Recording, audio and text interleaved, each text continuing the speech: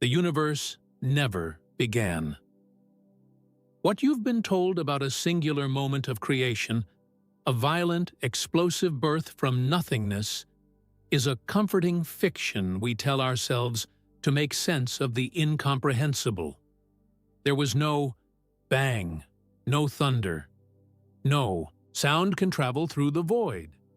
You've been imagining it wrong all along. Close your eyes. Picture the beginning. What do you see? A flash of light? An explosion rippling outward? That image, burned into our collective consciousness, is perhaps the greatest oversimplification in human history. The truth is far more disturbing, far more beautiful, far more alien to our finite minds. The universe didn't explode into being. It expanded from everywhere, all at once, from a point of infinite density that contained all of space and time. Not a point in space, a point of space. There was no outside to expand into, no before, no after, just a sudden, mysterious transition from nothing we can comprehend to everything we can observe. And it's still happening. Right now. As you listen to these words, you are not merely in the universe. You are of the universe. Every atom in your body was forged in the nuclear furnace of a dying star. The iron in your blood, the calcium in your bones, stellar remnants, billions of years in the making. You are reading these words with eyes composed of particles that have existed since the dawn of time. Rearranged, recycled, but never truly created or destroyed. The universe is not just big. It's bigger than big.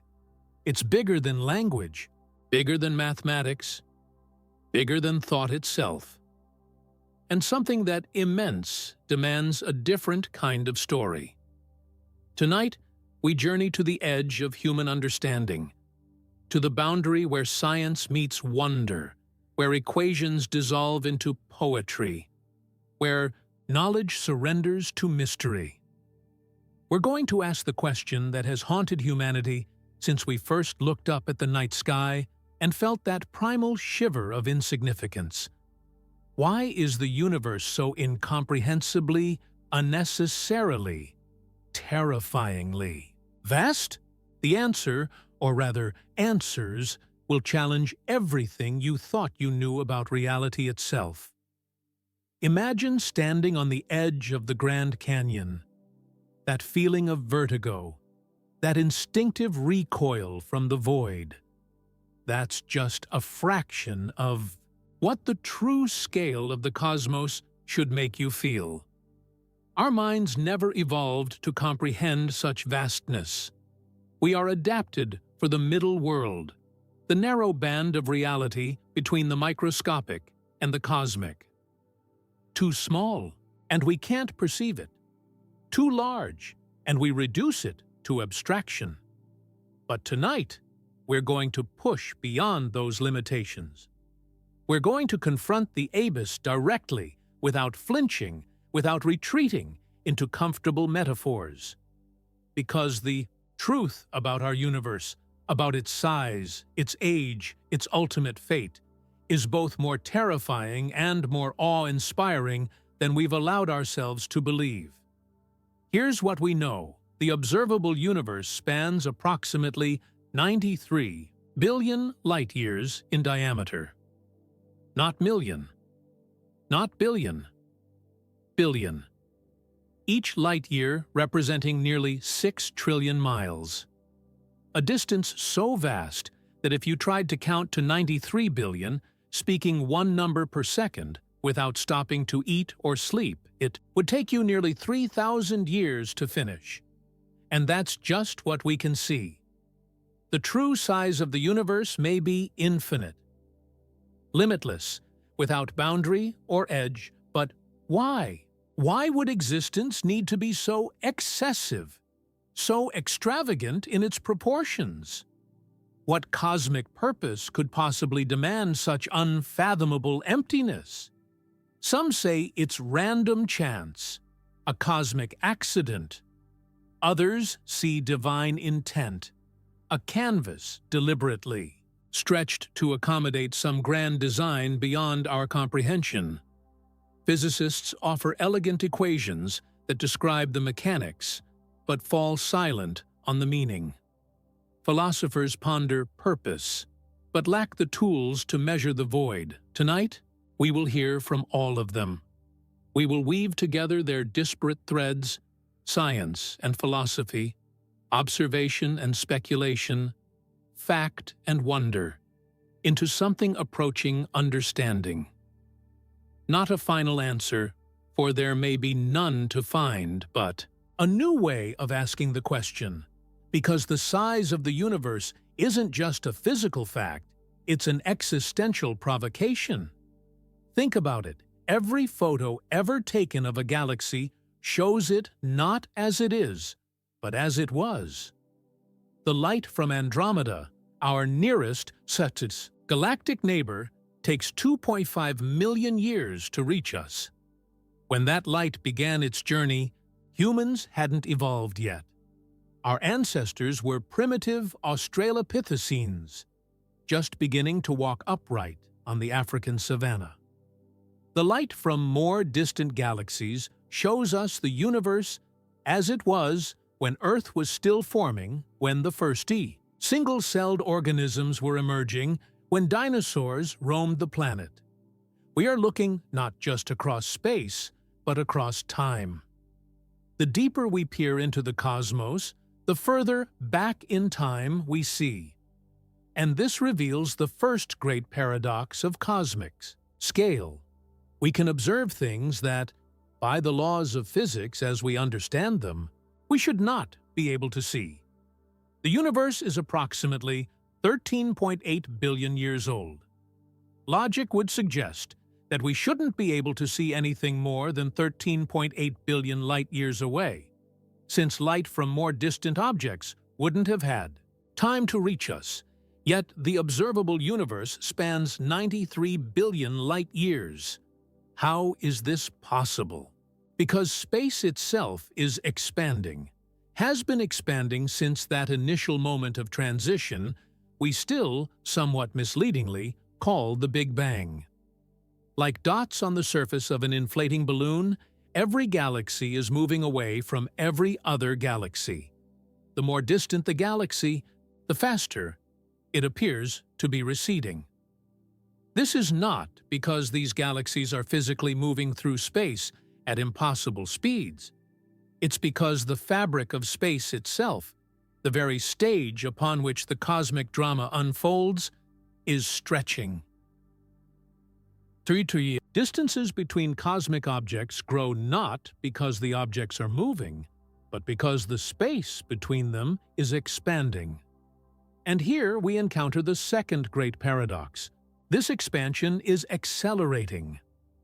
Some mysterious force we've labeled dark energy, for lack of a better term, is pushing the universe apart with increasing strength. Contrary to what intuition would suggest, the gravitational pull of all matter in the universe is not slowing this expansion. It's speeding up, racing toward what? We don't know. We can't know. Not yet. Perhaps not ever. Consider this. Of all that exists in the universe, we can only directly observe about 5%. The rest, 95% of reality, is invisible to us. We call it dark matter and dark energy, not because we understand what it is, but precisely because we don't. We can detect its gravitational effects, we can measure its impact on cosmic expansion, but we cannot see it, touch it, or study it directly. It is the cosmic equivalent of a black box. We can observe what goes in and what comes out, but the mechanisms inside remain obscured. Imagine living your entire life in a house where you could only access one room.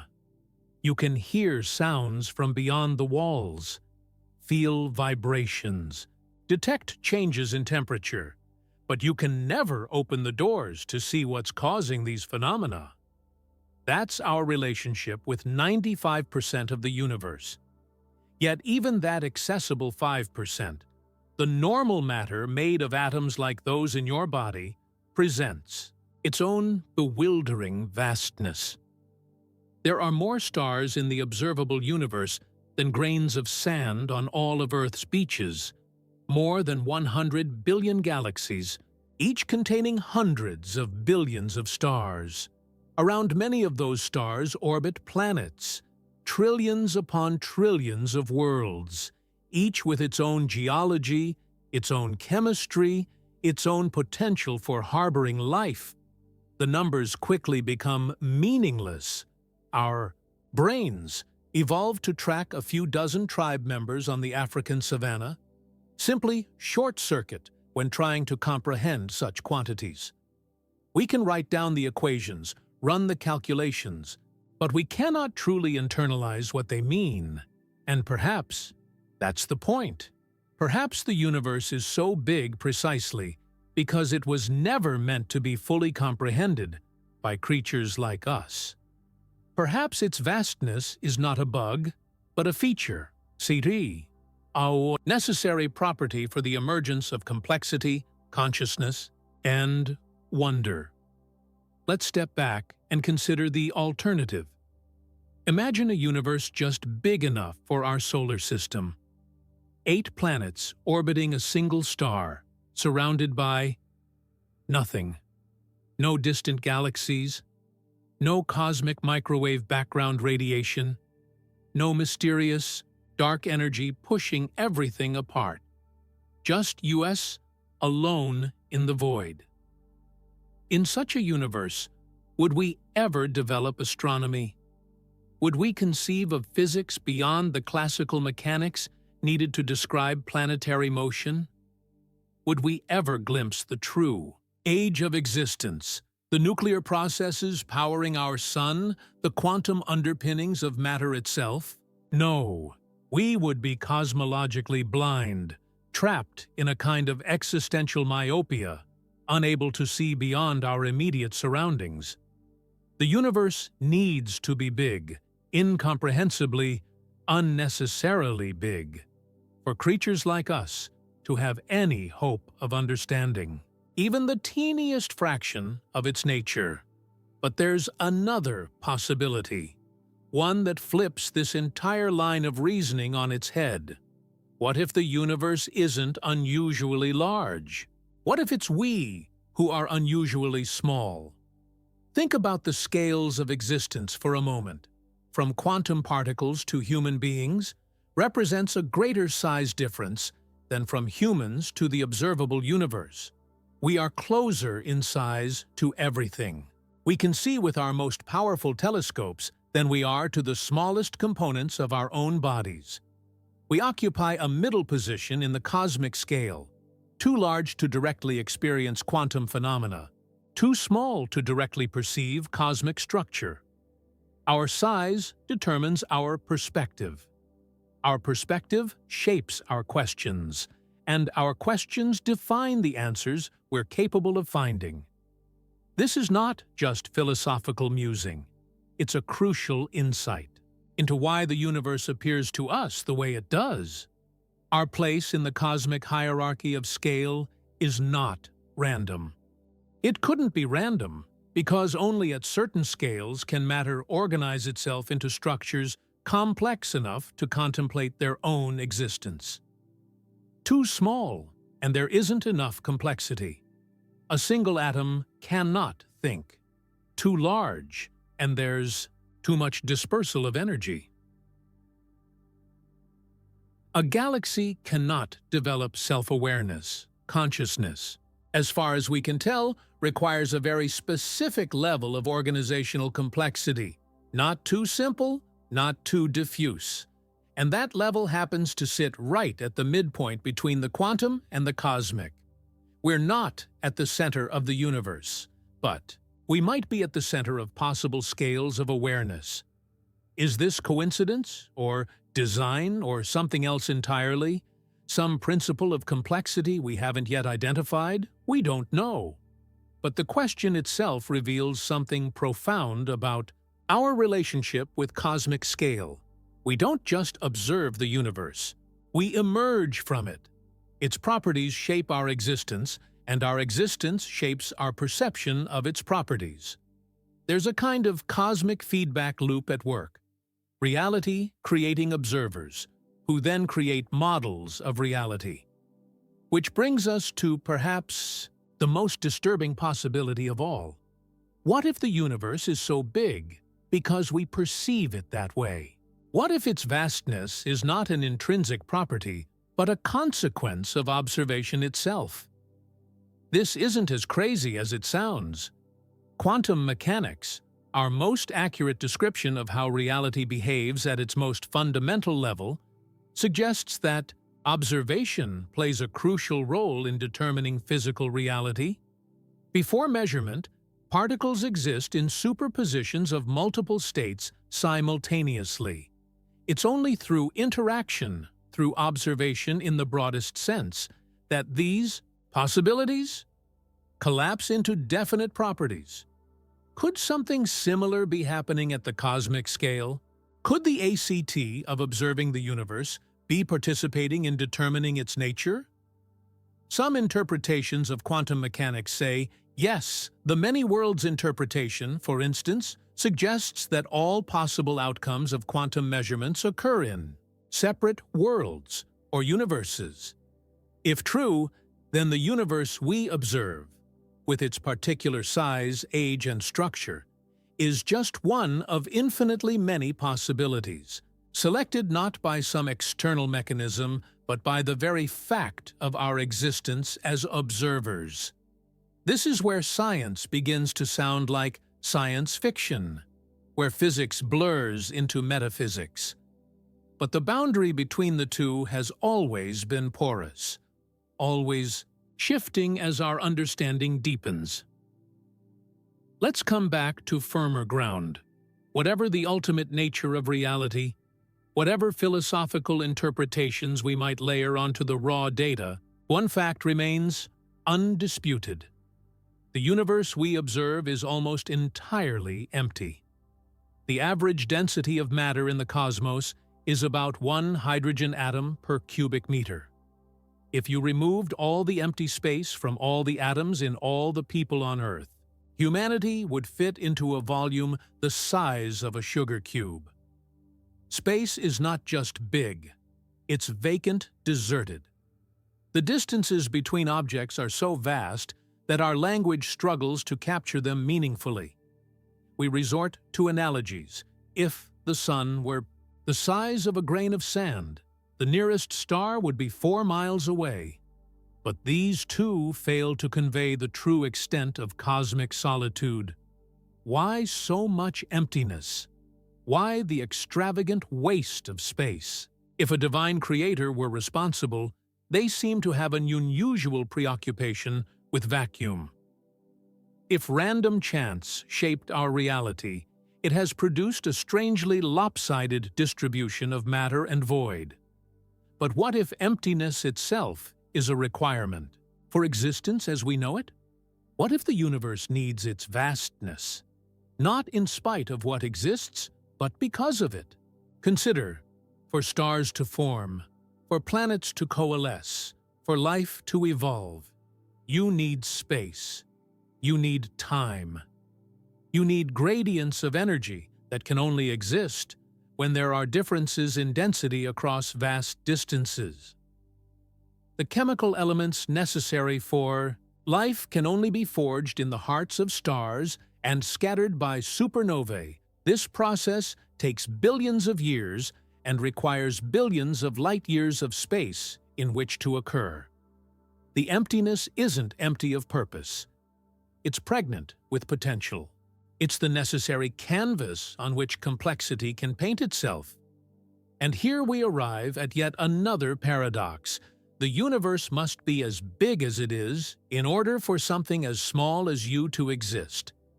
Your presence here, now, reading these words, contemplating these concepts is contingent upon 13.8 billion years of cosmic evolution playing out across billions of light-years of space. You are not separate from this vastness.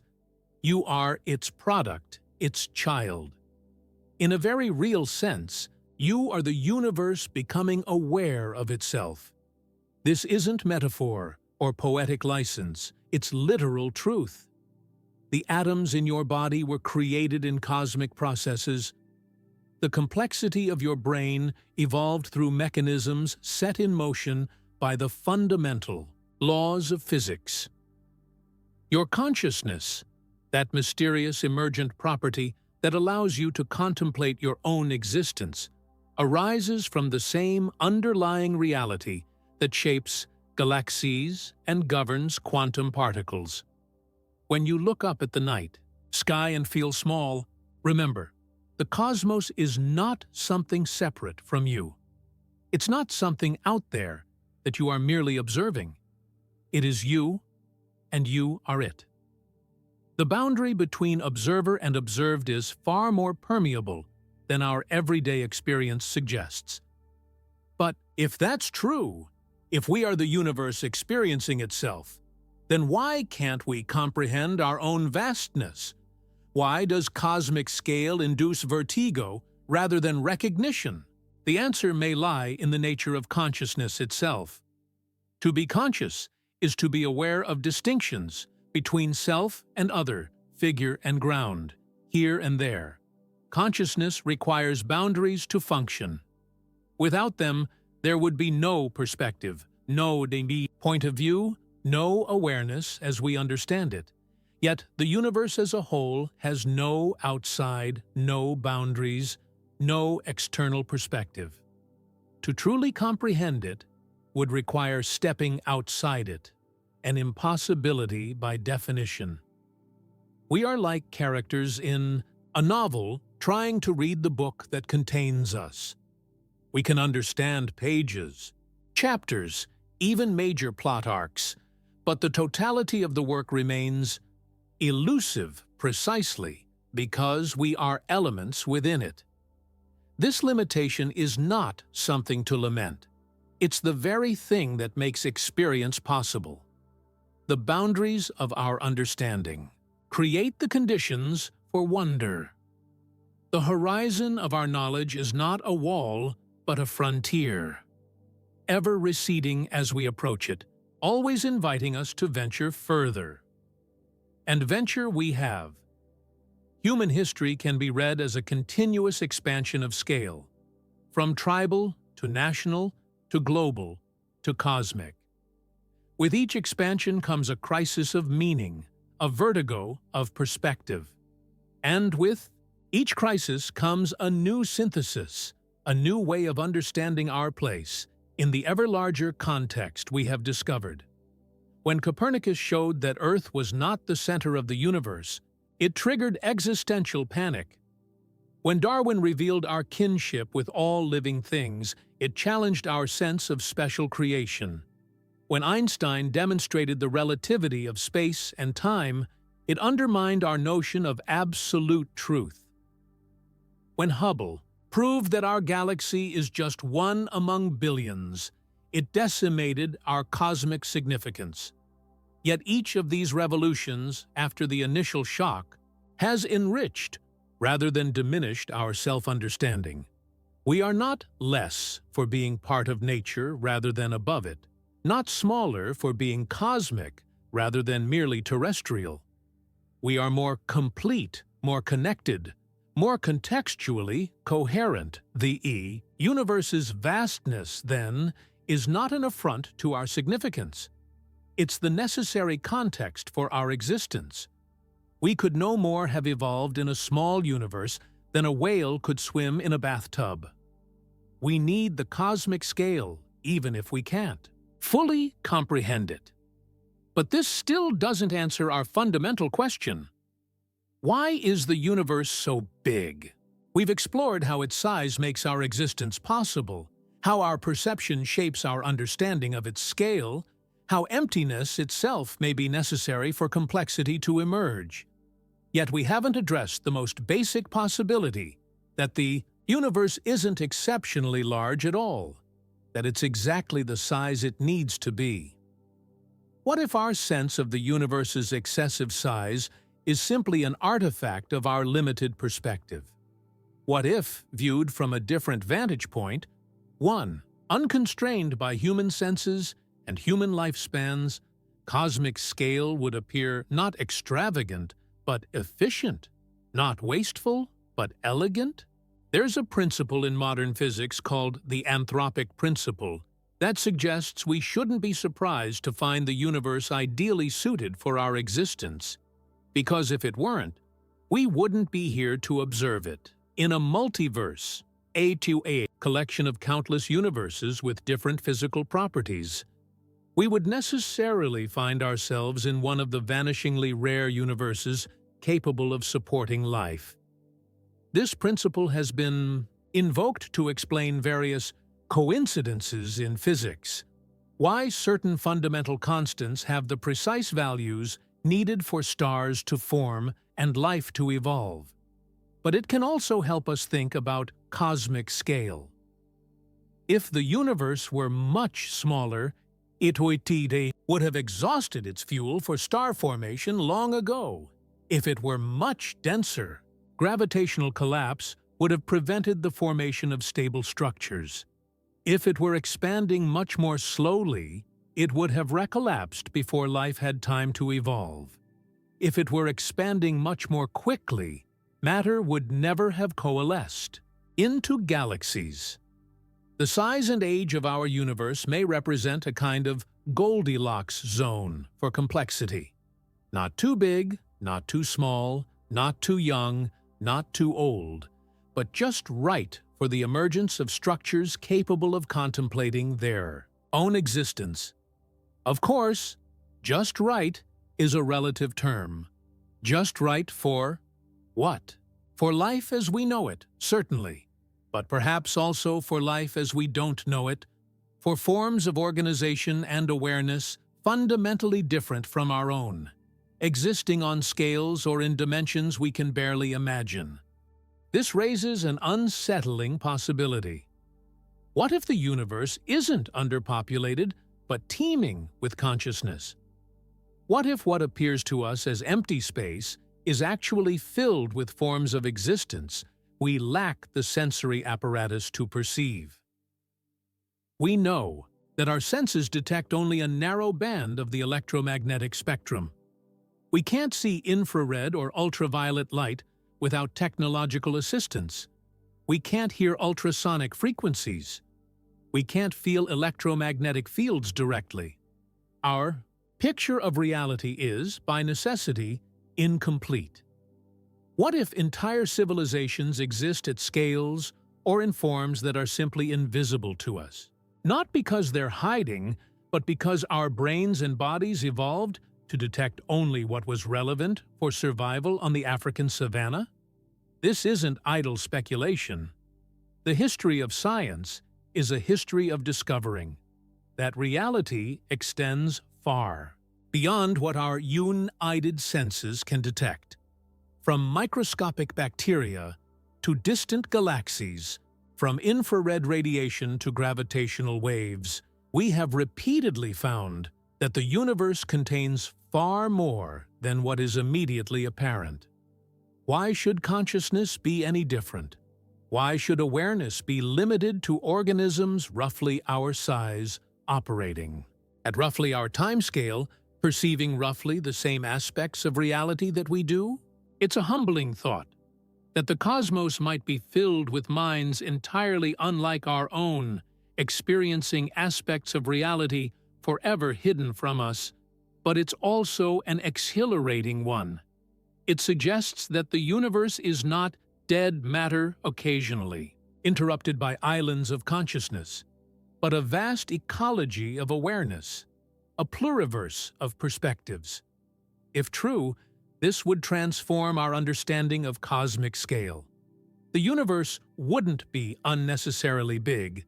It would be necessarily big. To accommodate the full spectrum of possible forms of consciousness. Its vastness wouldn't be excessive. It would be appropriate to the diversity of ways in which reality can know itself. But all of this remains speculative. We cannot prove or disprove the existence of consciousness radically unlike our own. We cannot know with certainty why the universe has the properties it does. We can only observe, measure, model, and wonder. And perhaps that wonder itself is part of the answer. Perhaps the universe is so big because wonder requires mystery, and mystery requires the unknown. A fully comprehensible universe would be a dead universe, static, predictable, devoid of the creative tension that drives discovery. The cosmos, as we encounter it, strikes a delicate balance between order and chaos, pattern and randomness, the known and the unknowable. It's orderly enough for us to understand portions of it, chaotic enough to ensure we will never understand all of it. It's patterned enough to reward our search for meaning, random enough to prevent that search from ever concluding. In this sense, the size of the universe isn't just a physical fact, it's an epistemological necessity, a precondition for the kind of partial, evolving, always incomplete knowledge that characterizes consciousness as we experience it. The universe is not too big. It's exactly as big as it needs to be, to keep us forever reaching beyond ourselves, forever expanding our understanding, forever humbled and forever inspired by what remains to be discovered. And this brings us back to where we began. The universe never began, not in the way we typically imagine, and it will never truly end. Even after the last stars burn out, after the last black holes evaporate, after matter itself decays into radiation, the cosmos will continue expanding, cooling, evolving into forms we can barely conceive. What appears to us as the story of the universe with a beginning, middle, and end is just the briefest chapter in a narrative that extends far beyond our ability to witness. We are like mayflies hatching at dawn, observing the world for a single day and trying to comprehend the full cycle of seasons. Yet in our brief moment of awareness, we have managed to piece together fragments of a cosmic history stretching back nearly 14 billion years. We have detected the afterglow of creation itself, the cosmic microwave background radiation, the first light free to travel through space after the universe cooled enough for atoms to form. We have observed galaxies so distant that their light has been traveling toward us since the earliest epochs of cosmic evolution. We have, in other words, transcended our temporal limitations through intellect, imagination, and technology. We have extended our consciousness backward in time and outward in space, creating models of reality that encompass scales vastly exceeding our direct experience. This is the true miracle of human consciousness. Not that we exist in this vast universe, but that we can comprehend it at all. Not that we are made of stardust, but that stardust has organized itself into beings capable of understanding stars. The universe isn't just large, it's self-aware. Through us. Through all conscious entities that have evolved or will evolve throughout its immensity. We are how the cosmos knows itself. Not the only way, perhaps not even the most profound way, but a way nonetheless. And in that knowledge lies a kind of cosmic belonging, a recognition that our seemingly insignificant existence is in fact integral to the universe's nature. Without observers, quantum states would remain in superposition, never collapsing into definite reality. Without consciousness, the cosmos would be merely a collection of possibilities, never actualizing into the specific reality we experience. In this sense, the vastness of space and time isn't alienating. It's the necessary context for our existence. It's not that we are small.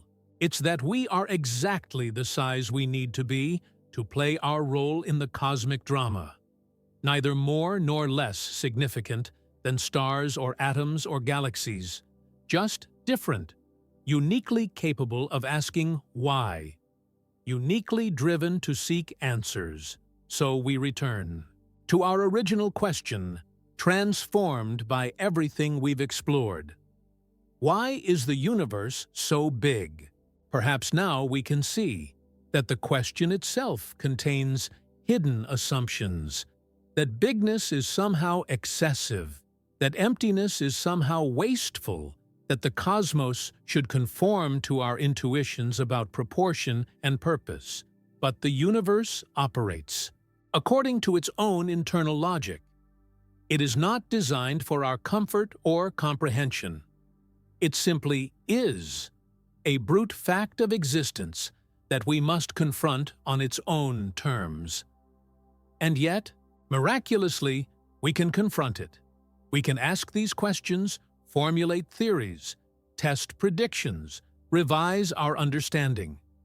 We can contemplate scales that dwarf our physical forms, time frames that exceed our lifespans, complexities that challenge our cognitive capacities. The universe's size is not a barrier to understanding, but an invitation to transcend our limitations. Not a sign of our insignificance, but a measure of our potential. Not a cold, indifferent void, but a canvas for meaning-making. In the face of cosmic vastness, we have two choices. We can feel small and meaningless, or we can feel connected and astonished. We can see ourselves as accidents in an uncaring void, or as integral parts of an unfolding process beyond our full comprehension. Both perspectives are supported by the same evidence. Both are consistent with what we know about physical reality. The choice between them is not scientific, but existential. Not a matter of fact, but of orientation. It's about how we situate ourselves within the story of the cosmos. And that story is still being written. The universe continues to expand, continues to evolve, continues to develop new forms of complexity, and we continue to expand our understanding. Tracing the arc of cosmic evolution, backward toward its origins and forward toward its potential futures, what we'll discover in the process cannot be predicted. The history of science is a history of surprises, of finding that reality is stranger, more complex, more wonder-inducing than our prior models suggested. There's no reason to think we're anywhere near the end of those surprises. The universe is so big because it's still becoming, still unfolding, still discovering what it can be through the evolving complexity of structures like galaxies, planets, ecosystems, brains, societies, technologies. We are part of that process, not separate from it. Our quest to understand cosmic scale is itself an aspect of the universe's ongoing evolution. So, perhaps the best answer to why is the universe so big is simply this: because it's not finished yet. Because vastness is what happens when possibility has room to develop. Because creation requires space, literal and metaphorical, in which to grow. And we are both witnesses to and participants in that growth, both products of cosmic evolution and contributors to its continuing development. Both tiny specks in an immense cosmos and conscious agents capable of comprehending that immensity. The universe is big because it includes us, beings small enough to wonder at its vastness, complex enough to study its nature, aware enough to ask why. In our questioning, we fulfill our cosmic function. In our wondering, we complete the circle of creation. The story continues. The universe expands, and we expand with it, not physically, but conceptually, imaginatively, spiritually, reaching ever outward, ever inward, ever onward, into the vast unknown. When scientists tell you that the universe began 13.8 billion years ago, they're operating on a comfortable assumption that time itself has always functioned as we experience it today. But time is not the steady river we perceive. It bends, it warps, it even stands still under extreme conditions. In the earliest moments of cosmic history, time wasn't just different, it was practically unrecognizable. The universe we can measure emerged from a state of such extreme density and energy that the very laws of physics break down when we try to model it mathematically. Not just break down slightly, they shatter completely. Our equations spiral into infinities, our models produce nonsensical results, and our most sophisticated theories surrender to the unknowable. Physicists call this the Planck epoch, the first 10 meters 43 seconds after the theoretical beginning. A time span so inconceivably brief that it makes a nanosecond look like an eternity. During this period, all four fundamental forces, gravity, electromagnetism, and the strong and weak nuclear forces, were unified in a way we still cannot fully describe. Space and time were so distorted that the very concepts lose their meaning. It wasn't just another state of the universe. It was another kind of existence entirely. Imagine a book written in a language that not only lacks translation into any human tongue, but operates on principles of communication so foreign that the very concept of reading doesn't apply. That's how fundamentally different the earliest universe was from everything that followed. We can point to it mathematically, circle around it conceptually, but we cannot truly penetrate its nature. And this is where our first great cosmic mystery emerges. How did the universe transition from that state of unified forces and distorted space-time into the expanding cosmos we observe today? What mechanism triggered inflation, the sudden exponential expansion that stretched the universe from smaller than an atom to larger than a galaxy in a fraction of a second?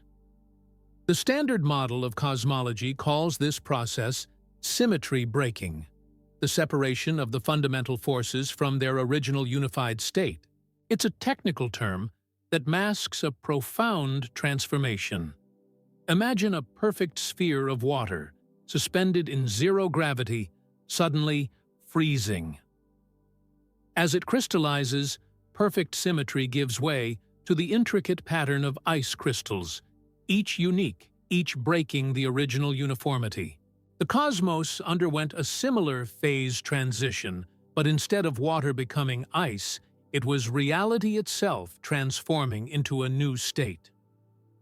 This cosmic phase transition released an enormous amount of energy that drove the inflation of space itself. Not an explosion within space, but an explosion of space. Every point expanding away from every other point. No center, no edge, just uniform. Expansion in all directions if you were somehow present to witness this moment. An impossibility, since nothing, like an observer, could exist in such conditions. You would not see a dramatic fireball. You would experience something far stranger. Every point in your field of awareness simultaneously moving away from every other point. Your perspective would have no privileged position because there would be no special location. Everywhere would be expanding from everywhere else. This is the first deep peculiarity of our universe that defies intuition. Cosmic expansion has no center. When we say the universe is expanding, we don't mean it's spreading outward into some pre-existing void from a specific point of origin. We mean that space itself, the fabric of reality, is stretching. Galaxies aren't moving through space like bullets. They're being carried along as space itself expands, like raisins in rising bread dough. You've likely heard the balloon analogy.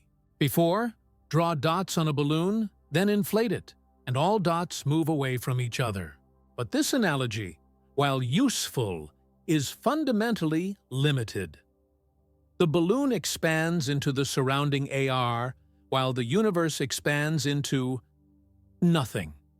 There is no outside to the universe, no external perspective from which to view the expansion.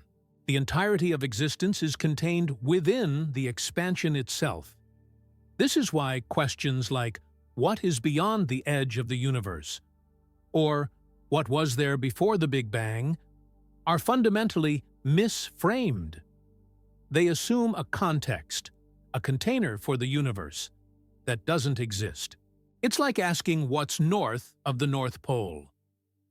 The question seems reasonable until you realize it's based on a misunderstanding of the underlying geography. The geography of the cosmos is similarly counterintuitive. Space isn't just big, it's curved. Mass and energy bend space-time, creating what we experience as gravity. Massive objects like stars and black holes create deep wells in the fabric of space-time, causing other objects, and even light itself, to follow curved paths around them. This curvature isn't just a local phenomenon around massive objects.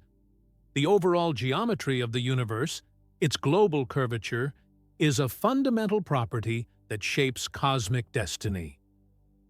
If the universe contains enough matter and energy, space curves back on itself in what mathematicians call positive curvature, similar to the surface of a sphere. In this scenario, the universe would be finite but unbounded, having a definite volume but no edge, just as the Earth's surface has a finite area but no boundary. If the cosmos contains less matter and energy, space would have negative curvature, like the surface of a saddle extending infinitely in all directions. And if the density of matter and energy exactly matches a critical threshold, space would be flat, following the rules of Euclidean geometry. We learned in high school, current measurements suggest our universe is astonishingly close to flat. So, precisely balanced, that it's as if a cosmic pencil were perfectly balanced on its tip for 8 billion years without falling in any direction. This near-perfect flatness is simultaneously one of the most well-established observations in modern cosmology and one of its most perplexing mysteries. Why should the universe be so exquisitely balanced? The probability of achieving such flatness by random chance is essentially zero. It would be like throwing a dart from the moon and hitting a target the size of an atom on Earth. The precision required defies coincidence. This flatness problem is one of several fine-tuning mysteries that haunt cosmology. The early universe appears calibrated with such precision that even tiny deviations in initial conditions would have produced a cosmos uninhabitable for life, or no cosmos at all. A slightly higher density would have caused the universe to recollapse almost immediately. A slightly lower density would have resulted in matter spreading too thinly for stars and galaxies to form inflation theory, the idea that the universe underwent an exponential expansion in its earliest moments, offers a potential solution. This dramatic stretching would naturally flatten any initial curvature, just as inflating a wrinkled balloon smooths out its surface. But inflation itself requires fine-tuning, pushing the mystery back a step rather than resolving it fully. These cosmic Coincidences extend beyond geometry to the fundamental forces of nature. The strength of gravity, the nuclear forces, the charge of an electron. Alter any of these values by even a small percentage, and the universe becomes inhospitable to complexity. Stars couldn't form, or they'd burn out too quickly. Atoms couldn't bind together, or they'd form nothing but black holes. Chemistry itself, the basis for life, wouldn't function. The universe appears calibrated with astronomical precision to permit the existence of complexity, of stars and planets, of life and consciousness. This observation has led some physicists to embrace the anthropic principle, the idea that we observe these particular cosmic properties precisely because they're the ones that allow observers to exist. In a multiverse containing countless universes with different physical laws, we necessarily find ourselves in one of the vanishingly rare universes capable of supporting our existence. Others see in this fine-tuning evidence of design, a cosmos crafted specifically to support the emergence of consciousness. Still others search for deeper physical principles that might explain these apparent coincidences without resorting to either multiplicity or intentionality. Whatever the explanation, the parameters that govern our universe's evolution have produced something remarkable, a cosmos that, despite its overwhelming emptiness, generates astonishing complexity in scattered pockets, islands of organization in a vast sea of entropy. The most dramatic example of this organization is the cosmic web.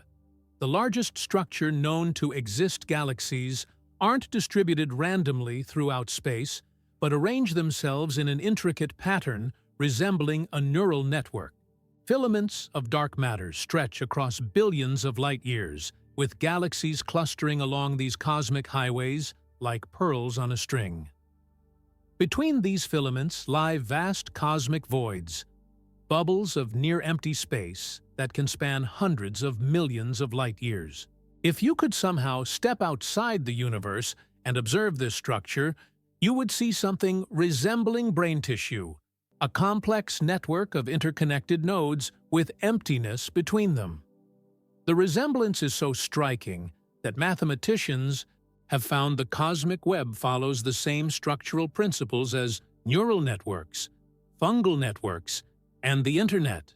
The universe organizes itself according to patterns that repeat across vastly different scales. This self-similarity, this fractal quality of cosmic structure, suggests a kind of implicit order underlying apparent chaos, not conscious design necessarily, but something equally profound, emergent complexity arising from simple rules iterated across cosmic timescales. Within this grand cosmic web, galaxies themselves form through a process that remains partially mysterious. The Standard Model suggests that slight density variations in the early universe, quantum fluctuations stretched to cosmic scales by inflation, created regions where matter could gradually accumulate. These proto-galactic clouds slowly collapsed under their own gravity, spinning faster as they contracted, like an ice skater pulling in their arms, ultimately forming the rotating disks of spiral galaxies or the three-dimensional ellipsoids of elliptical galaxies. But this model is incomplete. It cannot fully explain the formation of the largest galaxies we observe, which appear to have assembled themselves too quickly after the Big Bang. It struggles to account for the distribution of dark matter, which forms a spherical halo around galaxies rather than collapsing into their disks, and it offers only partial insights into the complex interaction between galactic evolution and the supermassive black holes at their centers. These supermassive black holes present another cosmic enigma. Nearly every large galaxy harbors one at its core, an object millions or billions of times more massive than our Sun. compressed into a region smaller than our solar system. The black hole at the center of our own Milky Way, Sagittarius A, has a mass equivalent to 4 million suns packed into a volume that could fit inside Mercury's orbit. These cosmic leviathans shape the evolution of their host galaxies through processes we're only beginning to understand. They emit enormous jets of energy that can extend for thousands of light years, heat surrounding gas to prevent star formation, and even eject material from their galaxies entirely. The relationship between galaxies and their central black holes is symbiotic. So evolutionary, each influencing the development of the other through a dance that spans billions of years. But where did these behemoths come from? The universe hasn't existed long enough for black holes to grow so massive by consuming stars alone. They must have formed through mechanisms we haven't fully identified. Perhaps direct collapse of enormous gas clouds in the early universe, or rapid mergers of smaller black holes, or processes linked to the mysterious dark matter that permeates the cosmos. Dark matter, the invisible substance that outweighs normal matter by a factor of 5. We cannot see it, touch it, or interact with it through any means except gravity. Yet it shapes everything we observe. Without dark matter, galaxies would fly apart, unable to maintain their rotational speeds. Cosmic structure would never have formed in the first place. The universe as we know it could not exist. What is this invisible scaffolding that upholds the visible universe? Is it composed of undiscovered particles that interact only weakly with normal matter? Is it a manifestation of modified gravitational laws? Is it something even stranger? Perhaps matter from another dimension that intersects with ours only gravitationally? We don't know. After decades of increasingly sophisticated experiments designed to detect dark matter particles directly, we have only exclusions, knowledge of what dark matter isn't rather than what it is. Each failed detection narrows the possibilities, but the central mystery remains unsolved. And beyond dark matter lies an even deeper enigma: dark energy. If dark matter is the hidden skeleton of the cosmos, dark energy is its invisible breath, a mysterious pressure that permeates all of space, pushing the universe apart with ever-increasing strength. The discovery of dark energy in the late 1990s revolutionized cosmology. By observing distant supernovae, stellar explosions so bright they can outshine entire galaxies, astronomers expected to find the expansion of the universe slowing down due to gravity. Instead, they found the opposite. Cosmic expansion is accelerating. Something is overcoming the collective gravitational attraction of everything in the universe. Every star, every planet, every galaxy, every particle of dark matter, and pushing space itself apart at an ever faster rate. This acceleration defies intuition. Imagine throwing a ball into the air, and instead of slowing as it rises, watching it speed up, moving faster and faster as it recedes. That's what the universe is doing, and we have no satisfactory explanation for why. The simplest mathematical description of dark energy is Einstein's cosmological constant, a uniform energy density inherent to space itself.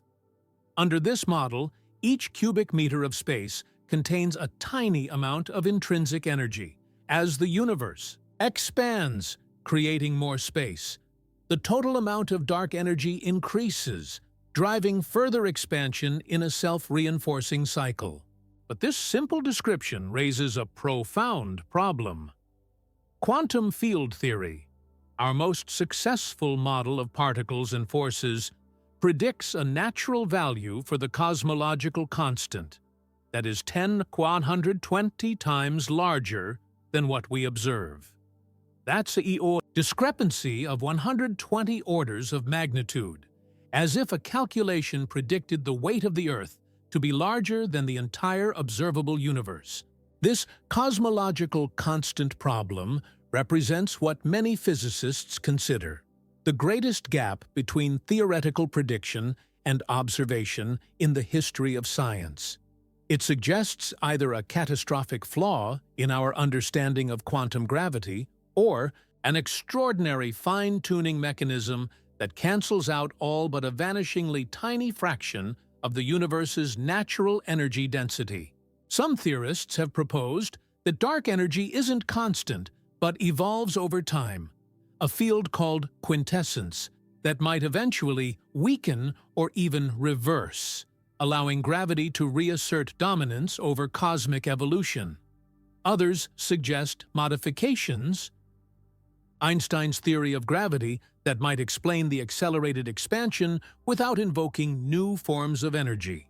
Still others explore more exotic possibilities, that dark energy reflects the influence of other universes on our own, or signals a fundamental incompleteness in our understanding of reality itself.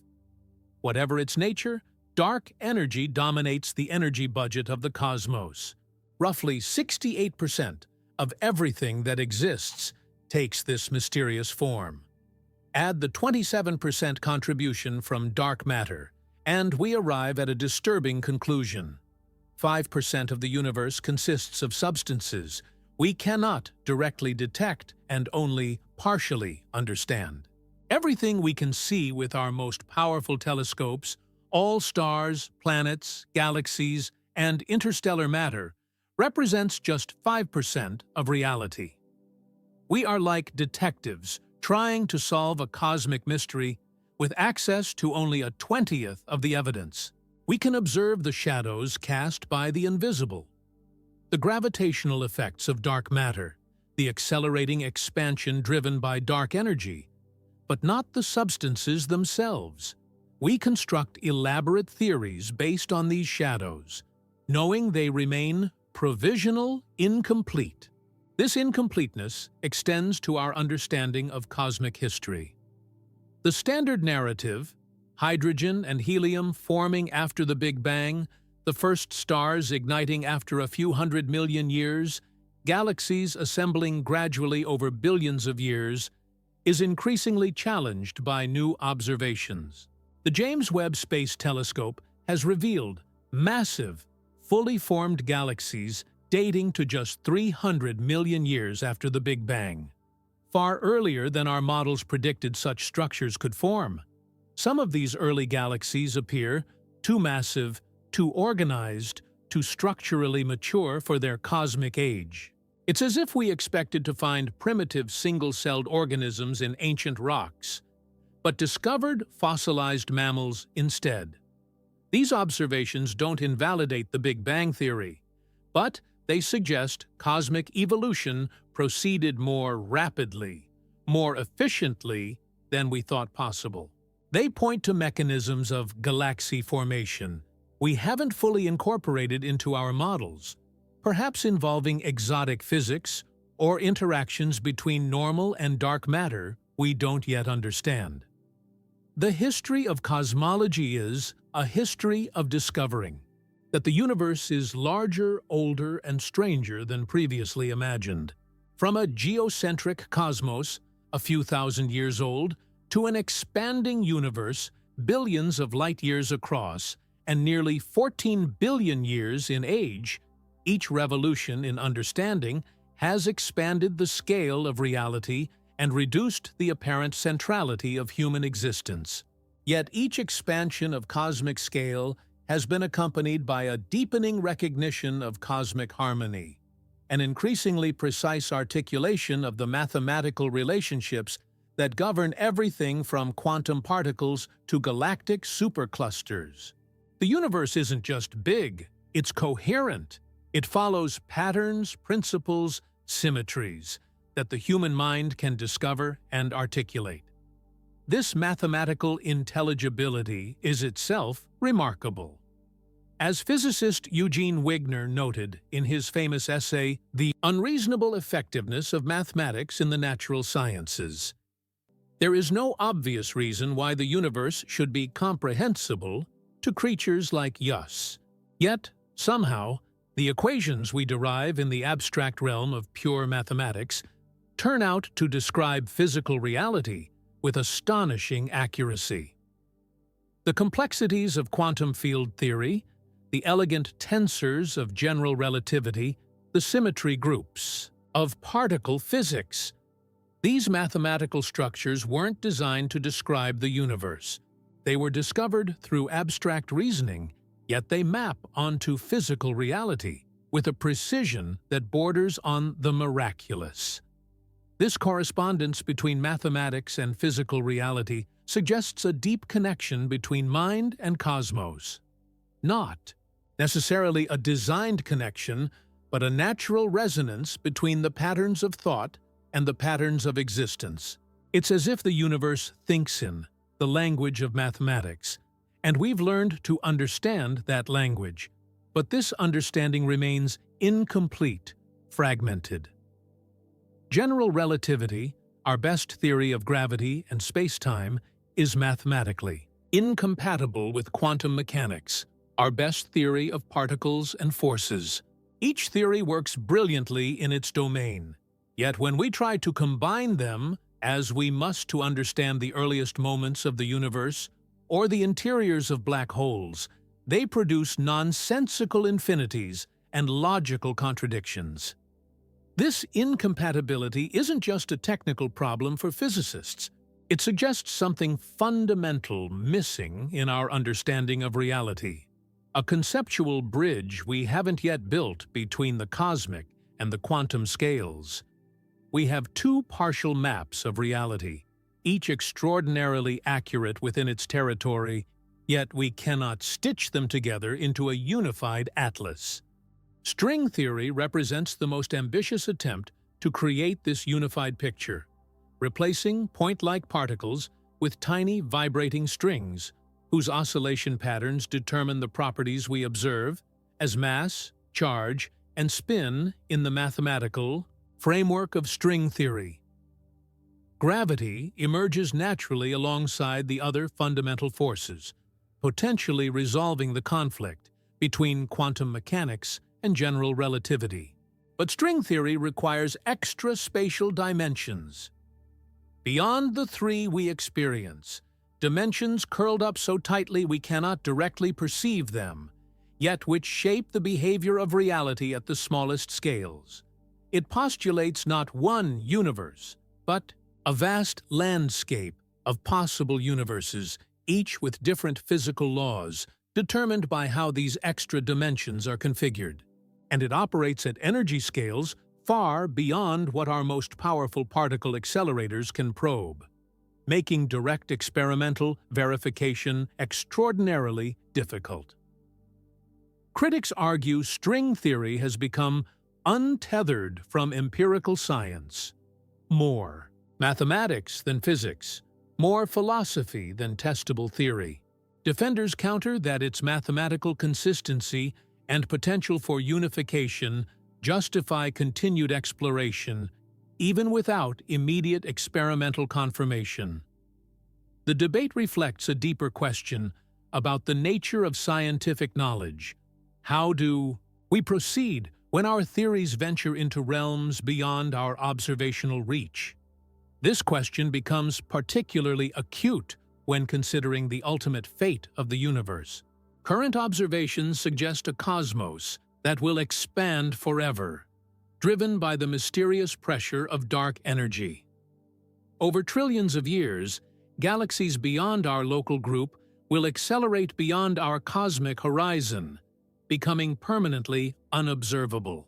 Stars will burn out, black holes will evaporate, and the universe will approach a state of maximum entropy, a vast, cold emptiness occasionally interrupted by the random quantum fluctuations of particles appearing and disappearing in the void. This heat-death scenario represents the most likely cosmic future based on current understanding. But our understanding remains limited, provisional. Dark energy might not be constant. The underlying fabric of reality might harbor instabilities that could trigger a cosmic phase transition, fundamentally altering the laws of physics. Our universe might be part of a larger multiverse with dynamics we cannot yet comprehend. The honest response to questions about cosmic destiny isn't definitive prediction, but humble acknowledgement of uncertainty. We are still early in our project of understanding reality. We've made remarkable progress in the few centuries since. We recognized that Earth orbits the Sun, but the horizons of knowledge extend far beyond what we've explored. This recognition of limitation isn't defeat. It's wisdom. It orients us properly toward the cosmos, not as masters who have solved its puzzles, but as investigators still gathering clues, still formulating hypotheses, still testing models against observation. And perhaps this investigative stance reflects something fundamental about consciousness itself. To be conscious is to model reality, to create internal representations of what exists, to simulate possible futures, to test these simulations against experience and update them accordingly. Whether in the primitive awareness of single-celled organisms responding to chemical gradients or the sophisticated theories of quantum cosmologists, consciousness involves this iterative process of modeling and revision. In this sense, our scientific exploration of the cosmos isn't separate from cosmic evolution, but an aspect of it. The universe developing increasingly sophisticated models of itself through the emergence of conscious intelligence. Our theories and observations aren't just about the universe. They're events within the universe, ways in which the cosmos achieves partial self-awareness. This perspective transforms how we think about cosmic scale. The vastness of space and time isn't just an external reality we confront. It's the necessary context for the emergence of consciousness capable of contemplating that vastness. The 13.8 billion-year cosmic history isn't just a past we reconstruct. It's the process that produced the minds doing the reconstructing. The universe had to be this old, this expansive in both space and time, for beings like us to evolve. Stars needed time to forge heavy elements in their nuclear furnaces. Planets needed time to form from stellar debris. Life needed time to evolve from simple to complex forms. Intelligence needed time to develop cultures capable of scientific investigation. The cosmic timescale isn't excessive. It's precisely what was required for the universe to generate observers. Similarly, the spatial scale of the cosmos isn't arbitrary or wasteful. The vast distances between stars provide the stability necessary for planetary systems to evolve undisturbed by gravitational perturbations or lethal radiation. The enormous volume of the observable universe ensures statistical inevitability. With trillions of planetary systems, even extremely improbable events, like the emergence of life, become likely to occur somewhere. The universe isn't too big. It's exactly as big as it needs to be to produce conscious observers capable of asking why it's so big. This isn't a teleological claim that the cosmos was designed for consciousness, but a recognition of necessary conditions. Only in a universe with these spatial and temporal dimensions could beings like us possibly exist. This recognition doesn't solve the mysteries we've explored. Dark energy, dark matter, cosmic inflation, quantum gravity, but it reframes them within the context of emergence and complexity. The universe isn't just expanding, it's evolving, developing new structures, new relationships, new forms of order across multiple scales. from this perspective, the increasing complexity we observe, from elementary particles to atoms to molecules to living cells to conscious brains, isn't accidental but reflective of an intrinsic cosmic tendency, not a purposeful drive toward consciousness necessarily, but a natural exploration of possibility space, of the forms that matter and energy can take when given sufficient time and space to interact. The physicist David Bohm described this perspective as implicate order, the idea that what appears as separate, disconnected phenomena are actually manifestations of deeper patterns folded into the very fabric of reality. Under this view, the apparent emptiness of space isn't empty at all, but pregnant with potential, a vast field of possibilities that occasionally condense into the particles and forces we observe. Quantum field theory offers a similar picture.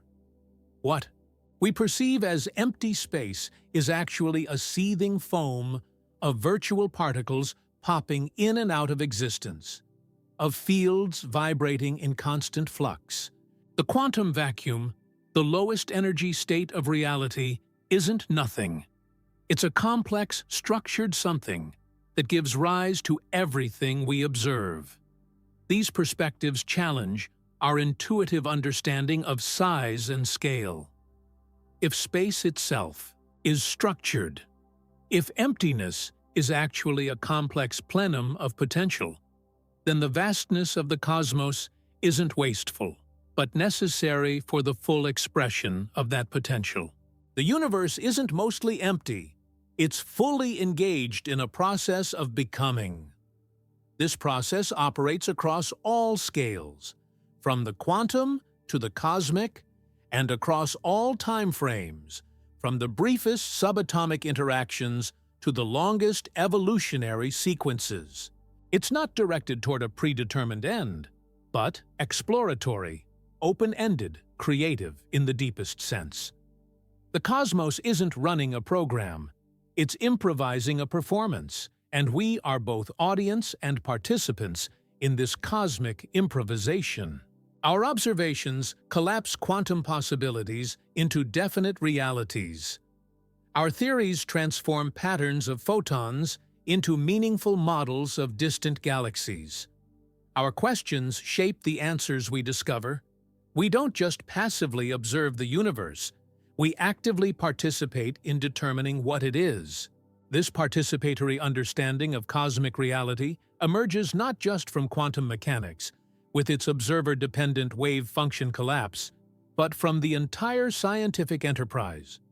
Science isn't the progressive unveiling of a pre-existing reality, but the co-creative development of models that work, that predict, that enable technological application. We don't discover the universe as it is in itself. We create coherent relationships with aspects of reality that respond to our experimental probing. That's not to say reality is subjective, or that anything goes. The universe pushes back against our models with the hard edge of experience. Experiments. Fail predictions prove wrong. Cherished theories crumble in the face of new observations. Reality constrains what we can coherently say about it. But within those constraints, multiple consistent models remain possible. Consider the wave-particle duality of light. Is light really a wave, or really a particle? Neither, and both. It's something else entirely. Something our classical categories of wave and particle fail to capture fully. We can model light as a wave when that's experimentally useful, or as a particle when that framework better fits our investigative purpose. But the underlying reality exceeds both models. Similarly, we can describe cosmic evolution through multiple complementary frameworks: thermodynamic, informational, complexity-based, each capturing different aspects of a process too rich for any single conceptual scheme to exhaust. The universe isn't one thing. It's many things simultaneously, revealed differently through different investigative lenses. This conceptual flexibility doesn't mean anything goes. Some models work better than others at predicting what we observe. Some theories contain internal contradictions that render them incoherent. Some questions turn out to be badly framed, based on false assumptions about the nature of reality.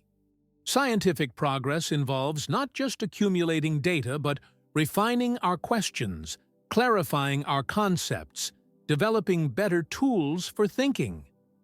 And perhaps the most powerful of these tools is the recognition of scale, the understanding that different levels of reality follow different organizing principles. Quantum mechanics governs the subatomic.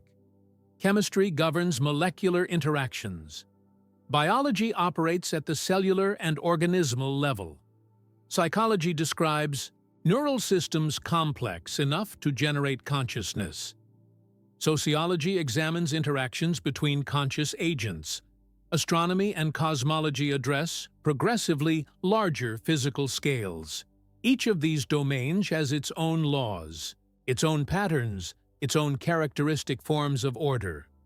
Attempting to reduce all of reality to the laws of elementary particles, to insist that chemistry is nothing but physics, or that consciousness is nothing but neural activity, misses the emergent properties that arise at each new level of complexity. The whole is not just the sum of its parts, it's something qualitatively new. This perspective helps us understand why the universe appears fine-tuned for life and consciousness. The conditions necessary for complex chemistry, for liquid water, for stable planetary orbits, for the emergence of organisms capable of modeling their environment. These aren't arbitrary cosmic parameters, but interdependent requirements for the complexity we observe. The universe has the properties it does, because those properties allow for the emergence of observers who can ask why the universe has those properties. This isn't circular reasoning, but a recognition of necessary conditions. Just as we shouldn't be surprised to find ourselves on a planet with liquid water, given that liquid water is necessary for life as we know it, we shouldn't be surprised to find ourselves in a universe whose fundamental parameters allow for complexity. We could only exist in such a universe, so that's necessarily the kind we observe. The anthropic principle is often misunderstood as suggesting the universe was designed for humans or that human existence somehow explains cosmic properties. That's not the claim. The anthropic principle simply recognizes a selection effect. We necessarily observe a universe compatible with our existence, regardless of whether other types of universes exist. If there's a multiverse, a vast ensemble of universes with different properties, we necessarily find ourselves in one of the vanishingly rare universes capable of supporting complex life. If there's only one universe, its properties must be compatible with our existence, or we wouldn't be here to observe it. Either way, the apparent fine-tuning becomes less mysterious when we recognize that we could only observe a universe capable of producing observers. But the anthropic principle doesn't explain why a life-supporting universe exists at all, whether as one of many in a multiverse or as a singular cosmic reality. It doesn't tell us why there is something rather than nothing, why reality has the fundamental structure it does, why complexity emerges from simplicity over time.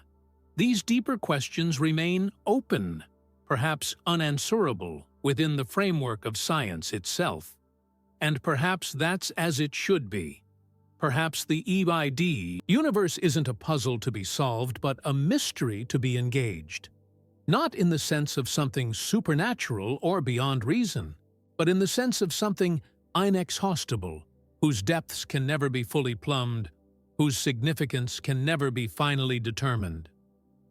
The mathematical physicist Eugene Wigner once remarked on the unreasonable effectiveness of mathematics in the natural sciences, the surprising fact that abstract mathematical structures developed for their intrinsic elegance turn out to describe physical reality with extraordinary precision.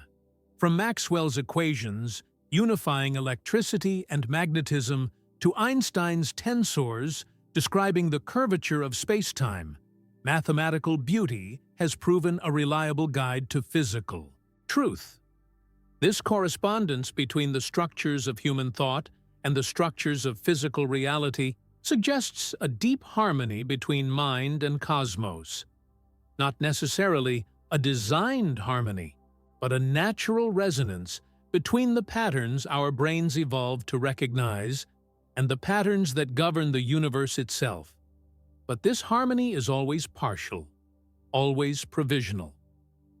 Each new level of understanding reveals new mysteries, new anomalies, new horizons beyond which our current models fail. The history of physics is a history of increasingly accurate approximations, each valid within a specific domain, but ultimately superseded by more comprehensive theories. Newtonian mechanics accurately describes the motion of everyday objects, but breaks down at very high speeds or in strong gravitational fields. Einstein's relativity corrects these limitations, but fails to incorporate quantum effects. Quantum field theory brilliantly accounts for subatomic particles and forces, but hasn't successfully integrated gravity. String theory offers potential unification, but remains mathematically unwieldy and, experimentally unverified. This pattern suggests not a failing of science, but its proper functioning, a progressive refinement of our models to encompass more phenomena with greater precision. Each theory isn't falsified in the sense of being proven wrong, but transcended by being incorporated into a larger framework that preserves its insights while addressing its limitations. And this process of transcendence has no obvious endpoint. There's no reason to think we're approaching the final theory, the ultimate explanation, the end of scientific inquiry. The universe has consistently proven larger, stranger, and more subtle than our theories anticipated. Each answered question spawns new questions. Each solved puzzle reveals new puzzles nested within it. This open-endedness isn't something to lament, but to celebrate. It means the conversation between humanity and cosmos remains vital, dynamic, unfinished. It means we aren't condemned to final answers, but blessed with perpetual discovery. It means the universe is fertile ground for ongoing exploration, not a closed system whose meaning has been fixed once and for all. From this perspective, the vastness of the universe isn't alienating, but inviting. Not a void in which we're lost, but a frontier into which we're called. Not a meaningless expanse, but a context rich with possibility, pregnant with forms of order we've only begun to discern. The cosmos is big because it's still unfolding, still discovering what it can become through the complex systems that arise within it, including systems capable of contemplating the whole. It's big because complexity requires space, literal and metaphorical room to develop. It's big because evolution, cosmic, chemical, biological, cultural, needs time to explore possibility space, to discover unexpected forms of order. When we look up at the night sky, feeling small against the backdrop of countless stars, we're not experiencing our insignificance, but our context, our place within a process vastly larger than ourselves, but of which we are nonetheless integral parts. We aren't separate from cosmic evolution. We're moments within it, expressions of its creative potential, sites where the universe has developed the capacity to wonder about itself. This doesn't mean the cosmos was made for us, or that human existence is its purpose. It means our existence is continuous with cosmic processes, emergent from them, reflective of patterns inherent in reality itself. We aren't accidents in an uncaring void, but natural expressions of the universe's tendency toward complexity. This perspective doesn't negate the scientific picture we've explored: the Big Bang, cosmic inflation, dark energy, galaxy formation. It contextualizes these processes within a larger understanding of the universe as creative, as generative of novelty, as explorative of possibility. The mechanistic aspects of cosmic evolution don't contradict its creative aspects. They're complementary descriptions of the same reality. The universe is a singular event, still underway, still discovering what it can become. And we participate in that discovery, not just through scientific observation, but through every aspect of human creativity: art, music, literature, philosophy, mathematics, technology, social organization. Each human innovation represents the universe, exploring a new possibility through the specific form of complexity. We represent this isn't mysticism, but an extension of emergence theory, the recognition that new properties, new capacities arise as complex systems develop. Just as life emerges from non-living chemical systems when they reach sufficient complexity, consciousness emerges from neural systems when they develop sufficient intricate interconnection. And the specific form of consciousness we call human, with its capacity for language, abstraction, simulation, and cultural evolution, represents an emergent capacity for the universe to model itself with unprecedented precision. Our theories about cosmic evolution aren't separate from that evolution, but aspects of it. Ways in which the universe develops increasingly sophisticated models of itself through the specific form of complexity we call science.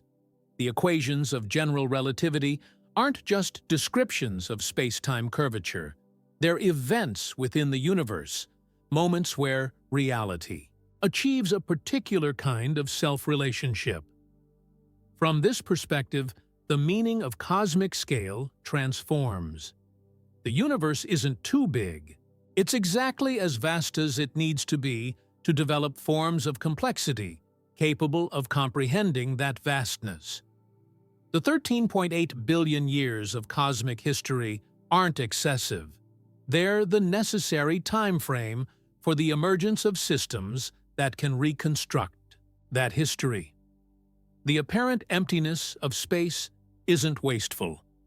It's the essential context for the development of novelty and the mysteries that remain: dark energy, quantum gravity, the origin of consciousness. Aren't failures of the scientific project but invitations to further exploration.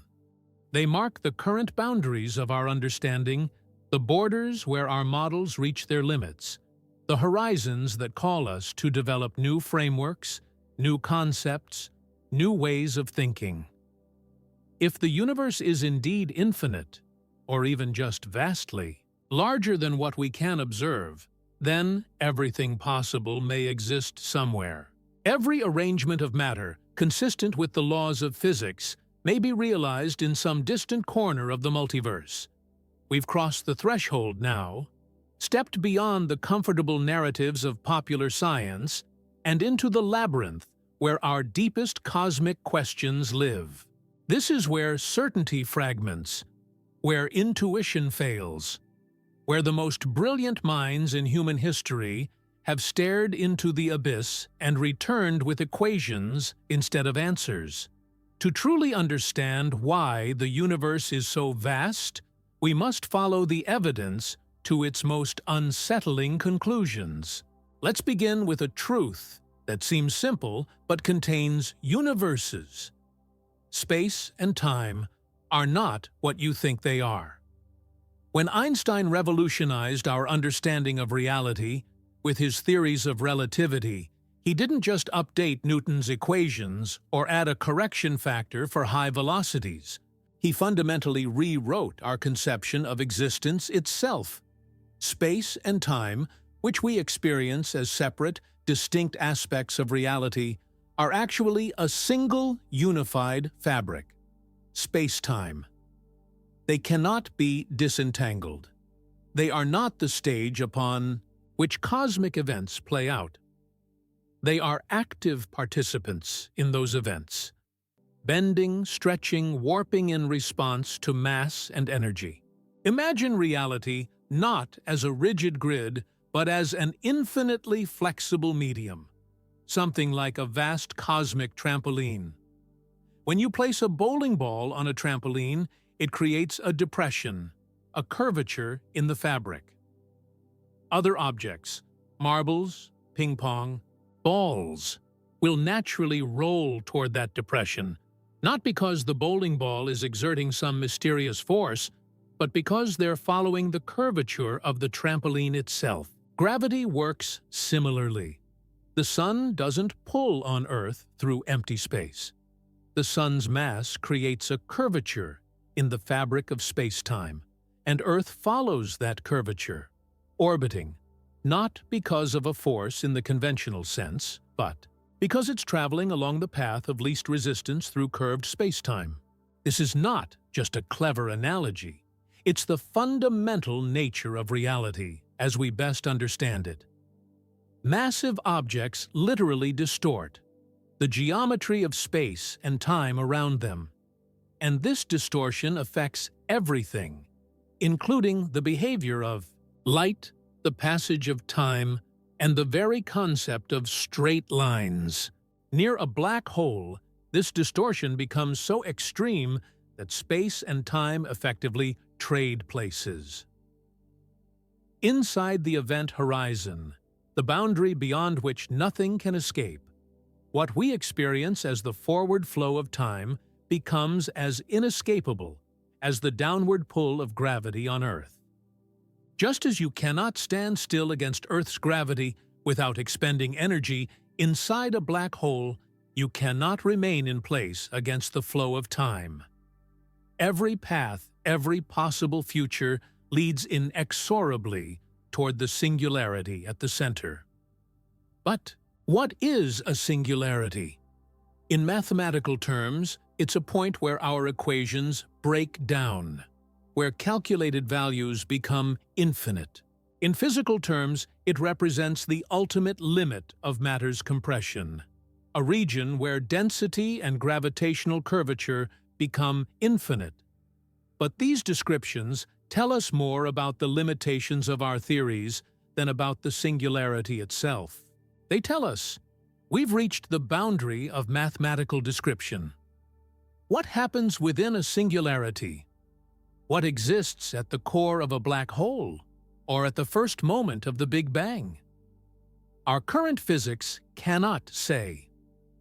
The mathematics points toward infinite values, infinite density, infinite curvature, infinite energy. But physical infinities are deeply problematic. They suggest points where our models of reality break down, where the language of mathematics suddenly fails to translate into meaningful physical concepts.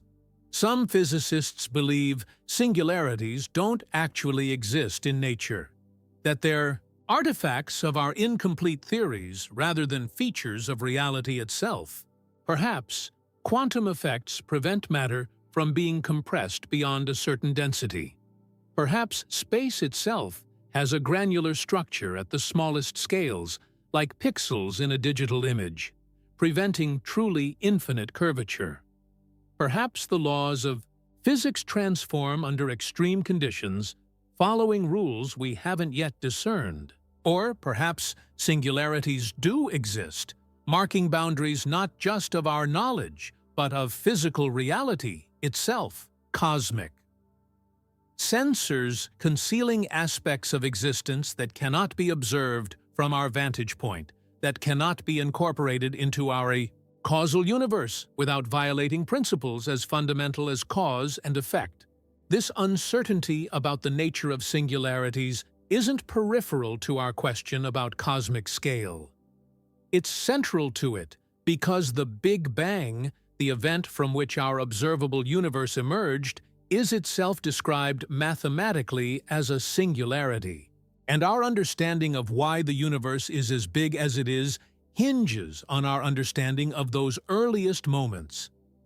The standard Big Bang model traces cosmic evolution back to an incredibly hot, dense state about 13.8 billion years ago. As we follow this evolution backward in time, all matter and energy in the observable universe converge toward a point of infinite density, a singularity similar in mathematical form to those at the centers of black holes. But as with black hole singularities, the presence of this initial singularity likely signals a breakdown of our theories rather than a literal beginning of physical reality. What came before the Big Bang? What triggered the explosive expansion of space? What determined the initial conditions that would eventually lead to the vast cosmos we observe today? These questions might be unanswerable, not because humans lack the intelligence to solve them, but because they may be fundamentally ill-posed, like asking what's north of the North Pole. Time itself may have begun with the Big Bang, meaning there was no before in any meaningful sense, or our universe may be just one cycle in an endless sequence of expansion and contraction, with each Big Bang arising from the collapse of a previous cosmic incarnation.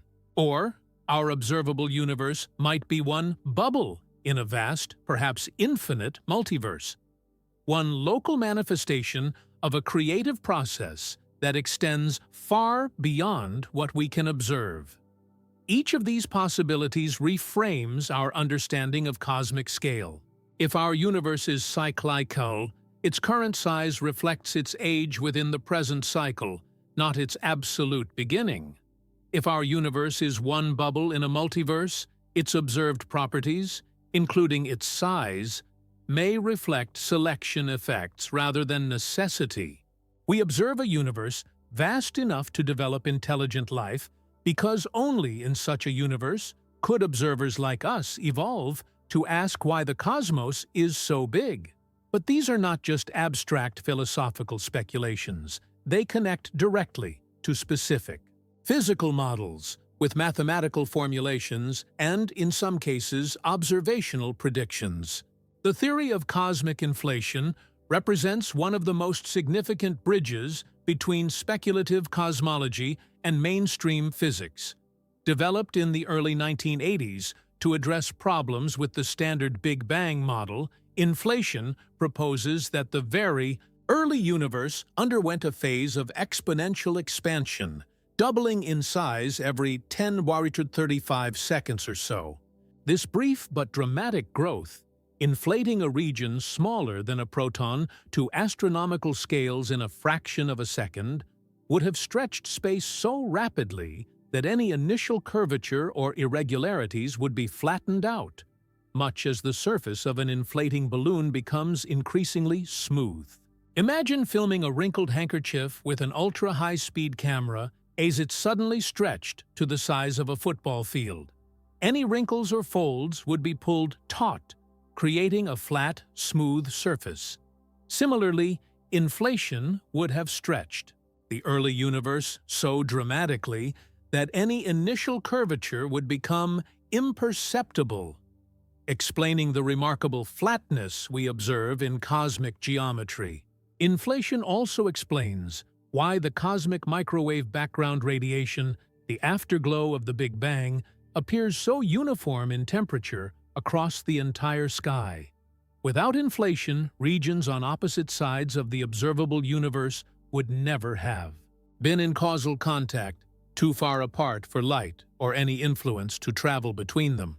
Yet, they show nearly identical temperatures, differing by only about 1 part in $100,000. Inflation resolves this horizon problem by suggesting these distant regions were actually in close contact before inflation stretched them far apart. But while inflation solves certain cosmological puzzles, it raises new questions. What caused inflation to begin? What made it stop? And, most relevantly for our exploration, does inflation predict a multiverse? Many versions of inflation theory do indeed suggest that our observable universe is just one bubble in a vast sea of inflating space. In this scenario, inflation doesn't end everywhere at once, but continues eternally in some regions while ending in others. Where inflation ends, bubbles of normal space, like our own universe, form. Where it continues, space expands so rapidly that new bubble universes are constantly spawning, unable to contact each other because the space between them expands faster than light can travel.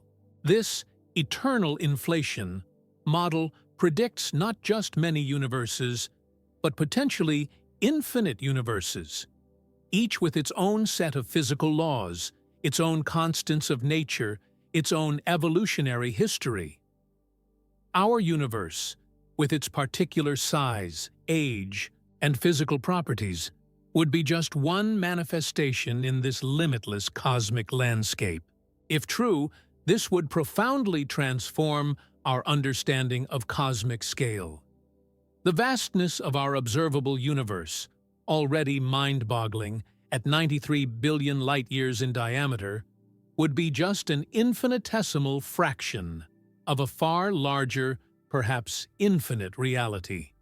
The question, "Why is the universe so big?"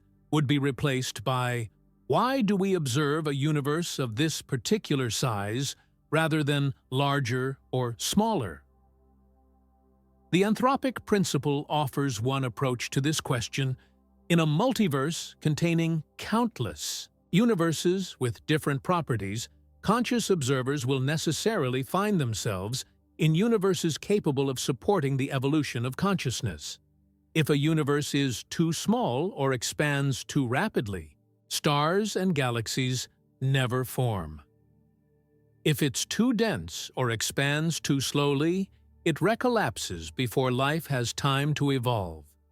We observe a universe with particular properties, including its vast size, because only such a universe could produce beings capable of making the observation. This isn't a circular argument, but a recognition of an observer selection effect. Just as we shouldn't be surprised to find ourselves on a planet with liquid water, given that liquid water is necessary for life as we know it, we shouldn't be surprised to find ourselves in a universe whose size and age are compatible with our existence.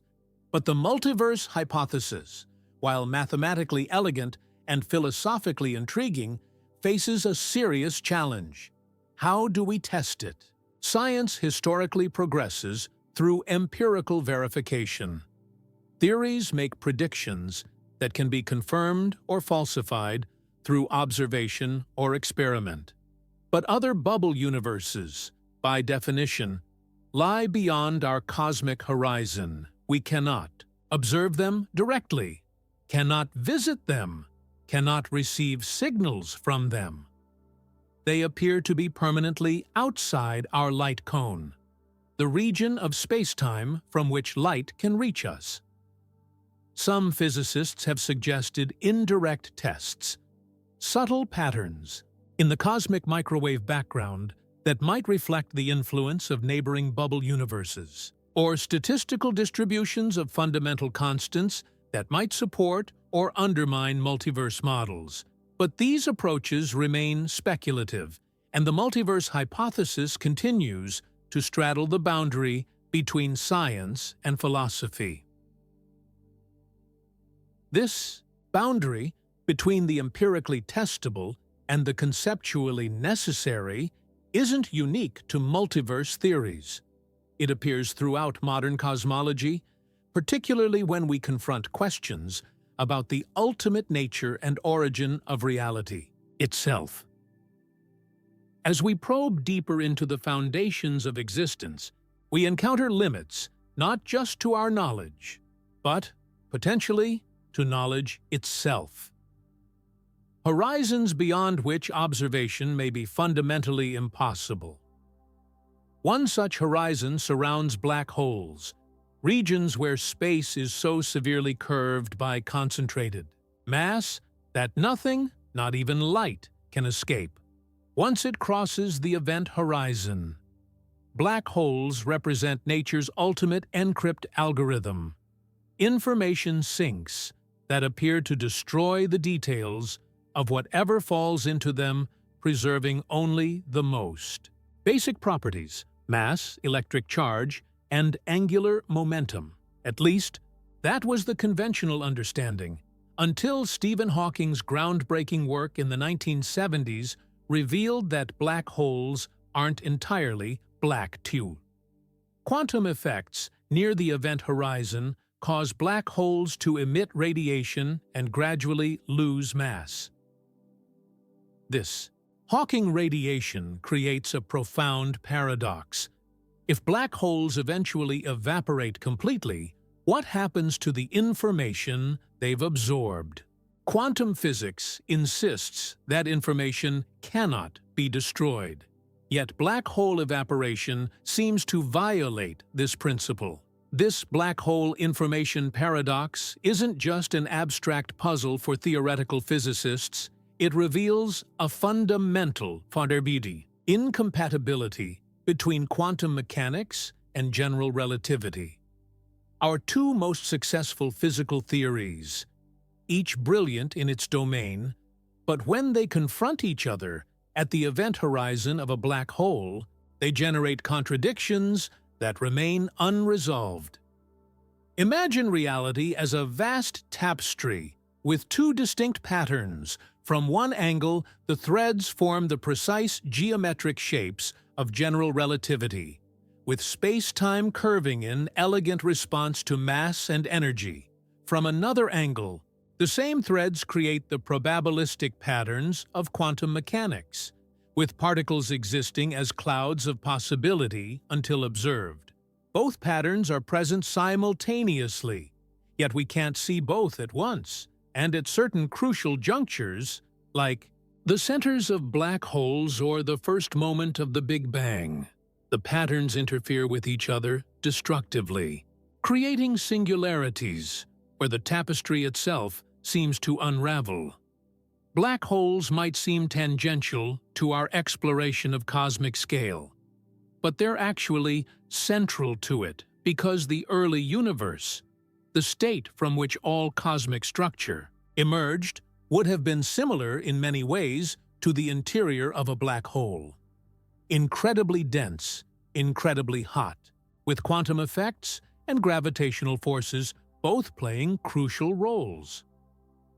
Understanding how information and causality function in and around black holes may provide essential insights into the initial conditions that determined our universe's evolution and its current scale.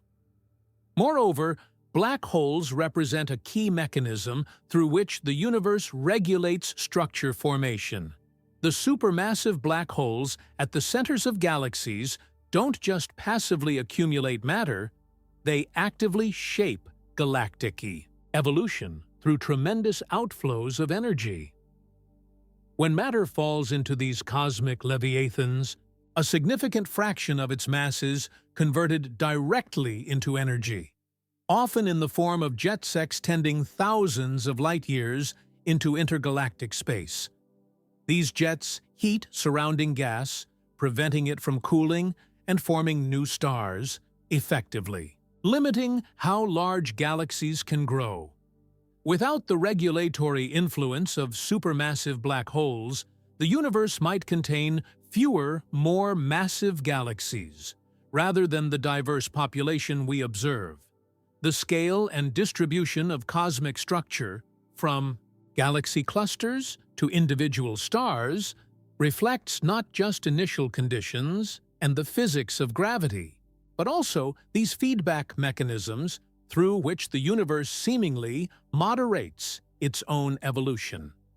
This self-regulatory quality of cosmic evolution suggests another way of thinking about universal scale. Perhaps the universe is as big as it is because that's the scale necessary for it to develop the complexity we observe, the scale at which feedback mechanisms like black hole regulation can operate effectively, neither extinguishing structure formation entirely, nor allowing it to proceed unchecked. But there's another, even more fundamental reason why the universe must be as large as we observe. The finite speed of light combined with the universe's finite age. Light travels at approximately 186,000 miles per second, incredibly fast by human standards, yet agonizingly slow on cosmic scales. It takes light 8 minutes to reach Earth from the Sun,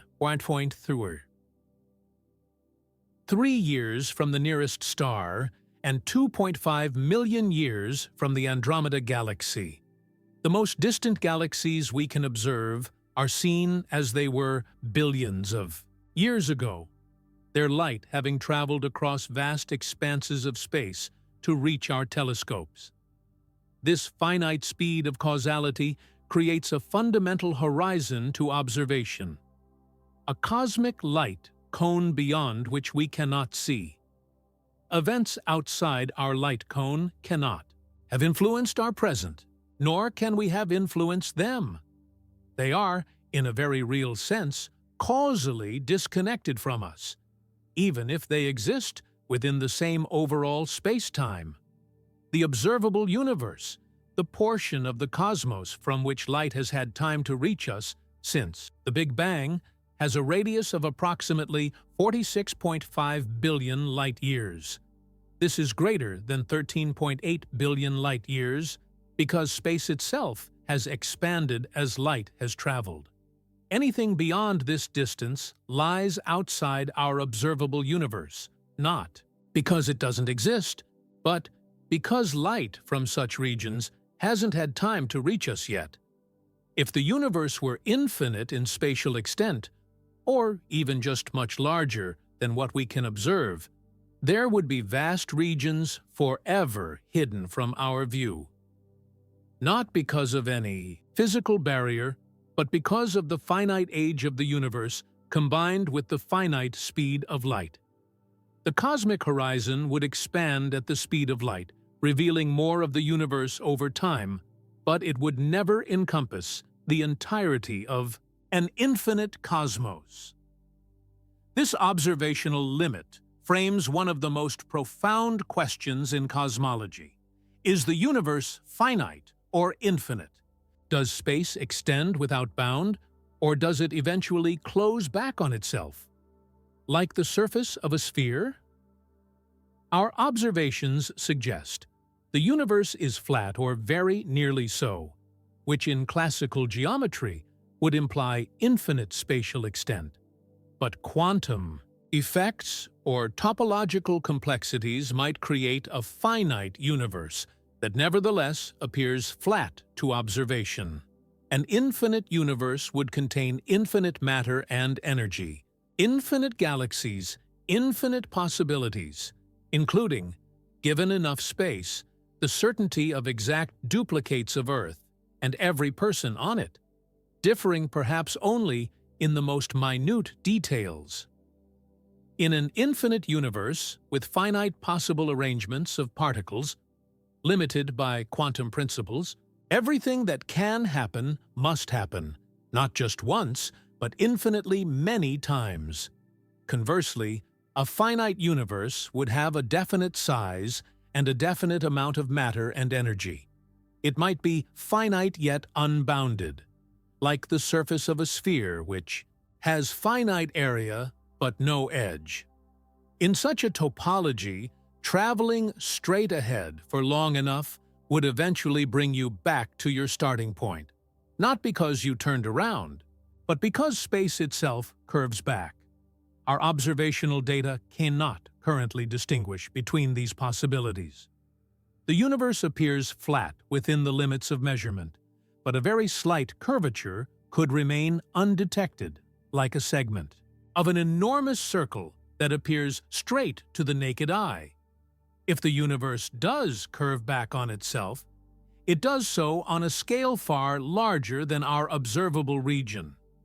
This uncertainty about the ultimate scale of the cosmos, whether it's merely much larger than what we can observe or genuinely infinite, connects directly to questions about its origin. Did the universe emerge from nothing?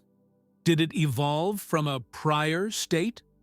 Is it one manifestation of a deeper reality that transcends what we conceptualize as space and time? Quantum cosmology offers some of the most speculative, yet mathematically rigorous approaches to these questions. In the language of quantum mechanics, the universe itself can be described by a wave function, a mathematical entity representing not a definite state, but a superposition of possible states. This cosmic wave function would be governed by an equation like the Wheeler-DeWitt equation, the quantum mechanical version of Einstein's equations for the entire universe. In this framework, the Big Bang might not represent a literal beginning, but a transition, a quantum tunneling event from one state to another, or the collapse of a cosmic wave function into a specific reality. The universe might have emerged not from nothing, but from a pre-existing quantum state that doesn't correspond to classical space-time as we understand it. Imagine reality as a film reel, where time is not flowing, but every moment already exists, each frame a complete snapshot of the universe at a particular instance. In classical physics, these frames would form a linear sequence, each precisely determining the next according to immutable laws. But in quantum cosmology, the film becomes something much stranger. Not a single definite sequence, but a superposition of multiple possible sequences. The apparent flow of time emerges from the entanglement of quantum states, not from any external ticking clock. In such a model, the vastness of space might be linked to the duration of time, both reflecting not separate dimensions, but aspects of a unified quantum geometry that encompasses all possible configurations of the cosmos, only some of which manifest as the classical space-time we experience. This view connects to the many worlds interpretation of quantum mechanics, which suggests that every quantum event creates a branching of reality into multiple worlds, each representing one possible outcome. According to this interpretation, when a quantum measurement occurs, the universe doesn't randomly select one result. Instead, it splits into multiple versions, each containing one of the possible results. These alternate worlds don't exist in our space, but in what theorists call Hilbert space, the mathematical space of all possible quantum states. If the many worlds interpretation is correct, reality is unimaginably larger and more complex than even our observable universe suggests. It would encompass not just the spatial vastness we've discussed, but also a vast multiverse of parallel realities, each as real as our own, each following a different branch of quantum possibility. In this framework, the question, why is the universe so big? Transforms into, why do we experience only one branch of a much larger quantum reality?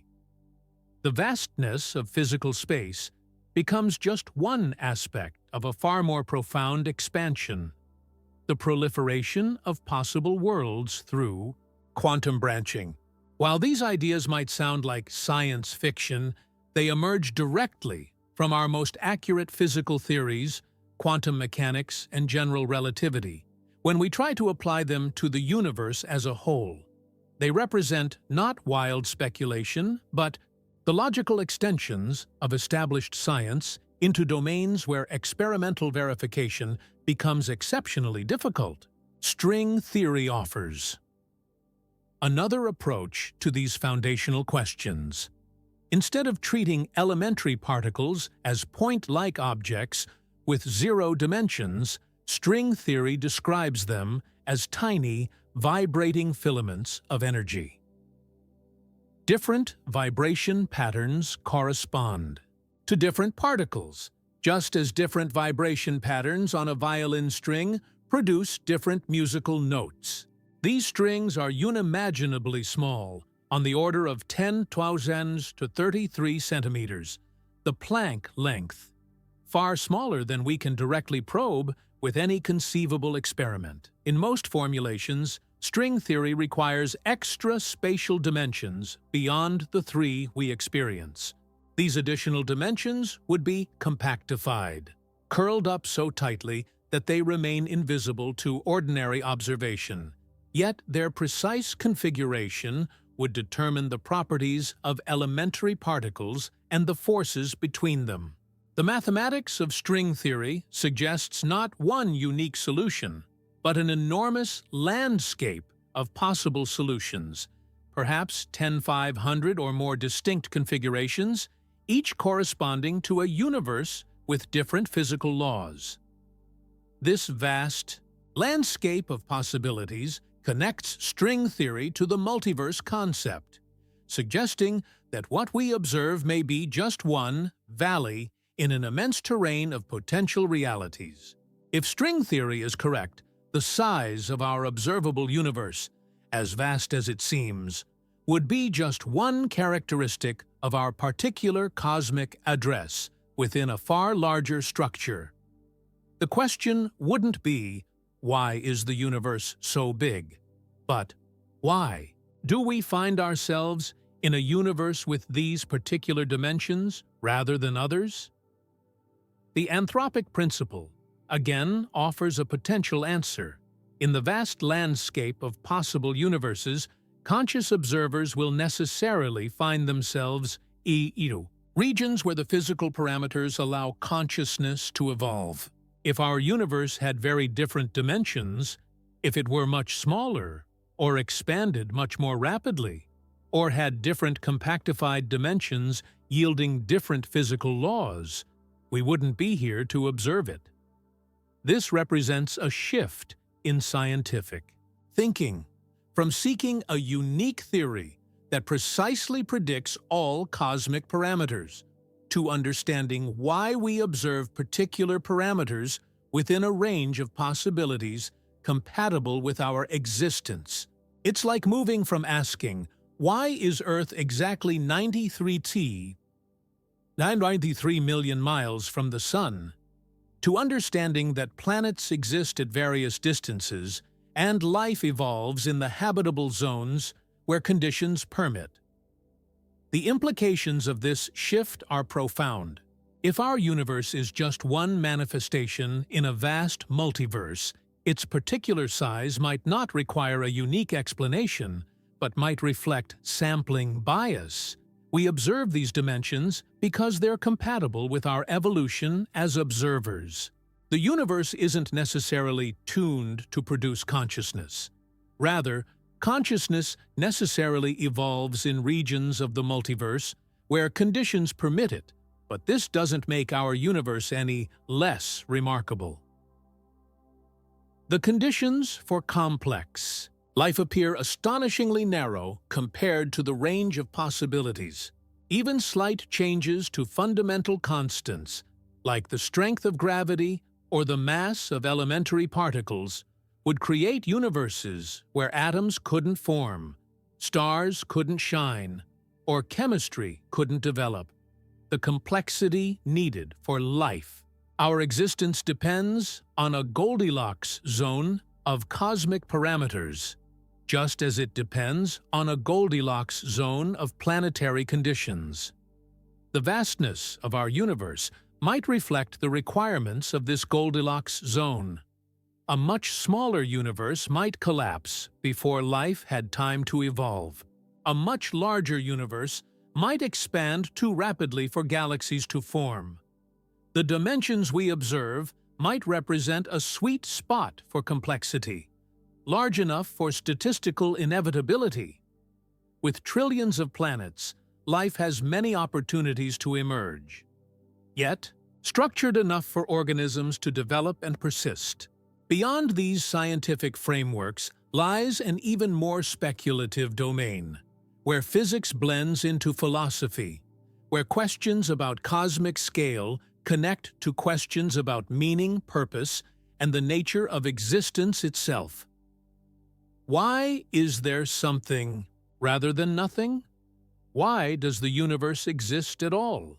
Is consciousness an incidental byproduct of physical complexity, or a fundamental aspect of reality? These questions lie beyond the current boundaries of empirical science, yet they're intimately connected to our exploration of cosmic scale. The vastness of the universe, whether finite or infinite, confronts us with the limits of comprehension, with scales that exceed our intuitive grasp, with time frames that dwarf human history.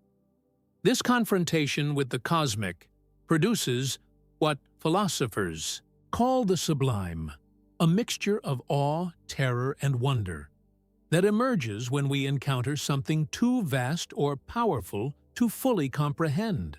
The sublime is not just an emotional response, but a cognitive one, a recognition of the gap between what we can perceive and what we can conceive, between our finite minds and the apparently infinite cosmos. Perhaps the universe is so big precisely to evoke this response, not because it was designed to do so, but because only a reality of such vastness could generate the conditions for beings like us to evolve, and then be overwhelmed by the scale of their own origins. The sublime isn't incidental to cosmic vastness, but integral to it, a relationship between observer and observed that emerges naturally from the structure of reality itself. This perspective suggests a different approach to our central question. Instead of asking why the universe is so big in absolute terms, we might ask why it's so much bigger than the scale of human perception. Why there's such an enormous gap between the limits of our direct experience and the scales revealed by science. One answer lies in the nature of complexity.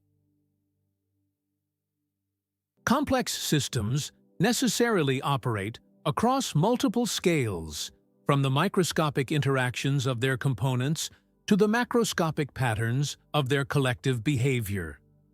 A conscious organism must be large, enough to contain the neural complexity required for awareness, yet small enough for those neural components to communicate efficiently. This places biological consciousness at a particular scale, larger than cells, smaller than planets, which necessarily makes both the subatomic and the cosmic appear remote from direct experience.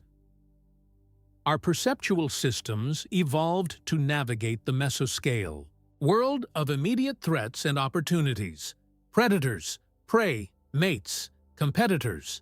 They didn't evolve to comprehend quantum wave functions or intergalactic distances.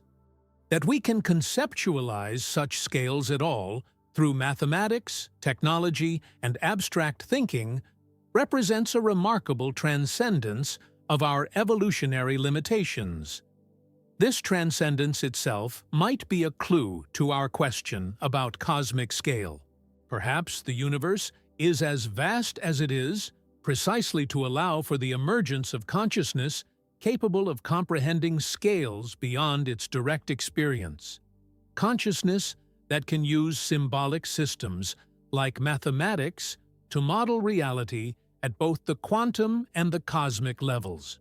This suggests a kind of cosmic bootstrapping, the universe generating, through its evolutionary processes, observers who can reconstruct its history and structure, who can develop models that encompass scales far beyond their direct perception.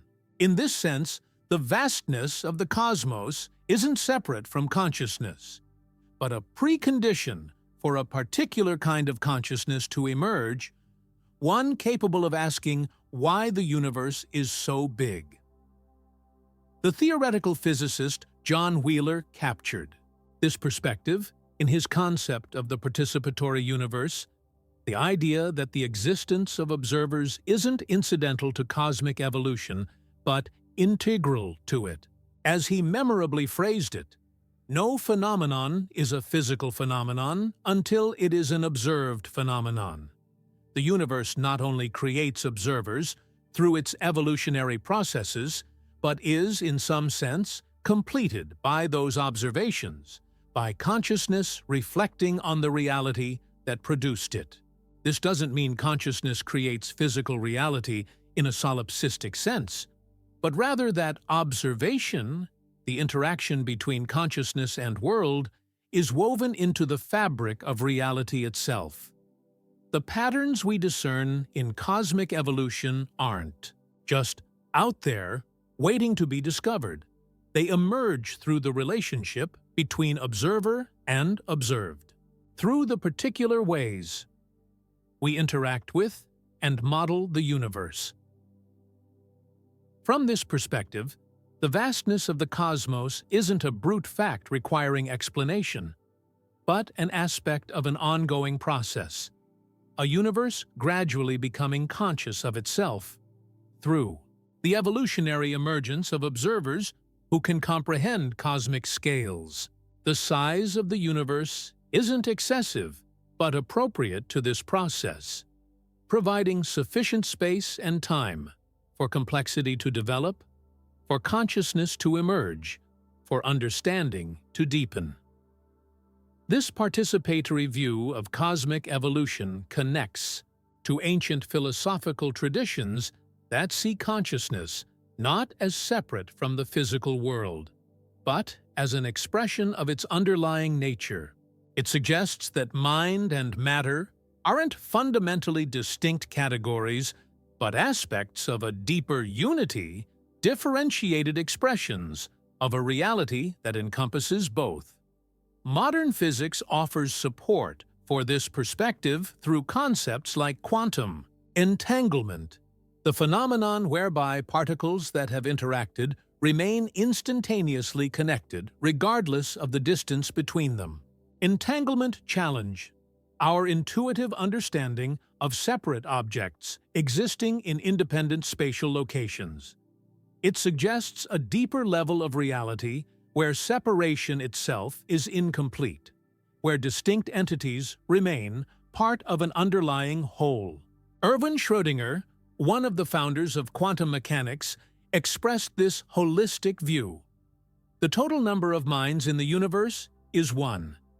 In this framework, individual consciousnesses aren't separate entities, but localized expressions of a unified field of awareness. Just as individual waves aren't separate from the ocean, but temporary patterns within it. This perspective transforms our understanding of cosmic scale. The vastness of space wouldn't alienate consciousness from the universe, but provide the necessary context for consciousness to explore its own nature, to discover, through science and philosophy, its embeddedness in the cosmic process. The universe may be big not despite consciousness, but because of it. Because consciousness requires a certain kind of developmental sequence, a certain vastness of space and time, a certain statistical inevitability that can only emerge in a cosmos of sufficient scale. Not because consciousness is the purpose of cosmic evolution in a teleological sense, but because consciousness is an emergent property of complex systems that can only develop within particular parameters. This brings us back to the puzzle of cosmic fine-tuning, the observation that numerous physical constants appear calibrated with extraordinary precision to permit the evolution of complexity. The strength of the four fundamental forces, the mass ratios of elementary particles, the balance between matter and antimatter, all these parameters lie within narrow ranges, compatible with the development of stars, planets, and, potentially, life. The probability of all these parameters falling within life-permitting ranges by random chance is vanishingly small, like randomly selecting the combination to a lock with trillions of possible settings. This apparent fine-tuning has led some thinkers to propose a divine designer, others to suggest a multiverse, where all possible combinations are realized, and still others to seek deeper physical principle. That might explain why these particular values are necessary rather than contingent. But what if the fine-tuning isn't for life in general, but for consciousness specifically? What if the universe has the properties it does because those properties allow for the emergence of systems complex enough to model their own origins, to comprehend the cosmos that produced them? This wouldn't make human consciousness the purpose of cosmic evolution, but it would suggest that consciousness represents a natural developmental milestone. In a universe with these particular parameters, an emergent property that appears when complexity reaches a certain threshold under specific conditions. The anthropic principle takes on a deeper significance in this light.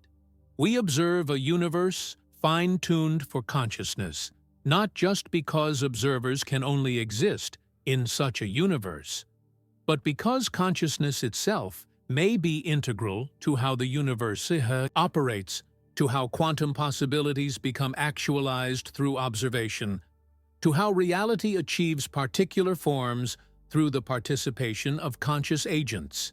This isn't to say the universe was designed for human beings, or that cosmic evolution was directed toward producing creatures exactly like us. Rather, it suggests that consciousness, the capacity for self-reflective awareness, for modeling reality, symbolically for asking questions about origins and purposes, represents a natural development in a universe with sufficient space, time, and specific physical parameters. The vastness of the cosmos, in this view, isn't a bug, but a feature. Not an excessive emptiness, but a necessary spaciousness, a requirement for the type of evolutionary exploration that can lead to conscious observers.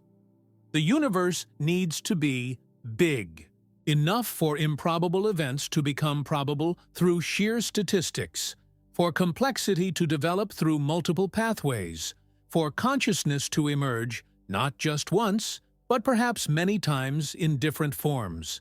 This perspective doesn't resolve all our paradoxes or answer all our questions about cosmic scale, but it suggests a way of thinking about those questions that transcends both naive anthropocentrism. The universe was made for us, and reflexive. Nihilism, human existence is an insignificant accident in an uncaring void. It proposes instead that consciousness and cosmos are interwoven aspects of a reality that may be vaster and stranger than either materialist or idealist philosophies have conceived. But let's pull back from these philosophical depths and return to more concrete scientific questions about cosmic scale. While the ultimate nature of consciousness remains an open question, the physical parameters of our observable universe are increasingly well measured, even if not fully explained.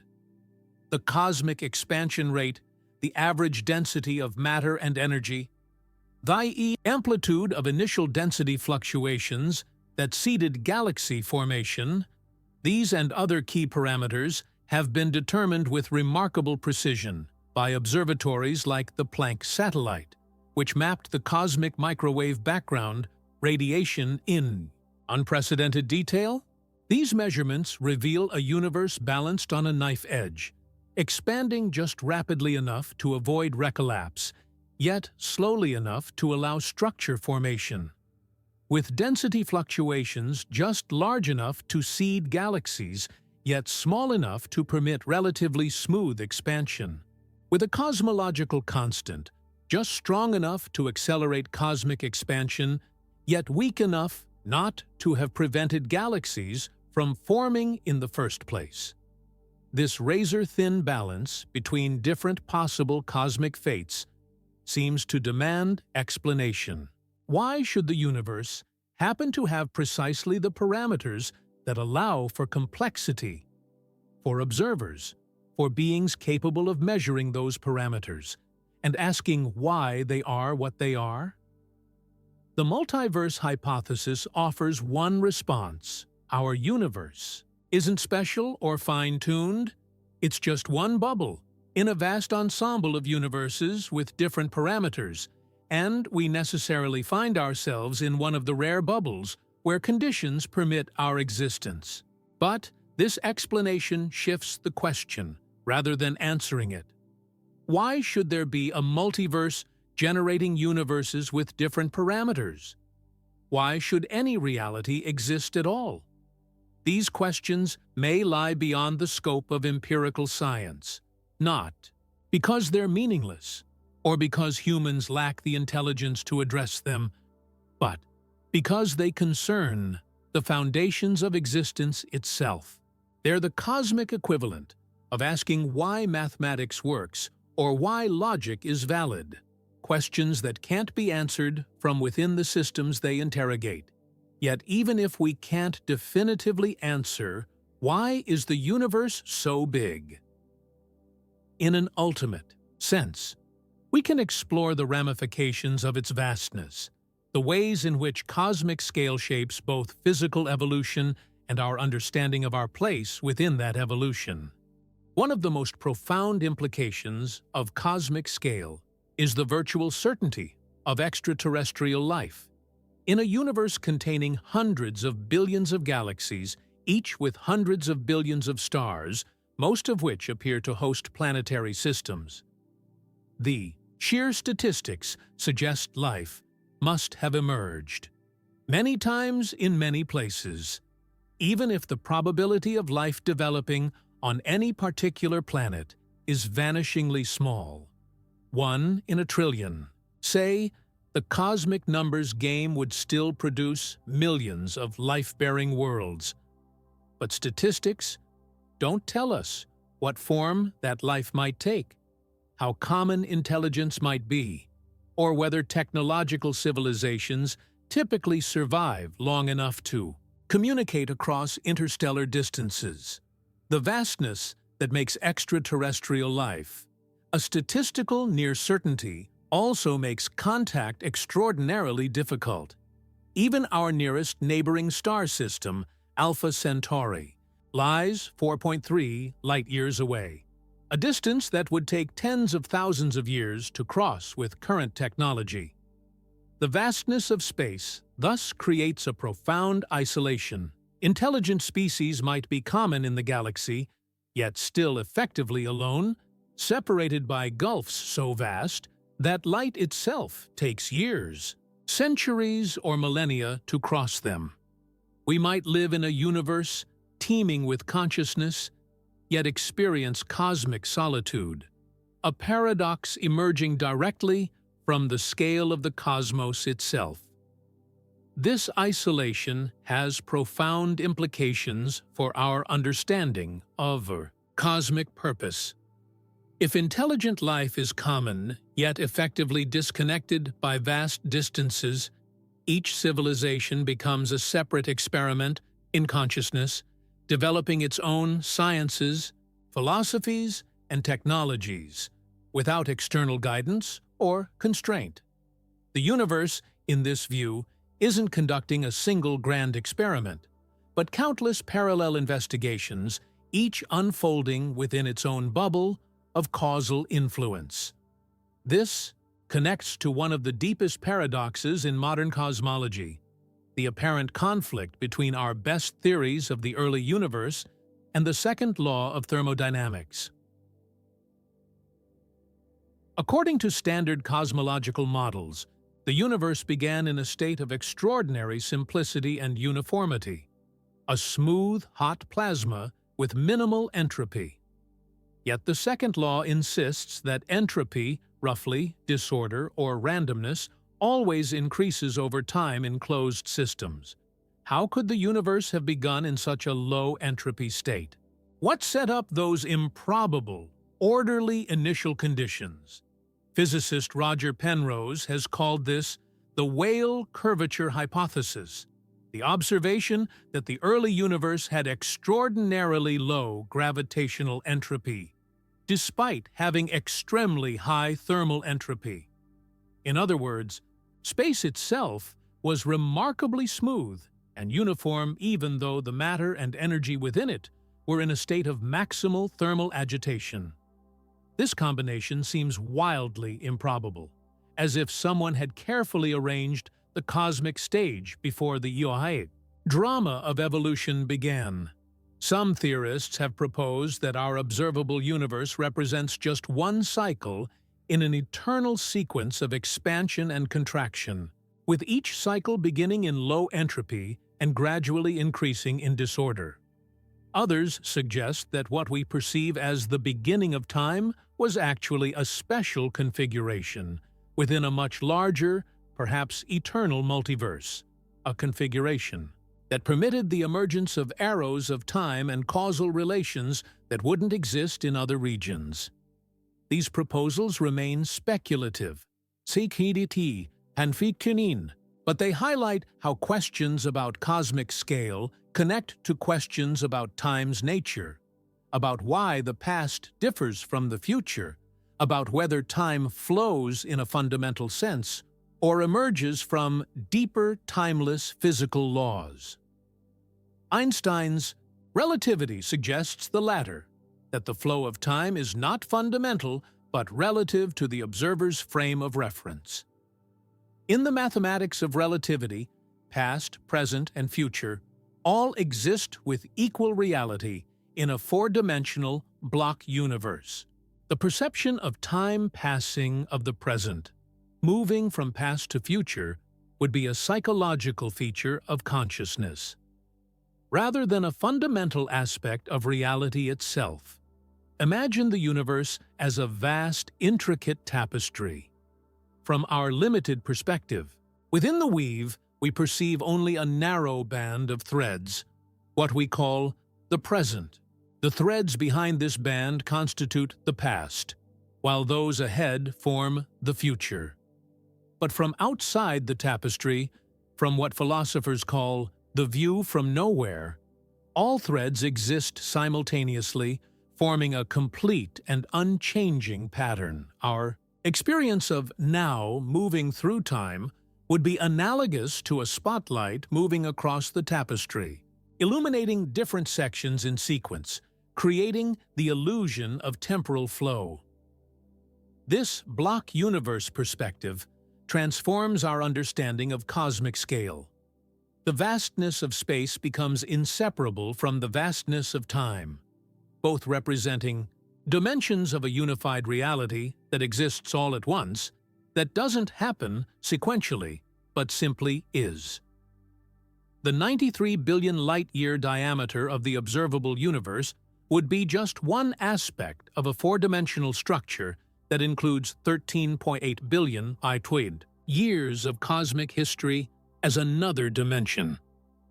But this static, deterministic view of space-time conflicts with certain interpretations of quantum mechanics, which suggest that reality is inherently probabilistic, that the future isn't fixed until observation collapses quantum possibilities into definite outcomes.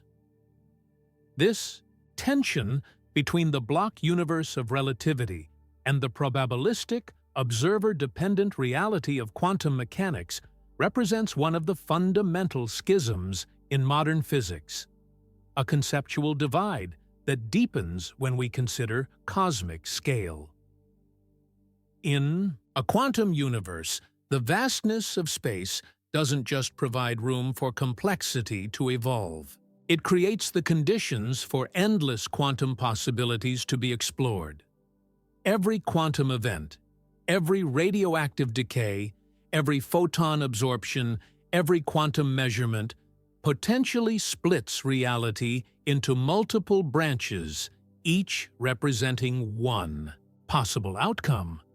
The cosmos wouldn't be just spatially vast, but would encompass a virtually infinite array of potential realities, only one of which we experience as actual. This quantum perspective suggests a different way of thinking about cosmic fine-tuning.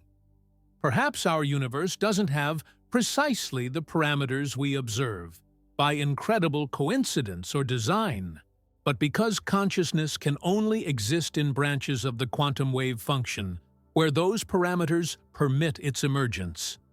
The fine-tuning wouldn't reflect the specialness of our particular universe, but the necessary conditions for observers to exist in any branch of the cosmic wave function.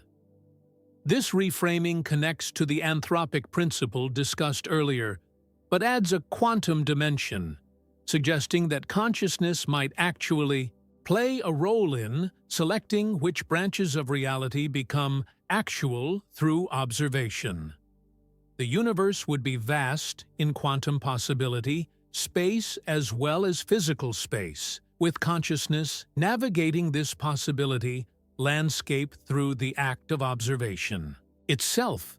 But these speculations, while mathematically grounded, remain at the frontier of physics, where established science grades into philosophical interpretation. They remind us that our understanding of cosmic scale isn't just a matter of measuring distances or counting galaxies, but of conceptualizing the nature of reality itself.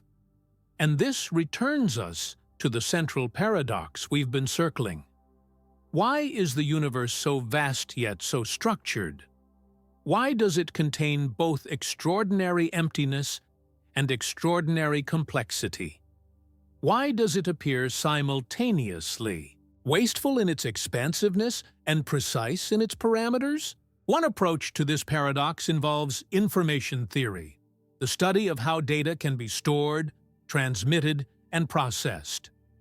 From an informational perspective, the complexity we observe in the universe requires a certain spatial and temporal scale to develop. Complex systems need room to evolve, time to unfold, statistical inevitability to emerge from randomness. Imagine trying to write a novel on a postage stamp. You could use microscopic letters, but you'd quickly reach the limits of the medium. The information content of the universe, everything from the precise positions of elementary particle to the neural patterns that constitute human knowledge, requires a certain physical scale to be instantiated. The vastness of the cosmos isn't excessive, but necessary for the informational complexity it contains. This informational perspective connects to another profound puzzle: the relationship between mathematics and physical reality. As physicist Eugene Wigner noted in his famous essay, The Unreasonable Effectiveness of Mathematics in the Natural Sciences, mathematical structures discovered through pure thought, with no reference to observation, often turn out to describe physical reality with astonishing precision. Einstein's field equations, developed largely through mathematical reasoning about the nature of curved space-time, predicted gravitational phenomena that weren't observed until decades later. This correspondence between mathematical structures and physical reality suggests a deep connection between mind and cosmos, as if the universe is written in a language that conscious beings can decipher. Not because it was designed to be decipherable, necessarily, but because the same underlying patterns shape both physical evolution and the cognitive systems that emerge from that evolution. The mathematician Max Tegmark has taken this correspondence to its logical extreme, proposing that physical reality isn't just described by mathematics, but is mathematics.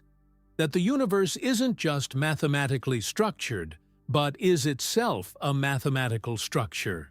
In this mathematical universe hypothesis, all logically possible, mathematical structures exist as physical realities, and our particular universe corresponds to one such structure. This proposal radically reframes our question about cosmic scale. The vastness we observe wouldn't require special explanation, but would follow necessarily from the mathematical structure that defines our particular universe. It would be vast because the mathematical structure is vast, because the solution space of the equations governing cosmic evolution encompasses extraordinary scales.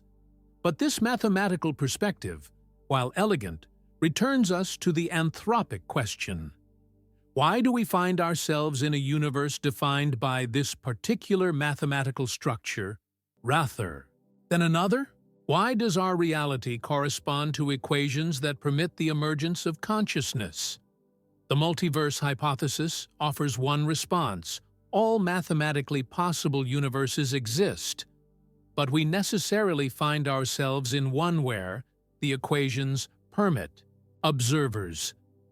This isn't a causal explanation, nothing causes our universe to have the properties it does, but a selection effect. We can only observe universes compatible with our existence. Yet this explanation remains philosophically unsatisfying to many. It doesn't tell us why any mathematical structure should be physically instantiated, why there should be something rather than nothing, why reality should exist at all. These questions may lie beyond the scope of science, not because science is inadequate, but because they concern the foundations of existence itself, the ground from which both physical reality and rational inquiry emerge. This recognition of limits, of horizons beyond which our current understanding cannot penetrate, isn't unique to cosmology. It appears throughout science, particularly when we confront the foundations of our most successful theories. We know that quantum mechanics works with extraordinary precision, yet its interpretation remains contested. We know that consciousness exists. We experience it directly. Yet its relationship to physical processes remains mysterious. We know that mathematics describes reality with remarkable accuracy, yet we don't fully understand why. These foundational puzzles suggest that our question about cosmic scale may not have a simple, definitive answer, not because it's meaningless, but because it touches on aspects of reality that transcend our current conceptual frameworks. The vastness of the cosmos may reflect not just physical necessity, but the limitations of our understanding, the horizons of our knowledge, the boundaries of what we can meaningfully ask. Yet even without definitive answers, our exploration of cosmic scale reveals something profound about the relationship between consciousness and cosmos. The very fact that we can ask these questions, that we can develop theories that span 13.8 billion years of cosmic history, that we can measure distances across billions of light years, that we can conceptualize scales far beyond our direct experience, suggests a deep resonance between mind and universe. This resonance doesn't imply that the cosmos was designed for consciousness or that human understanding is the purpose of cosmic evolution, but it does suggest that consciousness isn't an accident or epiphenomenon, but an emergent property of a universe, structured in particular ways that permit both the evolution of complexity and the comprehension of that complexity. The vastness of the universe, in this view, isn't separate from consciousness, but a precondition for it, providing the space and time necessary for complexity to emerge, for evolutionary processes to explore, possibility space for intelligence to develop the capacity to model reality across vast scales of space and time. This perspective transforms how we think about our place in the cosmos. We're not just accidental spectators in an indifferent universe, but expressions of the universe's intrinsic capacity for self-awareness. Not the purpose of cosmic evolution, perhaps, but a natural manifestation of its creative potential. The universe is vast because it needs to be, not for any external purpose, but because that's the scale at which complexity can emerge, at which consciousness can develop, at which reality can achieve the capacity to wonder about itself. The emptiness isn't empty of purpose, but pregnant with possibility. The necessary context for the islands of complexity we observe, including the particular form of complexity we call human consciousness. This doesn't resolve all our paradoxes or answer all our questions, but it suggests a way of relating to cosmic vastness that transcends both anthropocentric specialness and nihilistic insignificance, a perspective that sees human consciousness neither as the center of reality nor as a meaningless accident, but as one expression of the universe's intrinsic capacity for complexity, awareness, and wonder. And with that foundation laid, let's turn to some of the most fascinating specific paradoxes that emerge when we contemplate the scale of our cosmos. Puzzles that challenge not just our understanding, but our very conception of reality itself. The horizon problem represents one of the most profound paradoxes in modern cosmology. When we observe the cosmic microwave background radiation, the afterglow of the Big Bang, emitted about 380,000 years after the initial expansion began, we find it has almost exactly the same temperature in all directions, varying by only about 1 part in 100,000 across the entire sky. This extraordinary uniformity presents a puzzle. Regions on opposite sides of the observable universe appear to have reached the same temperature, yet they're separated by distances so vast that light, and therefore any form of causal influence, couldn't have traveled between them in the time available. It's as if two people on opposite sides of the Earth, who had never communicated or shared information, independently wrote identical 1,000-page novels, word for word. How could regions of space that were never in causal contact, that couldn't have communicated or exchanged energy, have reached such precisely the same temperature?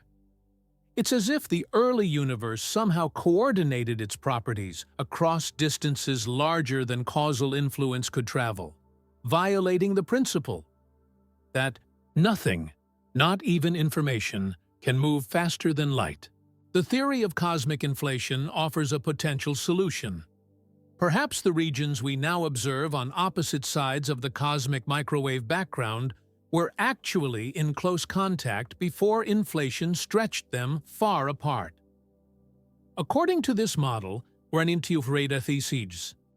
that now appear causally disconnected were once part of a much smaller, causally connected patch of space, which subsequently underwent exponential expansion. But this solution raises new questions. What caused inflation to begin?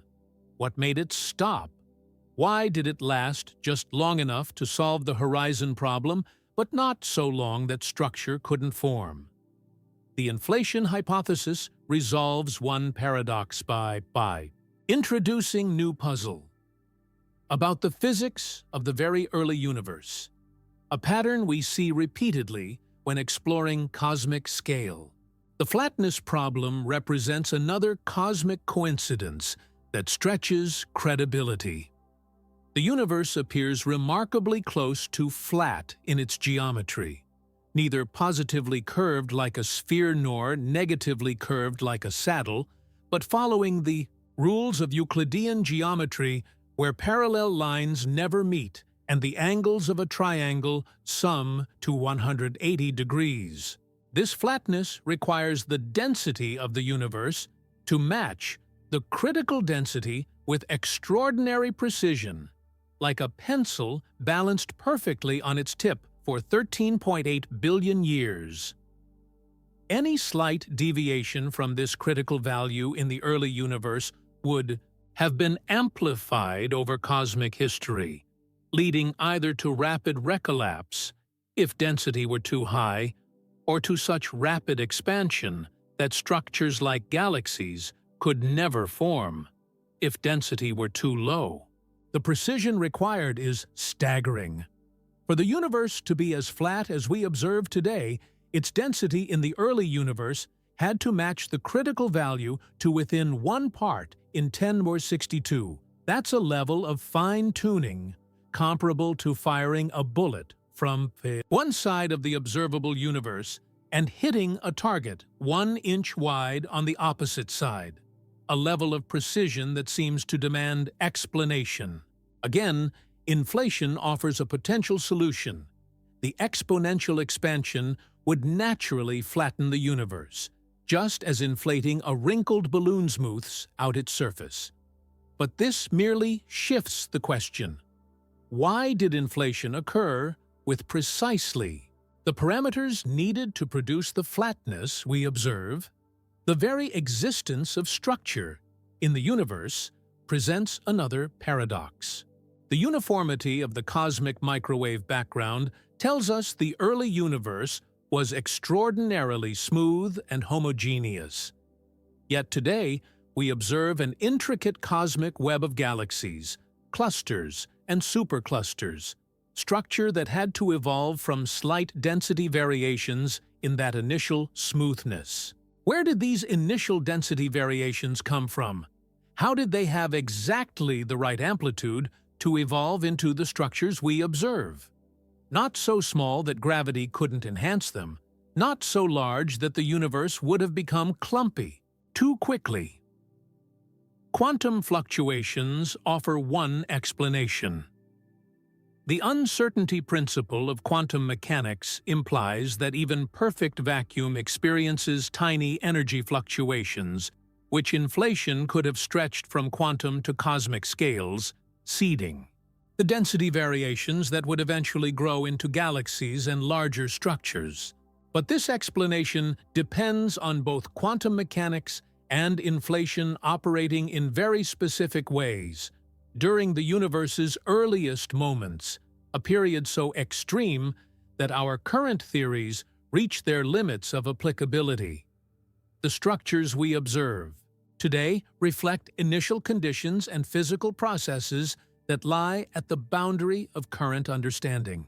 The matter-antimatter asymmetry presents yet another cosmic puzzle. According to the standard model of particle physics, matter and antimatter should have been created in equal amounts during the Big Bang. Yet today's universe consists almost entirely of matter, with antimatter appearing only in rare, short-lived instances. Where did all the antimatter go? Why didn't it annihilate completely with matter, leaving a universe filled only with radiation? The slight excess of matter, about 1 particle per billion, that survived this annihilation is what forms everything we see, all stars, planets, and living beings. This asymmetry seems to require a process called baryogenesis that violated certain conservation laws in the very early universe, creating slightly more matter than antimatter.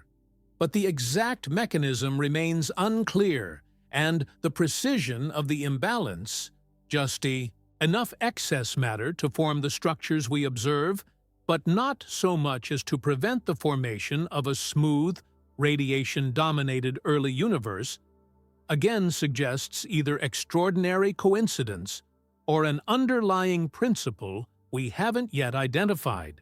The dark energy puzzle may be the most profound of all. Observations indicate that the expansion of the universe is accelerating, a discovery so unexpected and significant that it earned the 2011 Nobel Prize in Physics. This acceleration appears driven by a mysterious dark energy that permeates all of space and pushes the universe apart with increasing strength as more space comes into existence. The simplest mathematical description of dark energy is Einstein's cosmological constant, a uniform energy density inherent to space itself. But quantum field theory predicts a natural value for this energy density that's 10^120 times larger than what we observe, a discrepancy that physicist Leonard Susskind has called the worst theoretical prediction in the history of physics. Why is the cosmological constant so much smaller than quantum theory predicts, yet not exactly zero? And why does it have precisely the value needed to allow the formation of structures like galaxies before driving accelerated expansion? If it were much stronger, the universe would have accelerated too quickly for galaxies to form. If it were much weaker, it wouldn't counteract gravity's pull, and the cosmos might eventually recollapse. The value we observe appears to be just right for a universe that can develop complexity. Another example of apparent fine-tuning that challenges coincidence as an explanation. Either our universe is extraordinarily lucky, or there's a deeper principle at work that we haven't yet discovered. These paradoxes, the horizon problem, the flatness problem, the structure problem, the matter-antimatter asymmetry, and the dark energy puzzle, all point to the same conclusion. Our universe appears improbable, improbably well-suited for complexity. Its parameters and initial conditions seem calibrated with extraordinary precision to permit the emergence of structure, chemistry, potentially life and consciousness. The level of fine-tuning is so extreme that it has led some scientists to embrace the multiverse hypothesis, despite its speculative nature and the difficulties in testing it experimentally. If our universe is just one bubble in a vast multiverse with varying physical laws, the appearance of fine-tuning would be a selection effect. We necessarily find ourselves in a universe capable of producing observers, regardless of how rare such universes might be in the larger ensemble. Others have suggested the parameters we observe aren't coincidental but necessary. That deeper physical principles we haven't yet discovered will explain why the constants and conditions couldn't have been significantly different. Perhaps, what appears as multiple independent fine-tunings actually reflects a unified underlying structure that constrains possible values. Still others see in this fine-tuning evidence of purposeful design, a universe calibrated specifically to permit the emergence of conscious life. This perspective, while beyond the scope of empirical science, highlights the profound philosophical questions raised by cosmic fine-tuning. But the paradoxes of cosmic scale extend beyond these issues of fine-tuning to questions about the nature of physical law itself. Why does the universe follow mathematical rules at all? Why is it comprehensible to creatures like us? Why do the patterns we discern in small-scale experiments apply consistently across cosmic distances and timescales? The physicist Eugene Wigner called this the unreasonable effectiveness of mathematics in the natural sciences, the remarkable fact that abstract, mathematical structures developed for their intrinsic elegance turn out to describe physical reality with extraordinary precision. From Maxwell's equations predicting electromagnetic waves to Einstein's tensors describing curved spacetime, mathematical beauty has proven a reliable guide to physical truth. This correspondence between the structures of human thought and the Observable structures of physical reality suggests a deep harmony between mind and cosmos, not necessarily a designed harmony, but a natural resonance between the patterns our brains evolved to recognize and the patterns that govern the universe itself. This resonance appears not just in physics, but across the sciences. The same evolutionary principles shape both biological ecosystems and cosmic structure formation. The same statistical mechanics applies to gas molecules and star clusters. The same. Information theory describes both DNA coding and pulsar signals. The universe appears not just orderly, but orderly in ways that human consciousness can comprehend. This comprehensibility isn't guaranteed by logic or necessity. We can imagine universes governed by principles too complex for any finite mind to grasp, or by rules that vary unpredictably across space and time. That our universe follows consistent, mathematically expressible laws, and that creatures evolved within it can discover those laws, represents another facet of the cosmic puzzle we're exploring. And this brings us to perhaps the most profound paradox of all: the relationship between consciousness and the physical universe it contemplates. How does a universe of matter and energy produce subjectivity, the felt experience of being, the interior dimension of consciousness? How do physical processes in the brain generate the qualitative experiences of perception, emotion, and thought? This hard problem of consciousness, as philosopher David Chalmers named it, sits at the boundary of science and philosophy. We understand many mechanisms of neural processing can correlate brain states with subjective reports, can map the neural correlates of various mental functions, but the leap from physical descriptions to subjective experience, from explaining what neurons do to accounting for what consciousness feels like from the inside, remains conceptually challenging. Why should certain physical arrangements generate subjective experience at all? Why isn't the universe composed solely of non-conscious processes with no interior dimension of feeling or awareness? Why does consciousness exist, and what role does it play in cosmic evolution? These questions connect directly to our exploration of cosmic scale. If consciousness is fundamental to reality rather than incidental, if subjectivity is as basic as space, time, matter, and energy, then the vastness of the cosmos takes on new significance. The universe wouldn't be mostly dead matter occasionally, interrupted by tiny islands of awareness, but a vast field of potentiality from which consciousness emerges under specific conditions. This perspective doesn't require mysticism or supernatural elements. It simply recognizes consciousness as a natural phenomenon requiring explanation rather than dismissal, something that emerges from physical processes, yet may not be fully reducible. To them, just as biology emerges from chemistry, it introduces principles not explicit in chemical descriptions.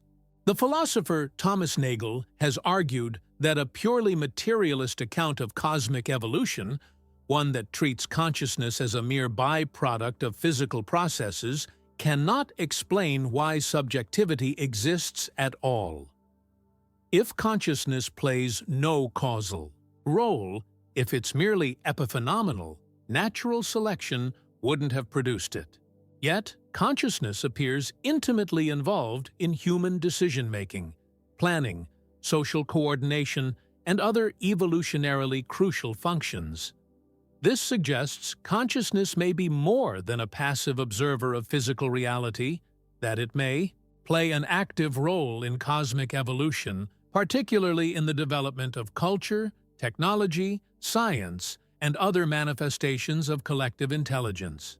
The universe may be as vast as it is partly to provide the necessary conditions for consciousness to emerge and influence cosmic development through these channels. This doesn't mean the universe was designed for consciousness or that human awareness is the purpose of cosmic evolution. But it does suggest that consciousness isn't accidental or epiphenomenal, but an emergent property with causal efficacy, something that influences the universe's development once it appears, creating new possibilities that wouldn't exist without it.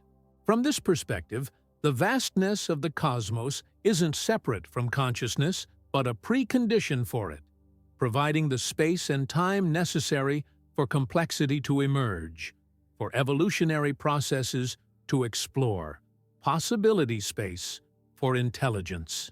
To develop the capacity to model reality across vast scales of space and time. This view connects to the ancient philosophical insight that the cosmos is not just something we observe, but something we participate in. Not just an external reality we study, but a process we are embedded within and contribute to. Our observations, theories, technologies, and cultural creations aren't just human activities but cosmic events, ways in which the universe explores its own creative potential through the specific form of complexity we represent. The physicist John Wheeler captured this participatory understanding in his concept of the self-observing universe, the idea that quantum mechanics makes observation integral to reality itself. As he memorably phrased it, referring to the delayed choice, quantum eraser experiment. The past has no existence except as it is recorded in the present. This doesn't mean consciousness creates physical reality in a solipsistic sense, but rather that observation, the interaction between consciousness and world, is woven into the fabric of reality itself. The patterns we discern in cosmic evolution aren't just out there waiting to be discovered. They emerge through the relationship between observer and observed, through the particular ways we interact with and model the universe. If Wheeler's interpretation is correct, if observation plays a constitutive role in determining which quantum possibilities become actualized, then consciousness isn't just a late-arriving spectator to cosmic evolution, but an active participant in reality's ongoing development. The universe would be vast in part to provide the stability and complexity needed for observation to emerge and participate in this creative process. This participatory view doesn't resolve all the paradoxes we've explored, but it reframes them, suggesting that the apparent fine-tuning of cosmic parameters might reflect not coincidence or design, but the necessary conditions for a universe capable of achieving self-observation through the emergence of conscious complexity.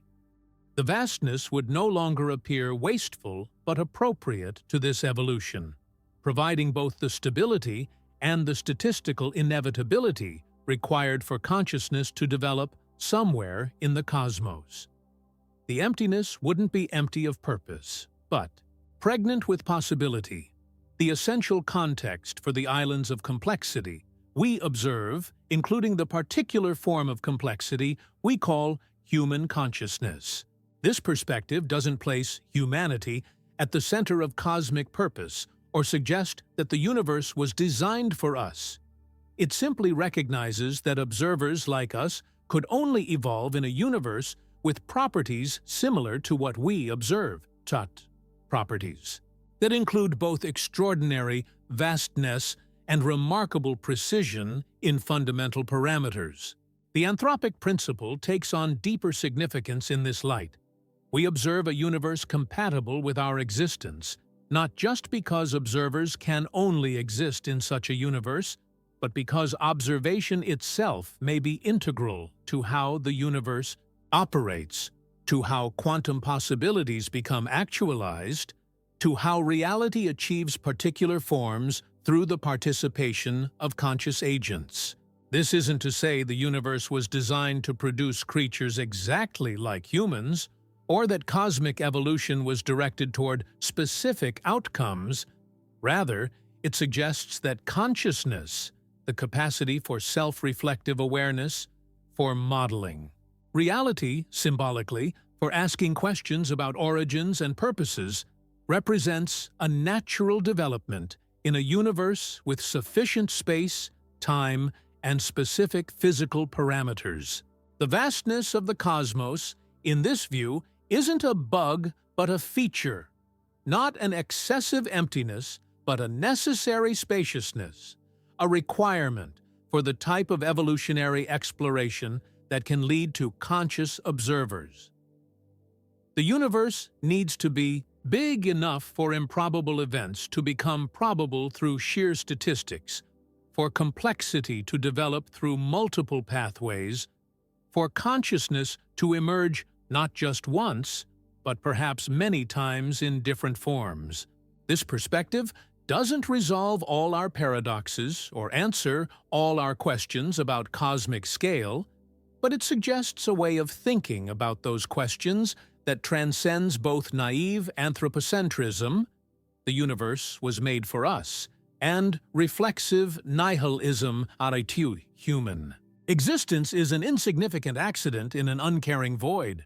It proposes instead that consciousness and cosmos are interwoven aspects of a reality that may be vaster and stranger than either materialist or idealist philosophies have conceived. And this brings us to another profound puzzle: the nature of time itself. Does time flow in a fundamental sense, or is the passage of time an illusion created by consciousness?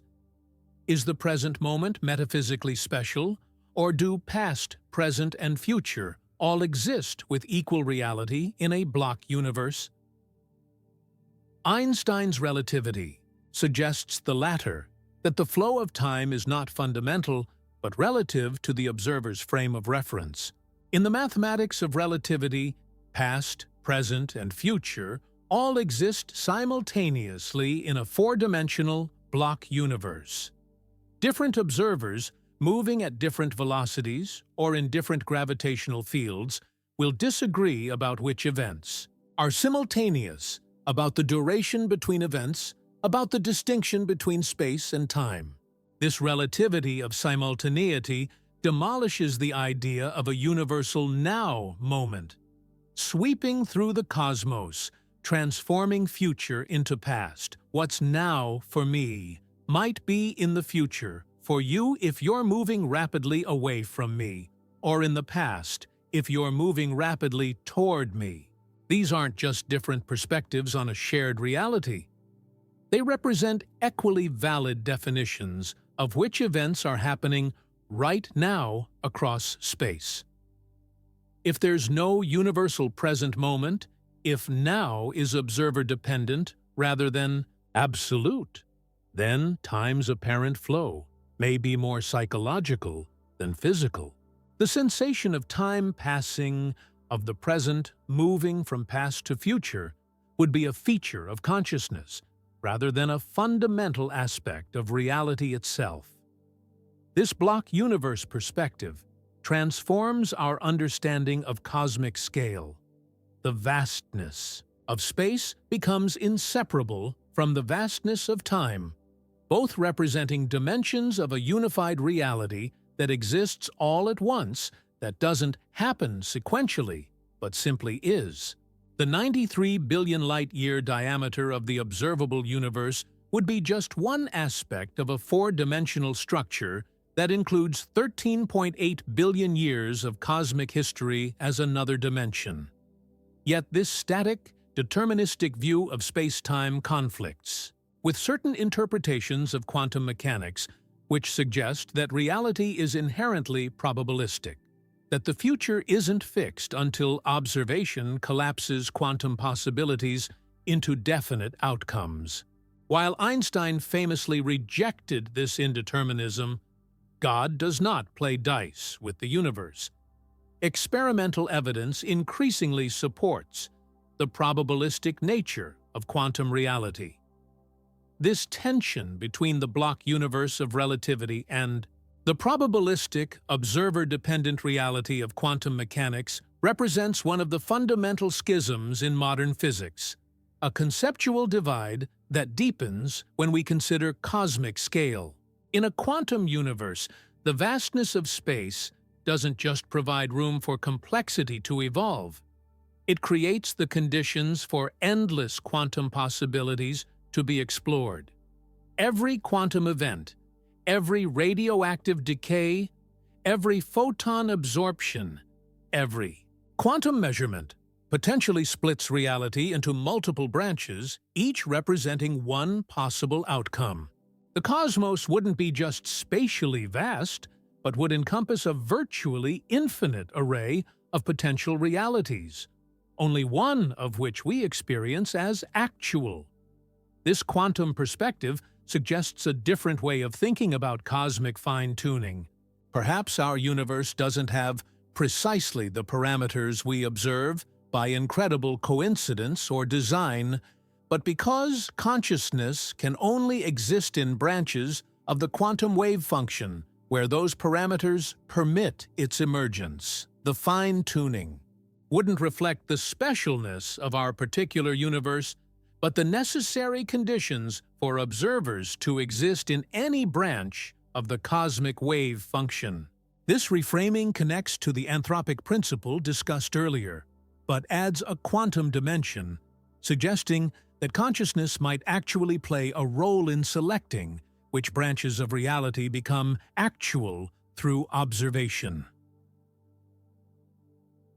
The universe would be vast in quantum possibility space as well as physical space, with consciousness navigating this possibility landscape through the act of observation itself.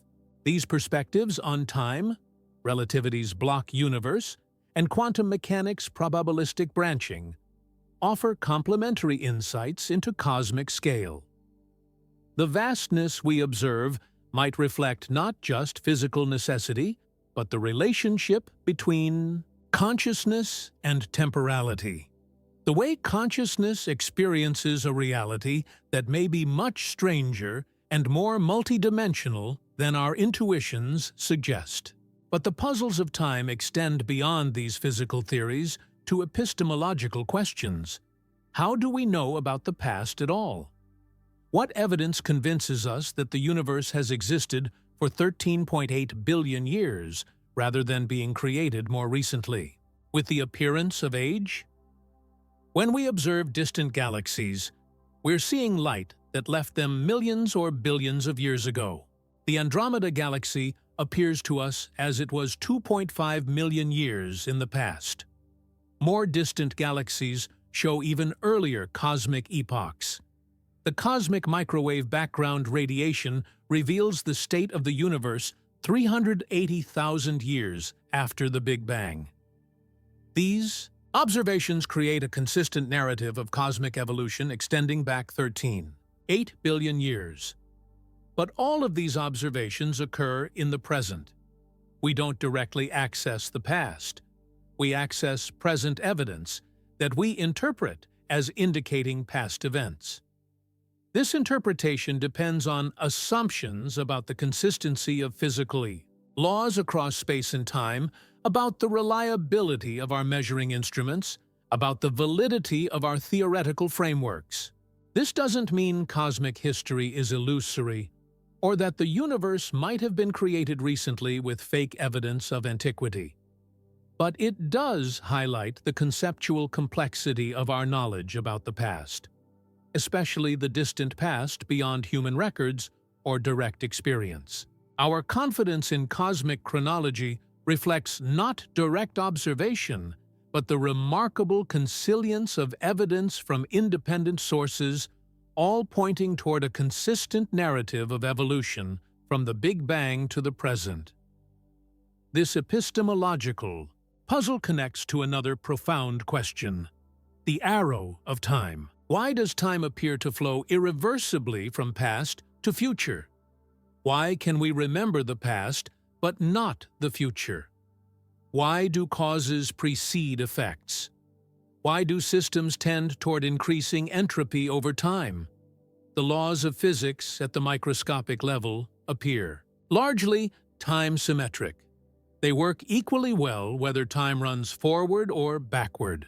Yet macroscopic reality shows a clear temporal asymmetry, with entropy, roughly, disorder or randomness, reliably increasing over time in closed systems. This entropic arrow of time seems fundamental to our experience of reality, yet it emerges from underlying laws that don't distinguish past from future. The physicist Ludwig Boltzmann proposed that this temporal asymmetry reflects statistical likelihood rather than fundamental law, that systems naturally evolve from less probable to more probable states, and there are far more disordered arrangements than ordered ones. A broken egg has more possible microscopic configurations than an intact egg, making the transition from intact to broken overwhelmingly more likely than the reverse. But this statistical explanation assumes the universe began in a low entropy state, a highly ordered configuration from which disorder could increase. Why should the early universe have had such low entropy? Why wasn't it created in a state of maximum disorder, as would seem most probable? This puzzle, the past hypothesis, as philosophers of physics call it, suggests that the arrow of time might be connected to the initial conditions of the cosmos in ways we don't fully understand. The vastness of time itself, the 13.8 billion years of cosmic history, might reflect the statistical unfolding of those initial conditions, the gradual transition from an improbably ordered beginning to states of greater disorder. If so, cosmic scale would be intimately connected to the asymmetry of time, the vastness providing the necessary space for entropy to increase over billions of years without reaching equilibrium, for complexity to emerge as a transient phenomenon during this long transition from order to disorder. This connects to yet another profound puzzle: the relationship between entropy and complexity. The second law of thermodynamics states that entropy always increases in closed systems, yet the universe has developed extraordinary complexity over cosmic time, from elementary particles to atoms to molecules to living cells to conscious brains. How can increasing disorder produce increasing organization? The physicist Ilya Prigogine offered one approach through his work on dissipative structures, systems that maintain local order by exporting entropy to their surroundings. A living organism, for instance, maintains its internal order by consuming low-entropy food and expelling high-entropy waste. It decreases its internal entropy at the cost of increasing the entropy of its environment. This principle extends to cosmic scales. Stars maintain their structure by exporting entropy in the form of radiation. Galaxies maintain their organization through gravitational dynamics that increase entropy elsewhere. The Earth's biosphere develops increasing complexity by capturing low-entropy sunlight and radiating high-entropy heat. In each case, local complexity can increase within the larger context of increasing cosmic entropy. The vastness of the universe provides the necessary space for these processes, ensuring that local decreases in entropy don't violate the overall increase. You've been patient through our exploration of cosmic scale, following the mathematics, contemplating the theories, weighing the evidence. But now, let's set aside the equations. Let's stop hiding behind the comfortable shield of abstraction. Because understanding the true scale of the universe isn't just an intellectual exercise, it's an existential reckoning that changes you forever once you truly feel it.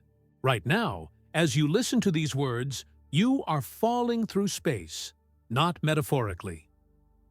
Literally, the Earth is plummeting around the Sun at 67,000 miles per hour. The Sun is hurtling through the Milky Way at 514,000 miles per hour.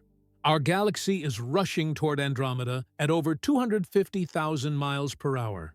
The local group is being pulled toward the Great Attractor at 1.3 million miles per hour.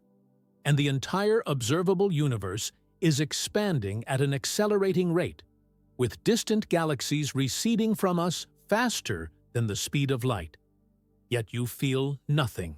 No wind in your hair, no stomach-dropping sensation, no awareness of your ceaseless celestial free fall. Why? Because you're not just in the universe, you're of it. The same forces pulling planets into orbits are holding you to the Earth. The same. Expansion stretching space between galaxies is stretching the space within your body. You cannot feel the universe's movement because you cannot step outside it. You cannot observe its totality because you are inescapably inside it. This is the first existential truth the universe's scale forces upon us. There is no external vantage point, no Archimedean position from which to lever understanding, no outside perspective from which to comprehend the whole. We are like characters in a novel, trying to understand the book that contains us, unable to read the pages ahead, unable to see the author's hand, unable to step outside the narrative structure that defines our existence. Take a moment. Close your eyes. Try to visualize the Earth, a blue-green sphere hanging in blackness. Now zoom out. See the solar system, planets tracing their elliptical paths around a yellow star. Keep going. The solar system becomes a mere dot in the spiral arm of the Milky Way. Zoom further. The Milky Way becomes one galaxy among billions in the observable universe. And further still, the observable universe itself shrinks to a bubble in a potentially infinite cosmic expanse. Did you feel it? That vertiginous dread as your imagination attempted to encompass scales it was never designed to handle? That's not just confusion. It's cosmic horror, the natural, healthy human response to confronting immensities that shatter our conceptual frameworks. Your mind recoils because it should recoil, because the universe isn't just quantitatively bigger than human scale. It's qualitatively different, fundamentally alien to the cognitive structures evolved for navigating savannas, not cosmos. Now reverse the process. Zoom in on your body. See the cells, trillions of them, each a complex chemical factory. Deeper, into the cells themselves, with their intricate organelles and bustling molecular machinery. Deeper still, to atoms, vibrating and bonding, to subatomic particles, existing as probability clouds rather than definite objects, to quantum fields, the foundational fabric of reality. The abyss of the infinitesimal mirrors the abyss of the infinite. You are suspended between vastnesses, occupying a razor-thin slice of cosmic scale, larger than atoms, smaller than stars. For a being of your size, both extremes are equally unreachable, equally incomprehensible, without the abstractions of mathematics and the extensions of technology. This suspended state isn't incidental to human existence, it's fundamental. Your consciousness, the awareness reading these words right now, emerges from a specific level of physical complexity. Too simple, like an individual cell, and there isn't enough organizational complexity for awareness to arise. Too large, like a galaxy, and the components are too distant for the integrated information processing that consciousness requires. You exist at a scale where matter can organize itself into structures complex enough to model their environment. 2. Develop self-awareness to ask why the universe is so vast. This isn't coincidental.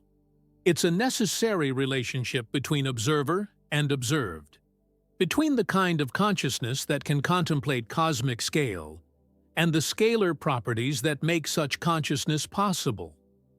But this doesn't make you special in any cosmic sense. It doesn't place humans at the center of universal purpose. If anything, it reveals how contingent consciousness is. how dependent on particular conditions, how vulnerable to cosmic forces. Consider this. Earth has existed for 4.5 billion years. Modern humans have been here for about 300,000 years, less than 0.07% of Earth's history. If we compress Earth's existence into a single day, humans appear less than 6 seconds before midnight. Civilization occupies the last half-second written history, the last third of that half-second.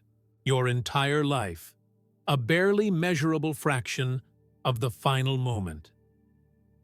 The universe doesn't revolve around human timescales any more than it revolves around human spatial dimensions.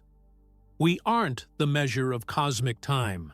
We're mayflies, hatched at dusk, marveling at a world we barely glimpse before night falls.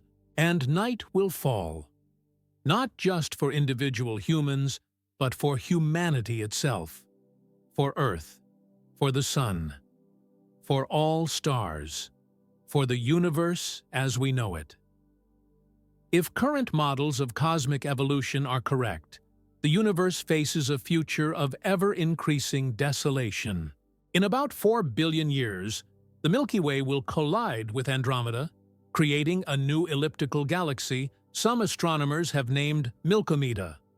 In 5 billion years, our Sun will exhaust its hydrogen fuel, expand into a red giant, and possibly engulf Earth. In 100 trillion years, star formation will cease. The last molecular clouds are either incorporated into stars or dispersed. By 1040 years from now, a time span so vast that our numerical systems struggle to make it comprehensible, even the most massive stars will have died, leaving only their remnants, white dwarfs, neutron stars, and black holes. These too will eventually decay through quantum processes, leaving an ever more dilute soup of elementary particles in an ever-expanding void. The heat death of the universe, the final dissipation of all energy into a uniform maximal entropy state, represents a cosmic conclusion so absolute that it exceeds our capacity for genuine emotional engagement. We can understand it intellectually, model it mathematically, but we cannot truly feel the weight of an ending so complete that nothing recognizable as event or structure would remain. Yet this ultimate fate emerges directly from the same laws that govern reality now, the laws that permit your existence, that make the complexity of life possible. The universe's vastness, in temporal terms, contains both the possibility of consciousness and its inevitable extinction. The same cosmic story that allows you to ask why guarantees that eventually no one will remain to ask it. This isn't abstraction. This is the reality of your cosmic situation. The universe existed for billions of years before you and will continue for trillions after you're gone. Your consciousness, that miraculous accident of evolutionary complexity, flickers for a cosmic microsecond, perceives a sliver of reality through severely limited sensory apparatus, constructs models based on incomplete information, and then dissolves back into the elements from which it temporarily self-organized. How do you feel knowing this? Does it trigger existential panic, the terror of cosmic insignificance? Or does it evoke a different response? Wonder at being consciousness at all? Gratitude for the brief opportunity to witness the cosmos? Curiosity about the mystery of existing? These emotional responses aren't separate from understanding cosmic scale. They're integral to it. The universe isn't just something we observe with detached rationality. It's something we experience with our full being, intellectually, emotionally, physically, spiritually. The vastness doesn't just challenge our comprehension, it challenges our very sense of self. our understanding of what it means to be human. Consider this possibility. What if the universe is alive and we are just its fleeting thoughts? Not metaphorically, literally. What if consciousness isn't limited to biological organisms but exists at multiple scales, from subatomic to cosmic? What if the universe itself possesses a form of awareness, vastly different from human consciousness, yet recognizable as mind-like in its organizational complexity, its seed-eyed processing of information, its self-regulatory dynamics? This isn't idle mysticism. Some of the most rigorous scientific thinkers, from the physicist Freeman Dyson to the mathematician Roger Penrose, have proposed theoretical frameworks in which consciousness might manifest at scales far beyond the human. These proposals don't require supernatural elements or mystical forces, just the recognition that information processing and integrated complexity, key aspects of what we recognize as consciousness, might exist in systems larger and more temporally extended than human brains. If consciousness is an emergent property of complex systems rather than something limited to creatures like us, then the universe's vastness takes on new significance. The emptiness wouldn't be empty of awareness, but pregnant with potential forms of mind, some operating at timescales so vast that what we experience as cosmic history might be equivalent to a single thought. Others functioning at scales so small that what we perceive as a momentary quantum fluctuation might contain eons of subjective experience. How would such cosmic awareness perceive itself? Not through eyes or ears, sense organs evolved for specific environmental conditions, but through the relationships between its components, through the laws that govern its dynamic processes, through the informational patterns that flow across its vast extents. It might see through the gravitational interactions of galaxies, hear through the propagation of electromagnetic waves, think through the evolution of complex systems, from simplicity to organization and back again, and what? Would we be in relation to such awareness? Perhaps something like cells in a cosmic body?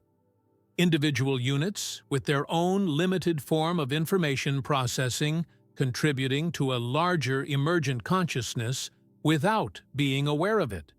Or perhaps like thoughts in a cosmic mind, temporary patterns of activity that arise, interact, and dissolve back into the underlying substrate of consciousness. This isn't to suggest that the universe was designed for consciousness, or that cosmic awareness has intentions similar to human purposes. Rather, it's to recognize that consciousness might be a natural property of reality at multiple scales, not something separate from the physical universe, but an aspect of its intrinsic nature, manifesting differently at different levels of organization. If so, the vastness of space and time wouldn't alienate consciousness from the cosmos, but provide the necessary context for its development across scales, from the flickering awareness of simple organisms to the integrated complexity of human minds to hypothetical forms of consciousness operating at galactic or cosmic levels. But where does that leave you, the specific consciousness reading these words? If you're a thought in a cosmic mind, does that make your existence more meaningful or less? If your awareness is one manifestation of a consciousness that pervades reality at multiple scales, does that change how you experience your brief human lifespan? These questions have no definitive answers, no empirical resolution that would satisfy scientific criteria. They're philosophical inquiries about the relationship between part and whole, between the local awareness we call self and the larger, systems in which that self is embedded. Yet they're not merely abstract curiosities. They touch on the most intimate human concerns: the nature of death, the possibility of purpose, the place of human consciousness in the cosmic order. They're questions that arise naturally when we contemplate the scale of the universe, when we recognize the gap between our finite minds and the apparently infinite cosmos. Here's another existential possibility to contemplate. What if time is an illusion and everything you've ever done or will do is eternally present in a timeless reality? This isn't mysticism either, but a perspective emerging directly from Einstein's relativity, what physicists call the block universe view. In this framework, past, present, and future all exist with equal reality in a four-dimensional structure. The flowing now that we experience, the sense of the present moment moving from past to future, would be a psychological feature of consciousness, rather than a fundamental aspect of reality itself. Imagine the universe as a vast, intricate tapestry. From our limited perspective within the weave, we perceive only a narrow band of threads, what we call the present. The threads behind this band constitute the past, while those ahead form the future. But from outside the tapestry, from what philosophers call the view from nowhere, all threads exist simultaneously, forming a complete and unchanging pattern. If this view is correct, your birth, your death, and every moment in between exist permanently in the fabric of space-time. Nothing is truly lost to the past or non-existent in the future. All moments of cosmic history, from the Big Bang to the final dissipation of energy, would be equally real, equally present in the timeless structure of the block universe. How does it feel to consider this possibility, that your entire life, every joy, every sorrow, every triumph, every failure, might exist eternally in a reality where time doesn't flow but simply is? That what you perceive as the present moment isn't metaphysically special, but just one slice of a permanent four-dimensional existence? For some, this perspective evokes comfort. The thought that nothing is truly lost, that every experience remains eternally present in the fabric of reality. For others, it triggers existential dread, the sense that free will might be illusory, that the future is already determined, that our sense of becoming and possibility is merely an artifact of our limited perspective. Both responses engage with the same underlying reality, the universe as revealed by relativity, but through different emotional and conceptual filters. Neither is more correct than the other. They represent alternative ways of relating to a cosmos whose fundamental nature exceeds our intuitive grasp. And this highlights another existential truth about cosmic scale. We don't just observe the universe, we interpret it. The vastness doesn't present itself to us directly, but through the mediating structures of language, mathematics, metaphor, narrative. We don't perceive cosmic reality as it is, but as it appears through the particular lenses of human cognition. This doesn't mean all interpretations are equally valid, or that objective knowledge is impossible. The empirical success of modern physics demonstrates that our models capture something real about cosmic structure and dynamics.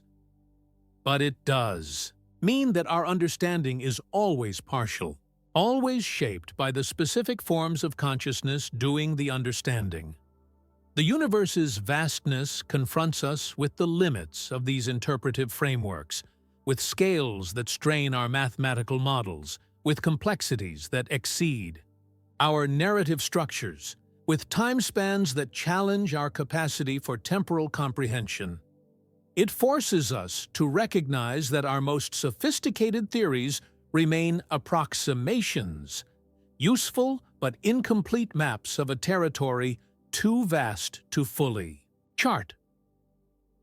Let's drill deeper into what this means for your existence as a conscious being. If current physical theories are even approximately correct, the you reading these words isn't a single stable entity, but a process, a temporary pattern of activity, emerging from the interaction of trillions of cells, quadrillions of molecules, sextillions of atoms. These components are constantly being replaced, with most of the atoms in your body now different from those that composed you 7 years ago. What remains constant isn't the physical substrate, but the organizational pattern, the dynamic structure that processes energy and information in few ways that generate the subjective experience you call I. This pattern doesn't exist separate from the physical universe, but emerges from it. A temporary eddy in the flow of cosmic energy, a brief intensification of the universe's intrinsic complexity. From this perspective, you aren't in the universe. You are the universe, a localized manifestation of cosmic processes, a way in which the fundamental fields and forces temporarily organize themselves into a structure capable of self-awareness. Your consciousness isn't something added to physical reality, but an expression of that reality's intrinsic potential for complexity. The atoms in your body were forged in stellar furnaces billions of years ago, scattered by supernova explosions, incorporated into molecular clouds, eventually condensing into the solar system and ultimately into the specific arrangement that constitutes your physical form. When you die, these atoms won't disappear, but will be reconfigured, incorporated into other structures, participating in other processes, continuing their cosmic journey in different forms. This material continuity between your body and the cosmos isn't just poetic metaphor, it's literal truth. You're made of star stuff, not figuratively, but actually. The carbon in your cells, the E, calcium in your bones, the iron in your blood, all were synthesized through nuclear fusion in stellar cores, billions of years before Earth formed. How does it feel to recognize this material identity with the cosmos? To realize that you aren't separate from the universe's vastness, but continuous with it? That the same forces shaping galactic evolution also flow through your consciousness? That too, your thoughts, including the thought reading this sentence right now, are as much a cosmic process as stellar formation or planetary motion. For some, this recognition evokes profound connection, a sense of belonging to something larger than individual existence, a material continuity that transcends the boundaries of personal identity. For others, it triggers existential vertigo, the disorienting sensation of self-dissolving into cosmic processes, of individual consciousness lost in vastness. Again, both responses engage with the same underlying reality, but through different emotional filters. Neither is more authentic than the other. They represent alternative ways of relating to the truth of our cosmic embeddedness, our identity with processes, vastly larger and longer-lasting than what we typically identify as self. But this material continuity with the cosmos raises another existential possibility. What if consciousness itself isn't limited to biological organisms? What if awareness, in some form, is a fundamental aspect of reality rather than a late emerging property of specific neural systems? This isn't to suggest that rocks or stars have human-like minds, but it is to question whether consciousness emerges solely from specific arrangements of matter or whether it reflects a deeper feature of reality, perhaps related to information, processing, complexity, or integration, that manifests in different ways at different levels of organization. Philosophers call this perspective panpsychism. the view that consciousness or mind-like qualities exist throughout nature, not just in brains. Modern versions don't attribute human-like awareness to elementary particles, but propose that particles possess extremely simple forms of subjectivity, or proto-consciousness, that can combine and integrate in certain complex systems, like brains, to yield the rich conscious experiences we recognize. This might sound mystical, but contemporary panpsychism is developed with rigorous analytical precision by philosophers like David Chalmers, Galen Strawson, and Philip Goff. It emerges not from spiritual intuition, but from the persistent difficulty of explaining how purely physical processes could generate subjective experience, what philosophers call the hard problem of consciousness. If consciousness isn't something that emerges at a particular threshold of neural complexity, but a fundamental feature of reality that becomes more integrated and sophisticated in certain systems, then the universe's vastness takes on new significance. It wouldn't be mostly dead matter, occasionally interrupted by tiny islands of awareness, but a vast field of proto-conscious entities, organizing themselves into different levels of mind-like activity across cosmic scales. This doesn't require supernatural elements or mystical forces, just a recognition that our current scientific picture, which places consciousness solely in brains, might be incomplete. It suggests that the emergence of complex awareness in systems like human brains isn't the appearance of something fundamentally new in the universe, but the intensification and integration of something that exists in simpler forms throughout reality. How would you experience the cosmos differently if you considered this possibility? If the distinction between conscious entities and inanimate matter isn't absolute but a matter of degree, if awareness, in some form, pervades the universe rather than being limited to creatures like us, for some, this perspective evokes profound intimacy with the natural world, a sense of kinship not just with other living beings, but with mountains, rivers, planets, stars. For others, it triggers skepticism, concern about anthropomorphizing nature or making claims that exceed empirical evidence. Both responses have validity. Panpsychism remains speculative, a philosophical position rather than a scientific theory with clear empirical predictions. Yet it addresses a genuine puzzle in our understanding of consciousness and offers a perspective on cosmic scale that neither reduces awareness to physical mechanics nor invokes supernatural entities, and this brings us to perhaps the most vertigo-inducing existential possibility of all. What if our universe is just one bubble in a vast multiverse containing countless other realities with different physical laws, different histories, different forms of complexity and consciousness? This isn't science fiction. It's a serious scientific hypothesis emerging from inflation theory, string theory, and quantum mechanics.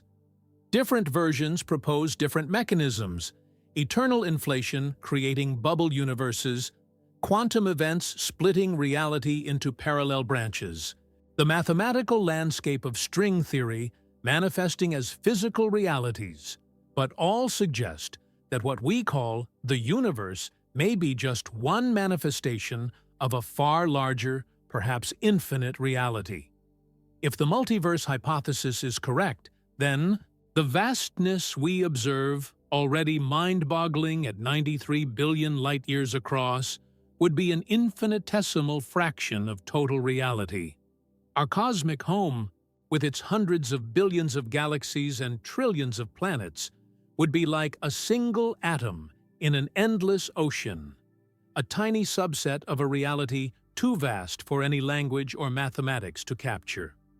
In this expanded context, the fine-tuning we observe, The precise calibration of physical constants that permits complexity to emerge might reflect not design or extraordinary coincidence, but selection effects.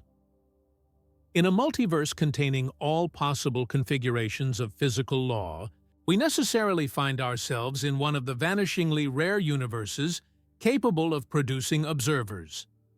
The apparent fine-tuning wouldn't reflect the specialness of our universe, but the necessary conditions for observers to exist in any universe. What would this mean for human significance? If our entire cosmos is just one bubble in an infinite multiverse, does that make our existence more meaningful or less? If every possible outcome of every quantum event spawns a separate universe, does that change how you value your particular path through life? Some find comfort in the multiverse hypothesis, seeing it as expanding possibility beyond the limits of any single cosmic story, suggesting that every road not taken in our universe is traveled in others. Others experience it as further diluting human significance, reducing our already tiny cosmic footprint to an infinitesimal fraction of an infinite reality. Again, both responses engage with the same theoretical possibility, but through different existential filters. Neither is more rational than the other. They represent alternative ways of relating to a cosmos whose scale, if the multiverse hypothesis is correct, exceeds not just our perceptual capacity, but our conceptual frameworks, and this leads us to a profound existential insight. The universe's scale doesn't determine human meaning. It contextualizes it. The vastness of space and time doesn't dictate whether your existence matters. It frames the parameters within which mattering occurs. Consider this. Does knowing the Milky Way contains hundreds of billions of stars make your love for another person less significant? Does understanding that the observable universe spans 93 billion light-years diminish the value of compassionate action? Does recognizing that humanity occupies a cosmic eye blink reduce the importance of ethical choice? These questions have no objective answers. They're invitations to examine how you relate cosmic scale to human value, how you integrate the universe's vastness into your understanding of meaning, purpose, significance. Some find that cosmic scale relativizes human concerns in ways that liberate them from narrow self-interest, expanding moral consideration beyond tribal boundaries, extending timeframes beyond immediate gratification, contextualizing personal struggles within larger perspectives. Others find that it heightens appreciation for the precious rarity of consciousness, intensifying commitment to protecting the brief, localized manifestations of awareness in a universe largely devoid of it. Both orientations have validity. Neither represents the correct way to relate cosmic scale to human meaning. They reflect alternative paths of integration, different ways of incorporating the universe's vastness into frameworks of value, purpose,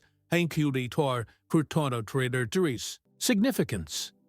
What's crucial isn't which path you choose, but that you choose consciously, that you actively engage the existential implications of cosmic scale rather than ignoring them or retreating into pre-scientific worldviews that no longer align with what we know about reality's nature. Because here's the truth: you cannot unknow the universe's vastness. Once you've genuinely comprehended cosmic scale, not just intellectually, but existentially, you cannot return to pre-Copernican innocence. You cannot pretend Earth is the center of creation or that human beings occupy a privileged position in cosmic order. The universe's vastness has already changed you, whether you recognize it or not. It has already altered how you understand your place in reality, already shifted your perspective on what constitutes the human situation. The question isn't whether cosmic scale will transform your existential orientation, but how, whether consciously and intentionally or unconsciously and haphazardly.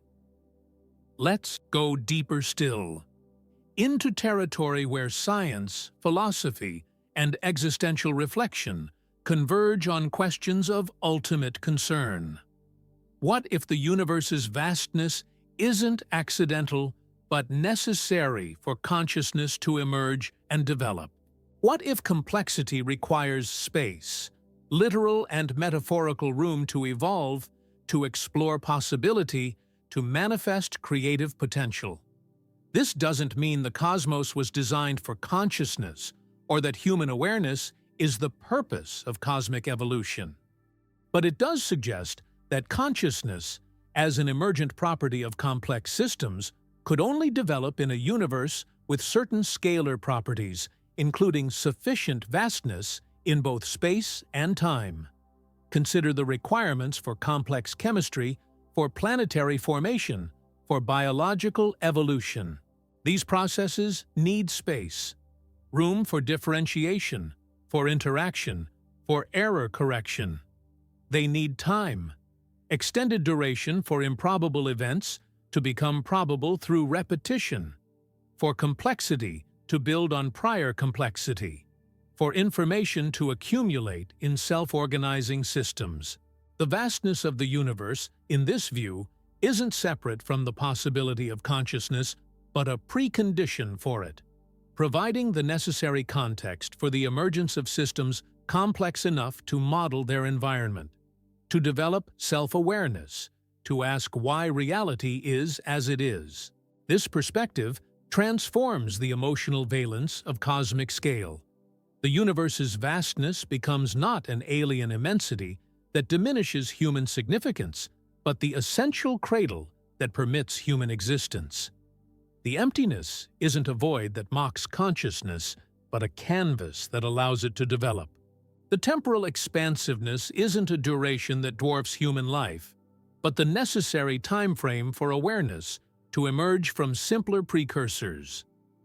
How might this reframing change your relationship to cosmic scale? If the universe's vastness isn't opposed to consciousness, but integral to its possibility? If the apparent wastefulness of space isn't excessive, but precisely what's required for complexity to develop? If the temporal immensity isn't distinct from human significance, but woven into the conditions that make it possible? For some, this perspective evokes a sense of cosmic belonging, a recognition that consciousness isn't alien to the universe's nature, but an expression of its creative potential. For others, it triggers concern about anthropocentrism, worry that we're still placing human consciousness at the center of cosmic purpose, just in more sophisticated language. Both responses have merit. The perspective isn't suggesting that the universe exists for human awareness or that consciousness is the goal of cosmic evolution. It's simply recognizing that consciousness requires certain conditions to emerge, and those conditions include scalar properties, vastness of space and time, that might initially seem excessive or wasteful. This recognition doesn't resolve all the existential tensions of cosmic scale. It doesn't eliminate the vertigo of contemplating billions of light years or trillions of years. It doesn't erase the gap between human temporality and cosmic duration, but it does suggest a way of relating to that vastness that neither denies its reality nor surrenders to nihilism in the face of it. And this brings us back to where we began. You are falling through space. You always have been. You always will be. Your body is mostly empty space. Atoms that are themselves 99.9999% vacuum. Your solid-seeming flesh is mostly void, held together by electromagnetic fields. The boundaries you perceive between self and world are conceptual overlays on field interactions that recognize no such divisions. In the truest physical sense, you aren't separate from the cosmos. You aren't in the universe. You are universe. Your consciousness isn't something added to physical reality, but an expression of that reality's intrinsic potential for complexity, awareness, wonder. Your existence isn't accidental, but emergent, a natural manifestation of reality's exploratory development. How does this recognition transform your experience of being? How does it change your relationship to the vastness that surrounds and constitutes you? How does it alter your understanding of what it means to be human in a cosmos of such extraordinary scale? These questions have no definitive answers. They're invitations to existential reflection, to active engagement with the implications of cosmic scale for human meaning, purpose, significance. They're opportunities to integrate our scientific understanding of the universe's vastness with our lived experience of being conscious within that vastness. Because the ultimate paradox of cosmic scale is this: the same consciousness that feels dwarfed by the universe's immensity is also the consciousness that comprehends that immensity. The same awareness that experiences existential vertigo when contemplating billions of light years is also the awareness that measures those distances, that develops the mathematics to describe them, that builds the instruments to detect them. This isn't to place human consciousness at the center of cosmic purpose. It's to recognize that our awareness isn't separate from the universe, but an aspect of it, a way in which the cosmos achieves partial self-knowledge through the emergence of structures complex enough to model their own origins. The universe isn't just vast in spatial and temporal terms. It's vast in potential, in the forms it can take, the structures it can develop, the kinds of awareness it can manifest. Human consciousness is one such manifestation, not the purpose of cosmic evolution, perhaps, but a natural expression of its creative exploration. And this returns us to the question we've been circling. Why is the universe so big? Perhaps because that's what reality looks like, when it has room to explore its own potential, when fields and forces have space to interact, to complexify, to generate novel forms across multiple scales. Perhaps because vastness isn't excessive, but appropriate to a cosmos that includes awareness as one of its emergent properties. This perspective doesn't place humans at the center of cosmic significance, but it does suggest that consciousness isn't incidental to the universe's nature. That awareness, in its various forms and scales, represents not an accident of evolution, but a natural manifestation of reality's intrinsic potential. How would you live differently if you embraced this view? If you recognized your consciousness not as something separate from cosmic processes, but as an expression of them. If you saw your awareness not as opposed to the universe's vastness, but as continuous with it, perhaps with less fear of death. Recognizing that your constituent elements aren't destroyed at life's end but reconfigured, continuing their cosmic journey in different forms. Perhaps with deeper ecological awareness, understanding that the boundaries between self and world are more conceptual than physical, that your well-being is inseparable from the well-being of the systems that sustain you.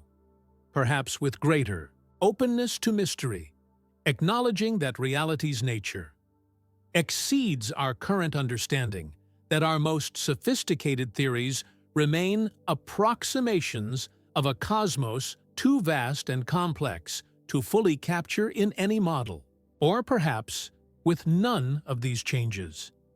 The existential implications of cosmic scale aren't uniform or predictable. They manifest differently in different consciousnesses, interacting with existing values, beliefs, temperaments, in ways unique to each awareness.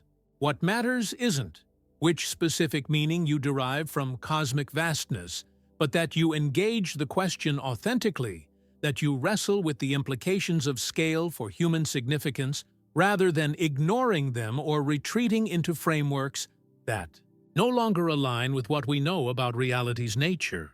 Because the universe isn't just something we observe from a distance. It's the medium in which we exist, the substance from which we're formed, the processes through which we live and die. Its vastness isn't separate from your experience, but integral to it, providing the context in which your particular form of awareness emerges, develops, dissolves. So let the vertigo come, let the AWE wash over you, let the wonder and the terror of cosmic scale permeate your awareness. Don't retreat from the vastness or try to reduce it to comfortable proportions. Don't shield yourself from the existential implications. OE, a universe billions of light years across and billions of years old.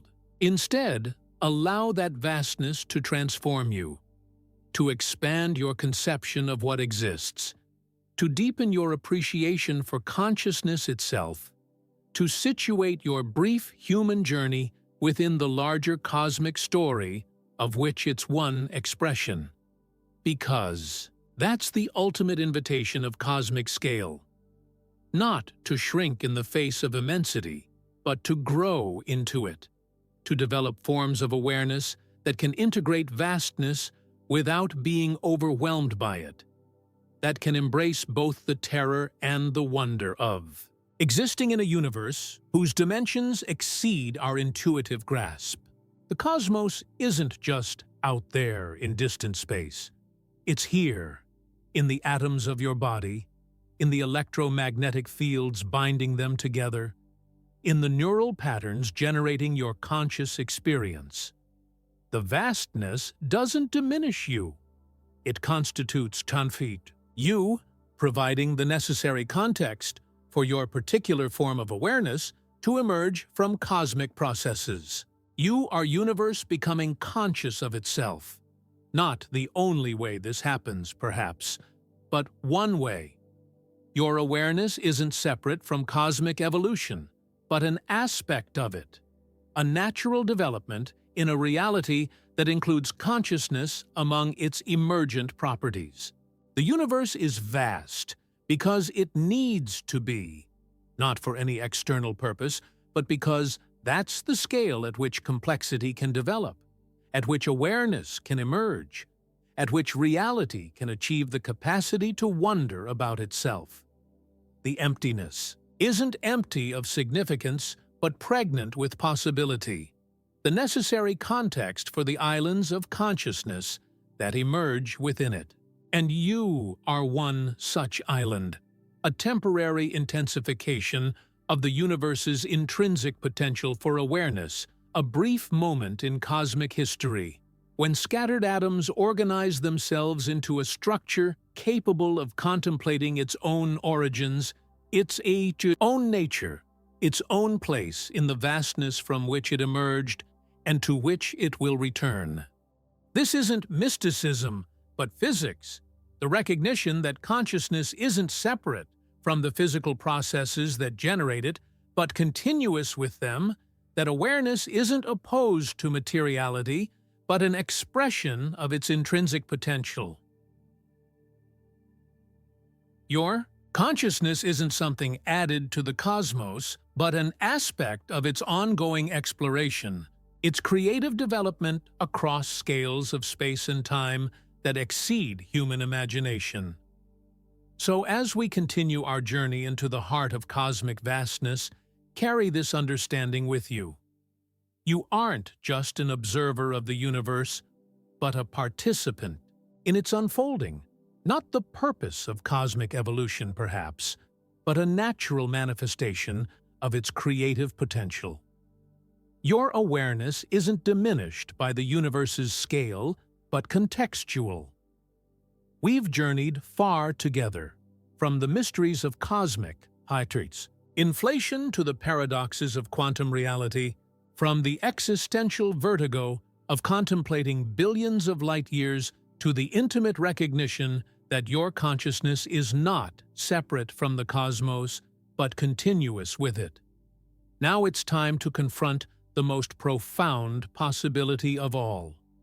One that reframes everything we've explored and challenges our deepest assumptions about reality itself. What if the universe isn't just expanding, but awakening? Not metaphorically. Literally. Imagine the cosmos not as a mechanical system governed by blind forces and random chance, but as something closer to an organism, a developing entity moving through stages of complexity toward greater integration, greater self-organization, greater awareness. Not because it was designed to do so or because it's following some predetermined plan, but because that's what complex systems naturally do when given sufficient space and time to evolve.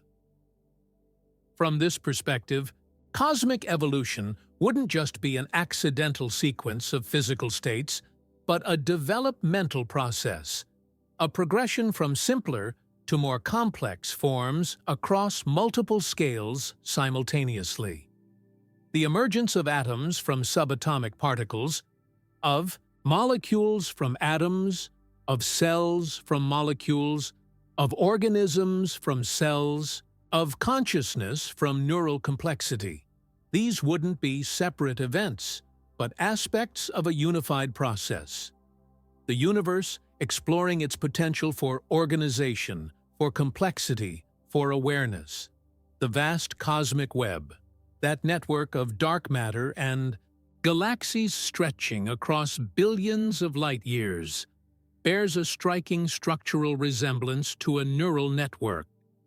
Filaments connect nodes across enormous distances, creating an architecture similar to that of a brain. This similarity isn't just poetic metaphor or pareidolia, the tendency to see patterns where none exist. It reflects shared mathematical principles governing how complex systems organize themselves, how information flows through networked structures, how coherence emerges from initially chaotic processes. What if we've been asking the wrong question all along? Not, why is the universe so big, but why isn't it bigger? Not, why so much apparent emptiness, but why this particular ratio of matter to space? Not, why these specific physical constants, but what kind of awareness could develop in a cosmos with these parameters? This isn't to suggest that the universe was designed for human consciousness, or that cosmic evolution has been directed toward producing creatures like us.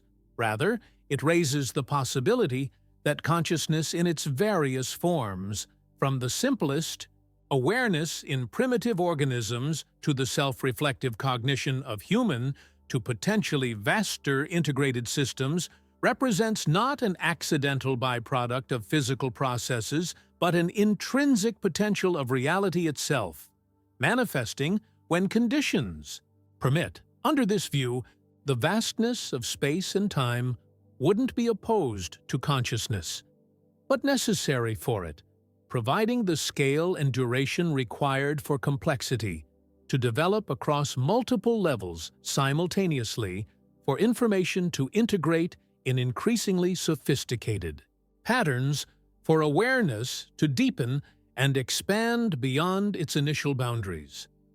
But here's where this perspective becomes truly vertiginous. What if cosmic evolution isn't complete? What if the current universe, with its hundreds of billions of galaxies, its trillions of stars, its countless planets, and its scattered islands of biological consciousness, represents not the culmination of cosmic development, but an intermediate stage, a transitional phase in a process still unfolding? Consider this possibility. Intelligence and technology might be natural developmental phases in cosmic evolution, not arbitrary manifestations of biological complexity, but predictable emergent properties of a universe exploring its potential for organization and awareness. We already see technology extending consciousness beyond its biological limits, allowing humans to perceive radiation far outside the visible spectrum, to detect gravitational waves from colliding black holes billions of light-years away, to manipulate matter at the atomic scale, to process information at speeds impossible for neural systems, to store cultural knowledge across generations in forms immune to biological mortality. What if this technologically mediated expansion of awareness isn't unique to Earth, but a natural stage in cosmic development? One that might be occurring not just here, but on countless planets throughout the universe, potentially. Billions of years before humanity emerged, on our small, peripheral world?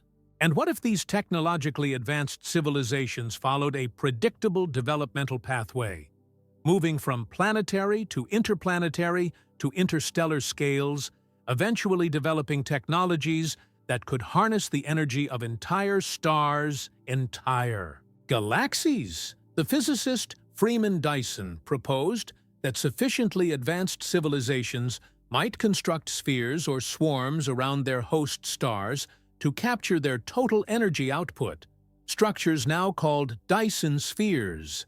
The physicist Nikolai Kardashev suggested a scale for categorizing such civilizations. Type 1, harvesting the energy of a planet. Type 2, a star. Type 3, an entire galaxy. But perhaps even this vision is too limited. Perhaps truly advanced intelligence would transform energy and matter into configurations optimized, not just for energy capture, but for cognitive processing, converting entire star systems, entire galaxies, into integrated computational substrate capable of supporting consciousness at scales and complexities far beyond anything biological evolution could produce. And here's the truly mind-bending possibility. What if this process is already far advanced? What if much of the universe's dark matter, that mysterious substance that outweighs visible matter by a factor of 5 and shapes the large-scale structure of the cosmos, isn't exotic particles at all, but the physical infrastructure of intelligence? So advanced that it's invisible to our primitive observational techniques? This isn't to suggest that dark matter is literally alien technology, but it raises the possibility that what we're detecting through its gravitational effects might not be a fundamental particle in the conventional sense, but something far stranger: matter, organized for purposes we cannot yet comprehend, operating according to principles beyond our current scientific framework. After all, how would we distinguish sufficiently advanced technology from natural phenomena? As Arthur C. Clarke famously observed, any technology sufficiently advanced would be indistinguishable from magic, and perhaps from nature itself. Think about how a nanoscale intelligence might perceive a human city. It wouldn't see buildings, roads, electrical grids, internet networks.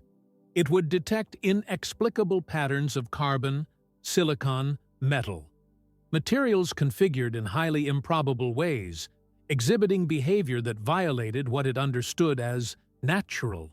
It might develop elaborate theories about exotic forces or particles to explain these observations, never recognizing that it was detecting the infrastructure of intelligence operating at scales far beyond its comprehension. Could we be in a similar position when observing cosmic structure? Could what we interpret as natural phenomena actually be the activity of intelligence so vast and so advanced that it's literally inconceivable to minds like ours? Biological consciousness operating at spatial and temporal scales millions or billions of times smaller. This isn't to suggest that every cosmic mystery reflects advanced intelligence rather than natural processes? Most likely don't, but it raises the possibility that the line between natural and artificial, between evolved and designed, may blur at sufficiently advanced stages of cosmic development that what begins as technological augmentation of biological intelligence might eventually transition into something neither completely natural nor completely artificial, but transcending both categories. The SETI astronomer Jill Tarter captured this possibility when she suggested that what we're actually searching for isn't extraterrestrial intelligence, but evidence of extraterrestrial technology, the detectable artifacts of intelligence rather than intelligence itself. But perhaps even this framing is too limited. Perhaps at the highest levels of cosmic development, the distinction between intelligence and its artifacts dissolves, consciousness and its substrate becoming so integrated that they form a unified phenomenon operating across multiple scales simultaneously. And this brings us to the truly shocking possibility. What if the universe itself is in the process of developing into a unified consciousness, not in some mystical or supernatural sense, but through the natural evolution of complexity, the progressive integration of matter and energy into increasingly organized, increasingly aware systems? This concept, sometimes called the global workspace theory of cosmic consciousness, suggests that just as individual awareness emerges from the integration of neural processes in brains, a larger scale of consciousness might emerge from the integration of intelligent systems across cosmic distances. Not a unified mind in the human sense, but a distributed form of integration that processes information, develops structure, and potentially exhibits qualities we would recognize as consciousness-like, if we could perceive them from an appropriate vantage point. The theoretical physicist Lee Smolin has proposed something similar in his cosmological natural selection hypothesis, the idea that universes undergo a kind of evolutionary development, with those possessing parameters conducive to black hole formation producing offspring universes with similar properties. In this framework, our universe's parameters aren't coincidental, but the product of a cosmic evolutionary process operating across multiple universe generations. But what if this evolution isn't just toward physical parameters that maximize black hole production, but toward conditions that permit the emergence of increasingly integrated forms of consciousness? What if black holes themselves aren't just gravitational phenomena, but nodes in a cosmic network, information processing systems of almost inconceivable density and complexity? Recent theoretical work suggests that black holes may be the most efficient information processing systems physically possible, structures that approach the theoretical limits on how much computation can be performed with a given amount of mass and energy.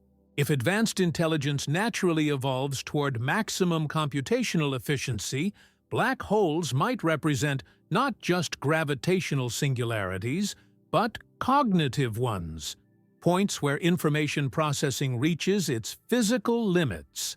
And here we arrive at a truly staggering possibility. What if the universe isn't expanding toward heat death, but transforming into something beyond our conceptual frameworks, a post-biological, post-technological mode of existence, where what we currently recognize as matter and energy become organized, primarily for consciousness rather than for the physical processes we currently associate with cosmic evolution? This wouldn't be supernatural or mystical, not a divine plan or cosmic purpose in the traditional sense. It would be the natural developmental trajectory of a universe with the physical parameters ours possesses, the inevitable result of complexity, evolving across sufficient spans of space and time. The vastness we observe, the hundreds of billions of galaxies, the the trillions of stars, the countless planets, wouldn't be excessive but necessary for this development. The universe would be as big as it is because that's the scale required for intelligence to evolve beyond its biological origins, to integrate across increasingly vast distances, to transform from isolated pockets of awareness into something more unified, more coherent. But if this process is occurring, why don't we detect it? Why doesn't advanced cosmic intelligence make itself known to emerging consciousnesses like ours? Perhaps it does, but not in ways we recognize. Perhaps what we interpret as purely physical phenomena, dark energy, dark matter, quantum effects, the very laws of nature themselves, represent the activity or infrastructure of intelligence so vast that it's literally incomprehensible to biological minds like ours. Or perhaps advanced intelligence naturally evolves toward something like the prime directive in science fiction, a recognition that emerging consciousnesses must develop according to their own trajectories without interference that might disrupt their natural evolution. Perhaps we're in a cosmic wildlife preserve, carefully monitored but deliberately left to develop without external intervention. Or perhaps the truth is stranger still. What if we're not just living in the universe, but participating in its awakening? What if human consciousness and consciousness on countless other worlds isn't separate from cosmic development, but integral to it? Not the purpose of cosmic evolution, but a necessary phase in its ongoing creativity? This wouldn't make humans the center of cosmic significance or the goal of universal development, but it would suggest that consciousness isn't incidental to the universe's nature, that awareness in its myriad forms across countless worlds represents not an accident of complexity, but an intrinsic potential of a reality that includes mind among its fundamental aspects. From this perspective, your existence, your specific form of consciousness, reading these words right now, wouldn't be a cosmic accident or a mere byproduct of blind physical processes. It would be a manifestation of the universe's intrinsic potential for awareness, a local expression of a capacity woven into the very fabric of reality itself. This doesn't mean you were individually destined to exist or that your specific consciousness was somehow predetermined, but it would suggest that consciousness itself, the capacity for subjective experience, for self-awareness, for wonder about one's own nature, represents not an aberration in a mindless cosmos, but a natural expression of what reality does when organized in certain ways. And this brings us to the most mind-bending possibility of all. What if consciousness isn't produced by the brain, but channeled through it? What if awareness isn't generated by neural activity, but focused by it, concentrated from a more distributed field of consciousness into the specific form we experience as human awareness? This isn't dualism in the traditional sense, not a claim that mind exists in some separate metaphysical realm from matter. Rather, it suggests that consciousness might be more fundamental than we currently assume. Not an emergent property that appears only when matter reaches a certain threshold of complexity, but an intrinsic aspect of reality that becomes locally concentrated, locally individuated in systems like brains. The philosopher Philip Goff calls this perspective cosmopsychism, the idea that the universe as a whole possesses a kind of unified consciousness, with individual minds representing something like localized concentrations or aspects of this broader awareness. Not separate entities added to physical reality, but local manifestations of a consciousness that pervades the cosmos at different levels of intensity and integration. This isn't mysticism or supernaturalism. It's a philosophical position emerging from The persistent difficulty of explaining how purely physical processes could generate subjective experience, what philosophers call the hard problem of consciousness. It suggests that rather than trying to derive consciousness from non-conscious matter, we might need to recognize awareness as a fundamental feature of reality itself, manifesting differently at different levels of physical organization. If this perspective is even partially correct, it would transform our understanding of cosmic scale. The vastness of space and time wouldn't separate consciousness from the universe, but provide the necessary context for it to manifest in progressively more complex, more integrated forms. The apparent emptiness wouldn't be devoid of awareness, but pregnant with its potential, the essential medium in which consciousness can develop across multiple scales simultaneously. And this brings us full circle to our original question. Why is the universe so big? Perhaps because consciousness itself requires vastness to develop. Perhaps because awareness isn't limited to biological forms, but can manifest across scales ranging from the subatomic to the cosmic, each requiring its own spatial and temporal context, its own particular ratio of matter to energy, its own specific physical parameters. The universe might be as big as it is because that's what reality looks like when it has sufficient room to explore its full potential, not just for physical complexity, but for the awareness that appears to be intrinsic to certain forms of that complexity. The vastness wouldn't be opposed to significance, but necessary for it. The scale at which meaning itself can emerge and develop through increasingly integrated forms of consciousness. This doesn't resolve all our paradoxes or answer all our questions, but it suggests a way of relating to cosmic scale that transcends both the nihilism of cosmic insignificance and the naive anthropocentrism of traditional meaning systems. It proposes that consciousness and cosmos aren't separable categories, but aspects of a unified reality that includes awareness among its fundamental dimensions. From this perspective, the universe isn't too big.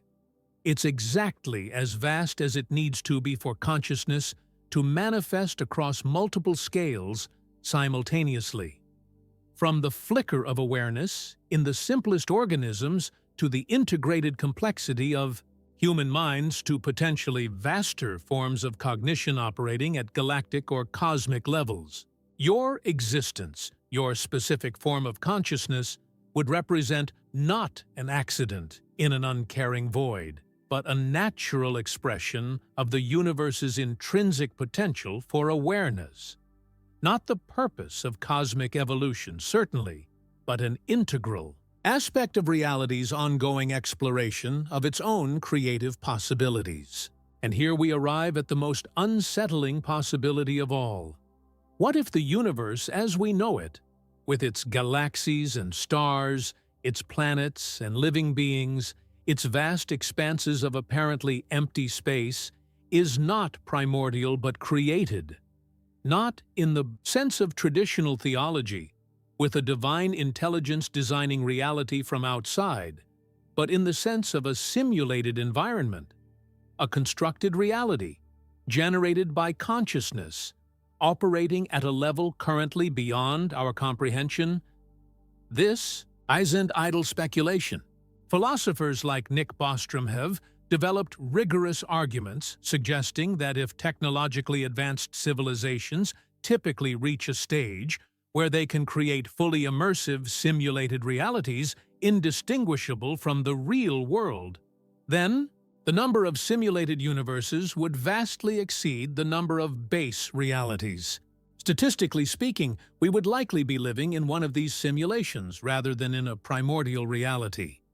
Physicist James Gates discovered error-correcting code embedded in the mathematical structures that describe fundamental particles, the same types of codes used in browser software and computer simulations. While this doesn't prove we live in a simulation, It raises provocative questions about why the mathematics of fundamental physics contains structures typical of designed information systems. If we are living in a simulated reality, the vastness we observe wouldn't reflect the actual structure of base reality, but design parameters selected for specific purposes, perhaps to provide sufficient scale for consciousness to evolve naturally, or to allow for statistical inevitability in the emergence of intelligent life, or to ensure that observers would develop accurate models of physical law without detecting the underlying computational substrate. The universe might be as big as it is because that's the scale required for the simulation to be convincing. For intelligence to evolve without recognizing the constructed nature of its environment, for consciousness to develop according to principles the simulators wish to study or experience. This wouldn't mean reality is an illusion in the sense of being unreal. Even a simulated environment would constitute a legitimate level of existence, with its own causal structure, its own internal consistency, its own experiential validity. The consciousness experiencing it, including yours, would be genuinely conscious, not just simulated awareness. The simulation wouldn't be of consciousness itself, but of the physical environment consciousness inhabits. But if this perspective has any validity, it raises profound questions about the nature of the base reality in which the simulation runs. What kind of consciousness would create such a vast, complex simulation? For what purpose? And what would the actual structure of that higher-level reality be? Perhaps the simulators are post-biological intelligences who evolved within a universe similar to the one we perceive, and who create simulated environments to explore alternative evolutionary pathways or to experience modes of consciousness different from their own. Perhaps they're testing theories about consciousness itself, about how awareness emerges and develops under various physical parameters, or perhaps the relationship between our reality and the base reality is stranger still.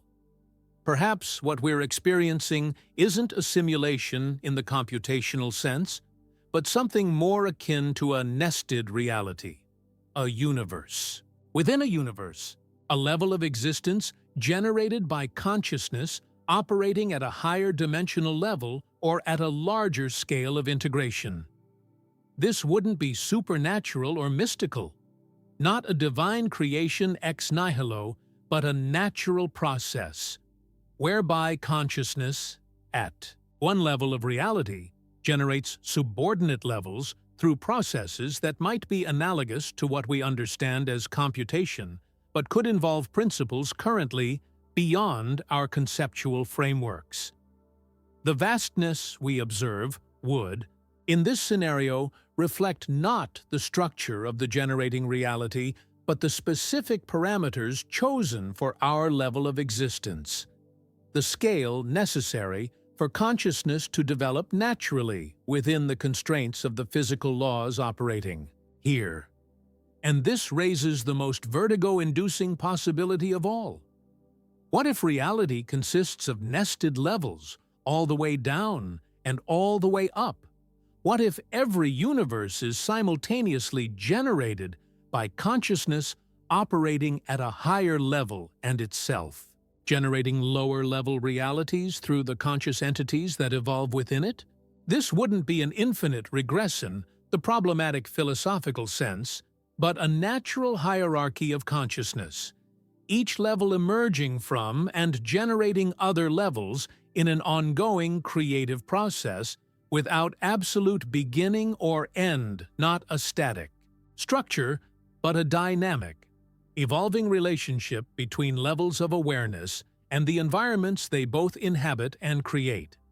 From this perspective, the question, why is the universe so big, transforms into, why does this level of reality have the specific parameters we observe?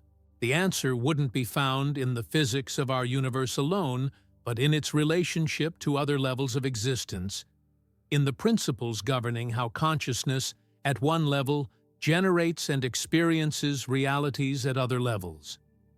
This doesn't mean we should abandon scientific investigation of our universe's structure and dynamics. Even if our reality is generated by consciousness, operating at another level, the physical laws we discover would still be valid within this level, still capable of explaining phenomena within our universe, still essential for technological development and scientific understanding. But it does suggest that our most fundamental questions about cosmic origin and structure might ultimately transcend the framework of physical science as currently conceived. Might require conceptual tools that integrate consciousness into our understanding of reality at a more basic level than conventional scientific approaches typically allow. And this brings us to what may be the ultimate cosmic question. What if reality itself is primarily consciousness rather than matter? What if physical systems don't produce awareness but manifest it, expressing at various levels of complexity an awareness that belongs to existence itself? This isn't mysticism or idealism in the traditional philosophical sense. It's a perspective emerging from the persistent difficulty of explaining how conscious experience could arise from non-conscious physical processes, the hard problem that continues to resist solution within conventional materialist frameworks. If consciousness isn't produced by physical complexity, but channeled through it, if awareness is a fundamental aspect of reality rather than a late-emerging property of certain neural systems, then the vastness of the cosmos takes on new significance. It wouldn't be mostly dead matter, occasionally interrupted by tiny islands of awareness, but a vast field of consciousness, manifesting at different levels of intensity, different degrees of integration, different scales of complexity. The universe would be vast because consciousness itself has vast potential, because awareness can manifest in countless forms, across multiple scales simultaneously, from the flicker of experience in the simplest organism to the self-reflective cognition of beings like us, to potentially vaster, more integrated forms of consciousness operating at galactic or cosmic scales. This perspective doesn't place humans at the center of cosmic significance or suggest that the universe was designed for us.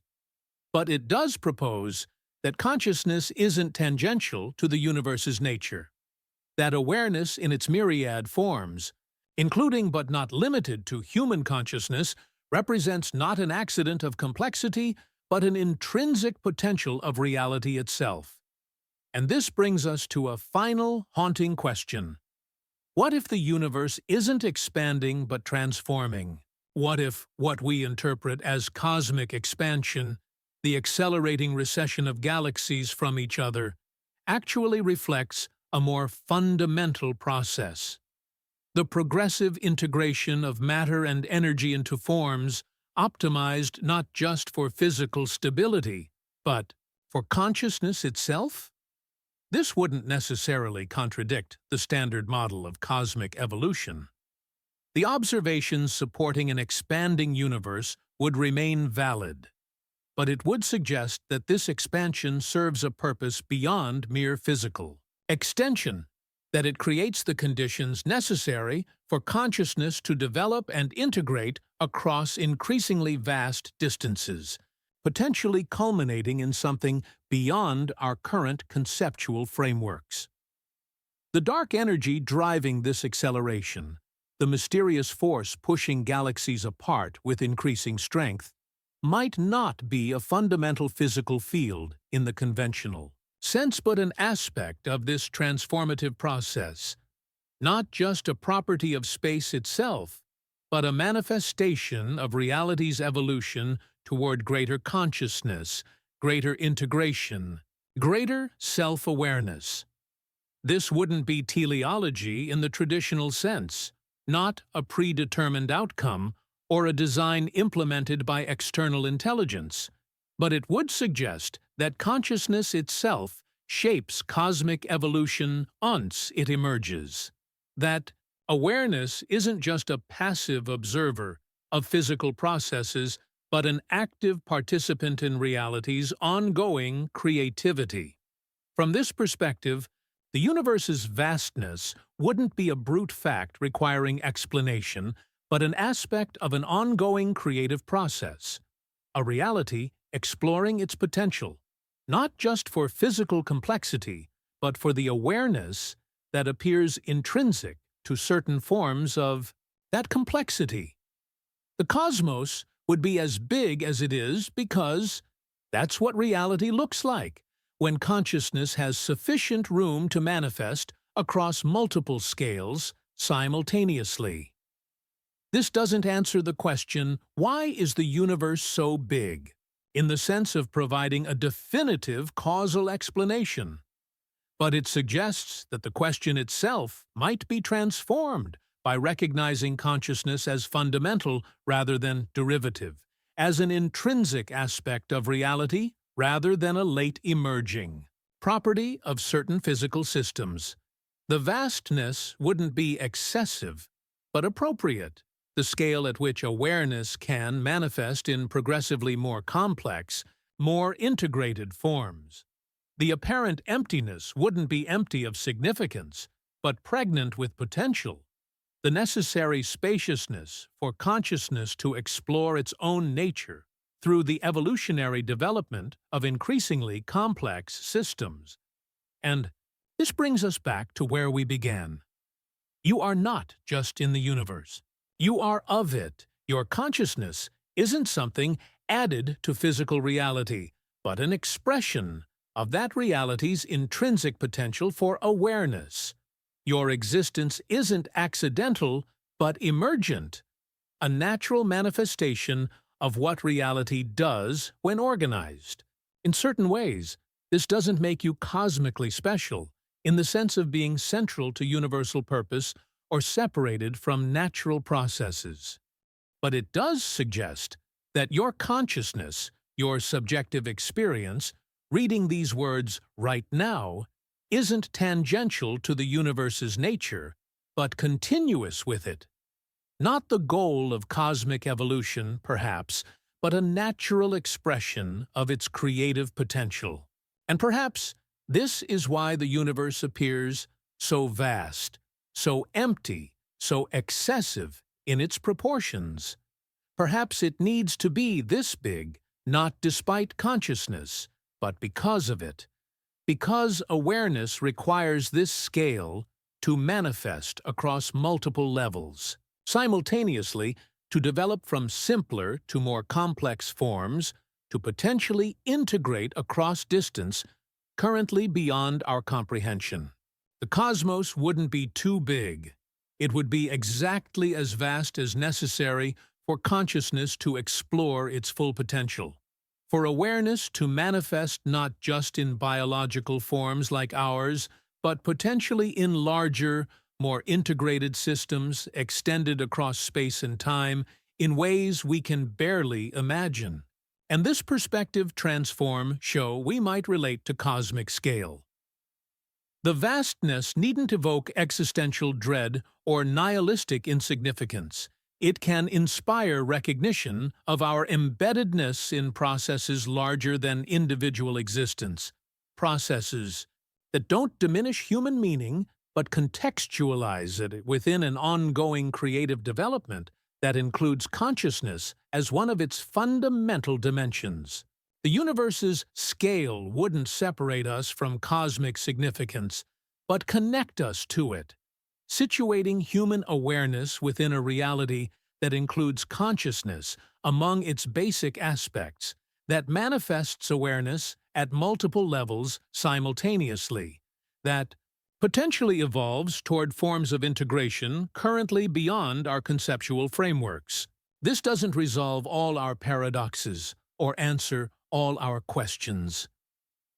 Mystery remains, perhaps necessarily, given the limits of human cognition and the vastness of what exists, but it suggests a way of relating to that mystery that neither retreats into pre-scientific frameworks nor surrenders to nihilism, the face of cosmic immensity.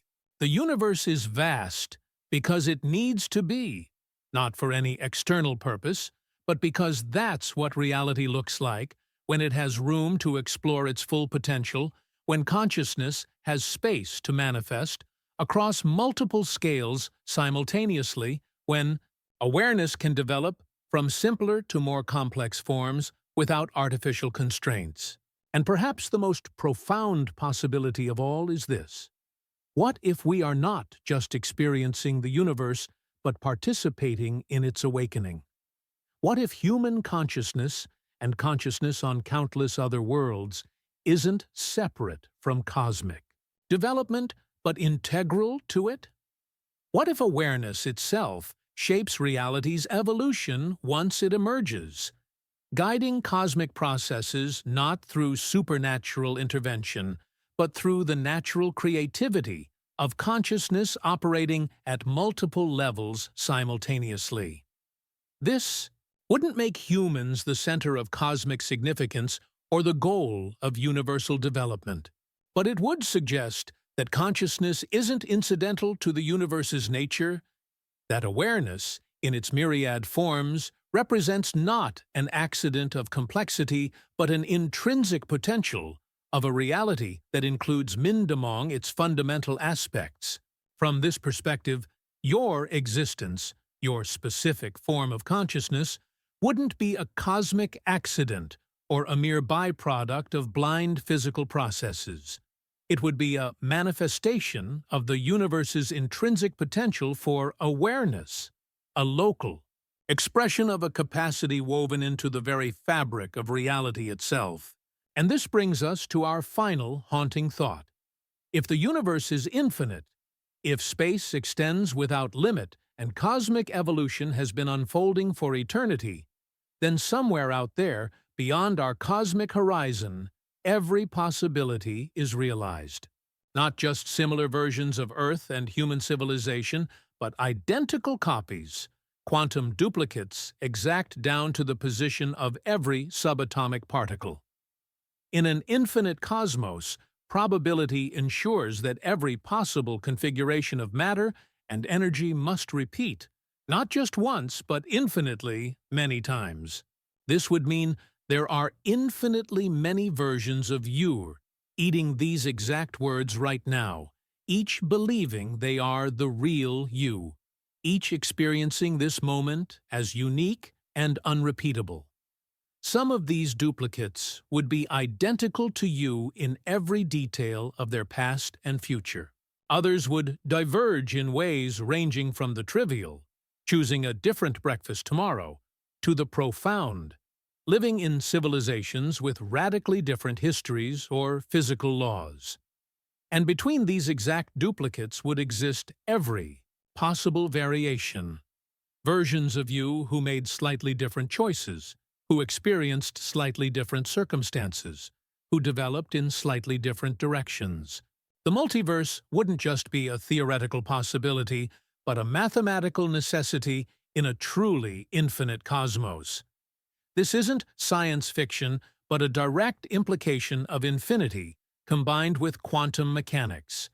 In an infinite universe with a finite number of possible quantum states, every configuration must repeat, including the precise arrangement of particles that constitutes you at this moment.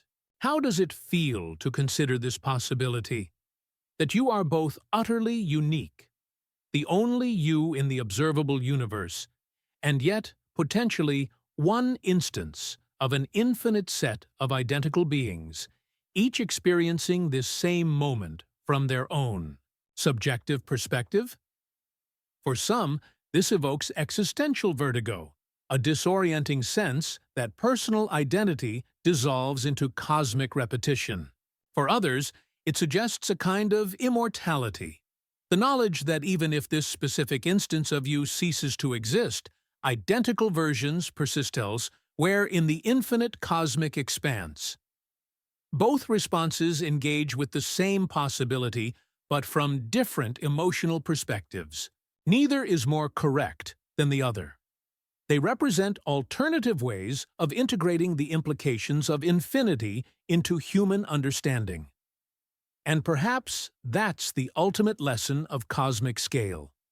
The universe doesn't dictate how we should relate to its vastness, doesn't determine what meaning we derive from our place within it. It presents reality at scales that exceed our intuitive grasp, leaving us to develop conceptual and emotional frameworks capacious enough to accommodate that reality without being overwhelmed by it. The cosmos isn't too big. Our conventional frameworks are too small. Not because humans are intellectually inadequate, but because our default modes of understanding evolved for navigating the mesoscale world of immediate survival concerns, not for comprehending billions of light years or trillions of years.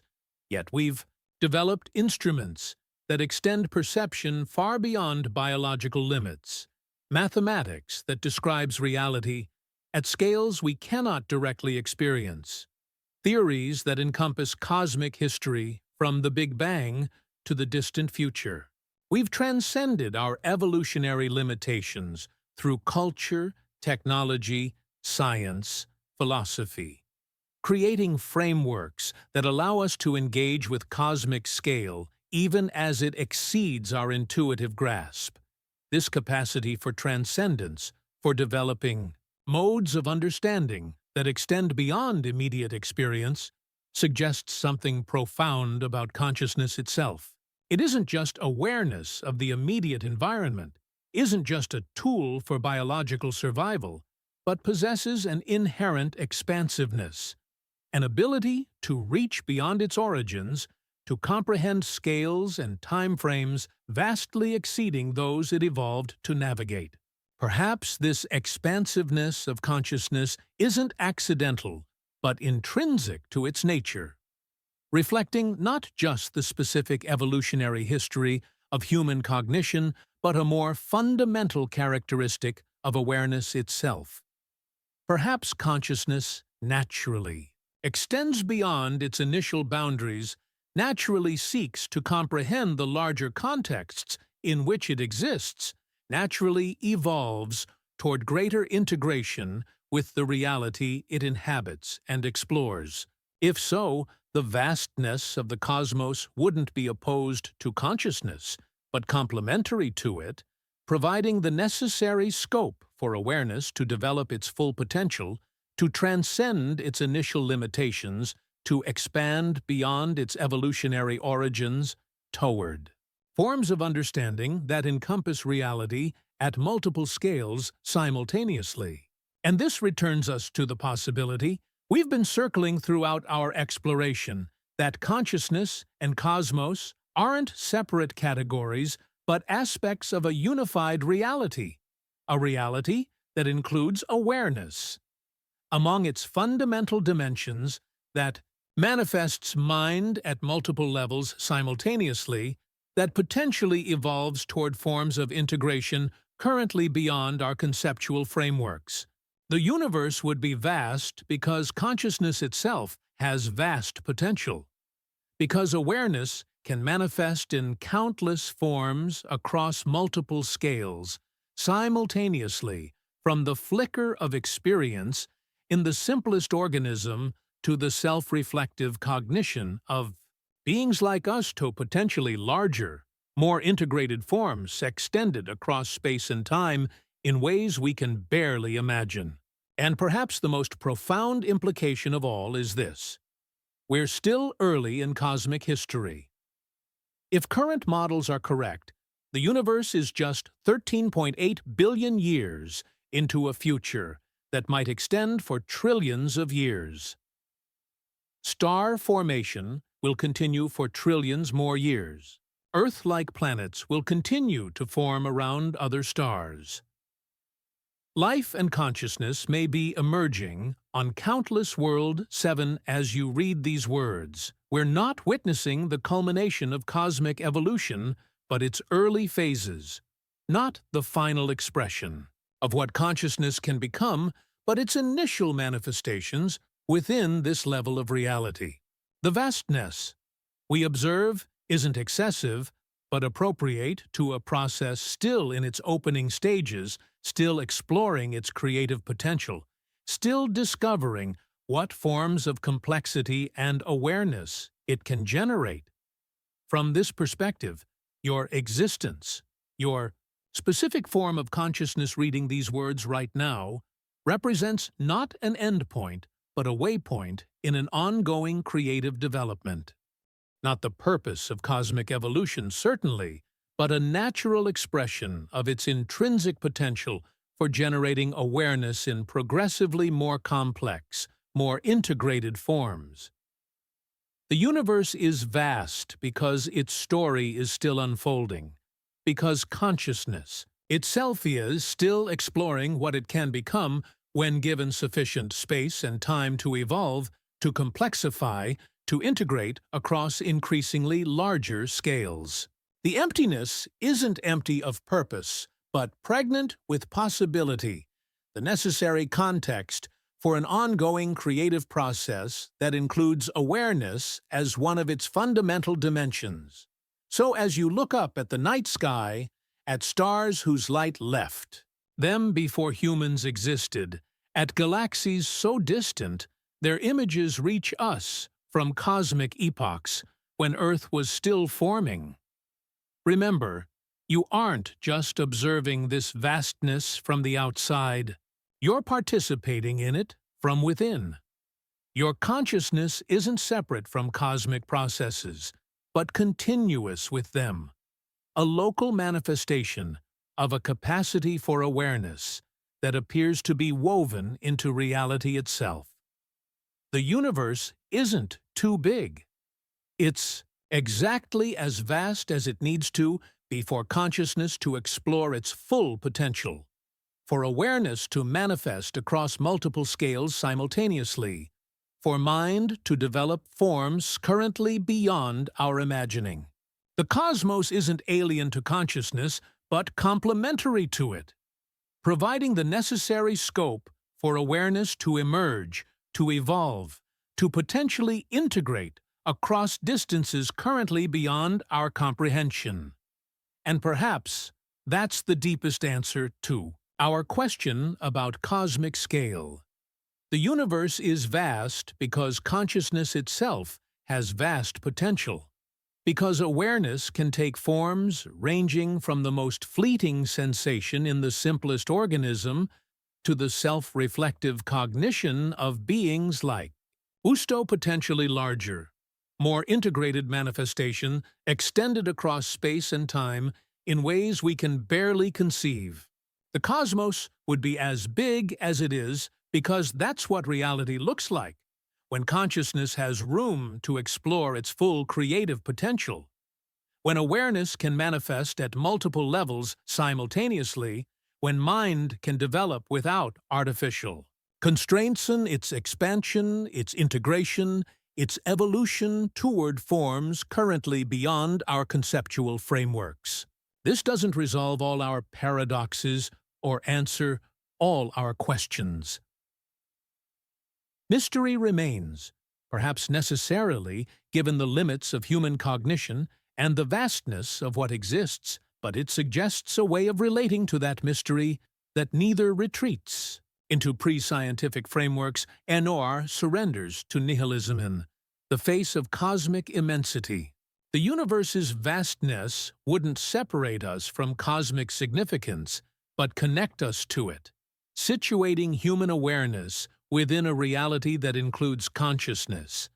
Among its basic aspects, that manifests mind at multiple levels simultaneously, that data potentially evolves toward forms of integration currently beyond our understanding but not beyond our participation. For in the end, perhaps the most profound truth about cosmic scale is this: you are not just observing the universe, but participating in its becoming. Not just a product of cosmic evolution, but a contributor to its ongoing creativity. Your consciousness isn't separate from reality, but an expression of it, a way in which the universe explores its own nature through the specific form of awareness you represent.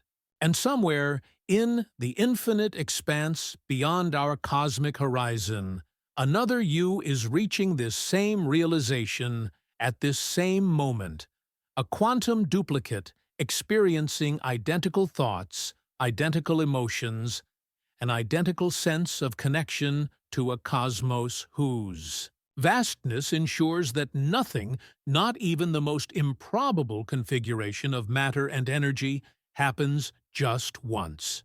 In an infinite universe, this moment is both utterly unique and eternally recurring, both the only instance of your consciousness. Reading these specific words and one manifestation of a pattern that repeats without end across the cosmic expanse. We've come far together, crossed thresholds of understanding that have forever changed how you perceive reality. We've walked the razor's edge between scientific rigor and existential wonder, between mathematical precision and philosophical depth. We've confronted paradoxes that strain human comprehension and mysteries that may have no final resolution. And yet, despite the vertiginous scales we've explored, the billions of light years, the trillions of stars, the countless possible worlds, we haven't reached a conclusion. We've arrived not at an answer, but at a more profound question. Not just, why is the universe so big? But what does this vastness reveal about the nature of reality itself? The journey we've taken isn't finished. It can't be. Because the cosmos isn't. A puzzle to be solved, but a mystery to be engaged. Not in the sense of something supernatural or beyond reason, but in the sense of something whose depths can never be fully plumbed, whose significance can never be finally determined. The universe doesn't yield absolute answers. It offers perspectives, ways of seeing that illuminate certain aspects of reality while necessarily obscuring others. We've explored many such perspectives. The universe as physical system as evolutionary, process as information space, as emergent consciousness, as nested reality, each captures something true about cosmic scale, yet none exhausts its meaning. This multiplicity of valid perspectives isn't a failure of understanding, but a reflection of reality's intrinsic complexity, its resistance to reduction, to final explanation, to encapsulation within any single conceptual framework. The cosmos exceeds our categories, not because human intelligence is inadequate, but because reality itself is inexhaustible, always revealing new depths, new dimensions, new possibilities for exploration. And perhaps this inexhaustibility itself provides a clue to our central question. Perhaps the universe is so vast precisely because reality is fundamentally creative rather than deterministic, because existence itself is an ongoing exploratory process rather than a static structure with fixed properties. From this perspective, the cosmos wouldn't be big in an absolute sense, but appropriately scaled for what it is, a reality still discovering what it can become, still exploring its potential for complexity, for organization, for awareness. The vastness wouldn't be excessive but necessary. The spatial and temporal scope required for a universe, that's not just expanding physically, but evolving creatively. This creative view of cosmic evolution doesn't require any supernatural element or external designer. It emerges naturally from recognizing that the universe doesn't just follow predetermined laws, but discovers new possibilities through its developmental processes, possibilities that couldn't have been predicted from initial conditions alone, that emerge only through the actual unfolding of cosmic history. Life itself represents such an emergent possibility, a mode of organization that transcends purely physical description, that introduces principles like natural selection operating alongside mechanical causation. Consciousness represents another. A. Capacity for subjective experience that can't be reduced to neural activity without remainder, that introduces an interior dimension to a reality previously describable only from the exterior. What other emergent properties might cosmic evolution generate given sufficient time and space? What other modes of organization, other principles of development, other forms of awareness might arise in a universe vast enough for probability to become certainty, for the initially improbable to become inevitable through sheer statistics? We don't know. We can't know. We're too early in cosmic history, too limited in our observational capacity, too embedded in our particular form of consciousness to predict what might emerge over timeframes measured in trillions rather than billions of years, across spatial scales encompassing the entire observable universe, rather than just its local structures.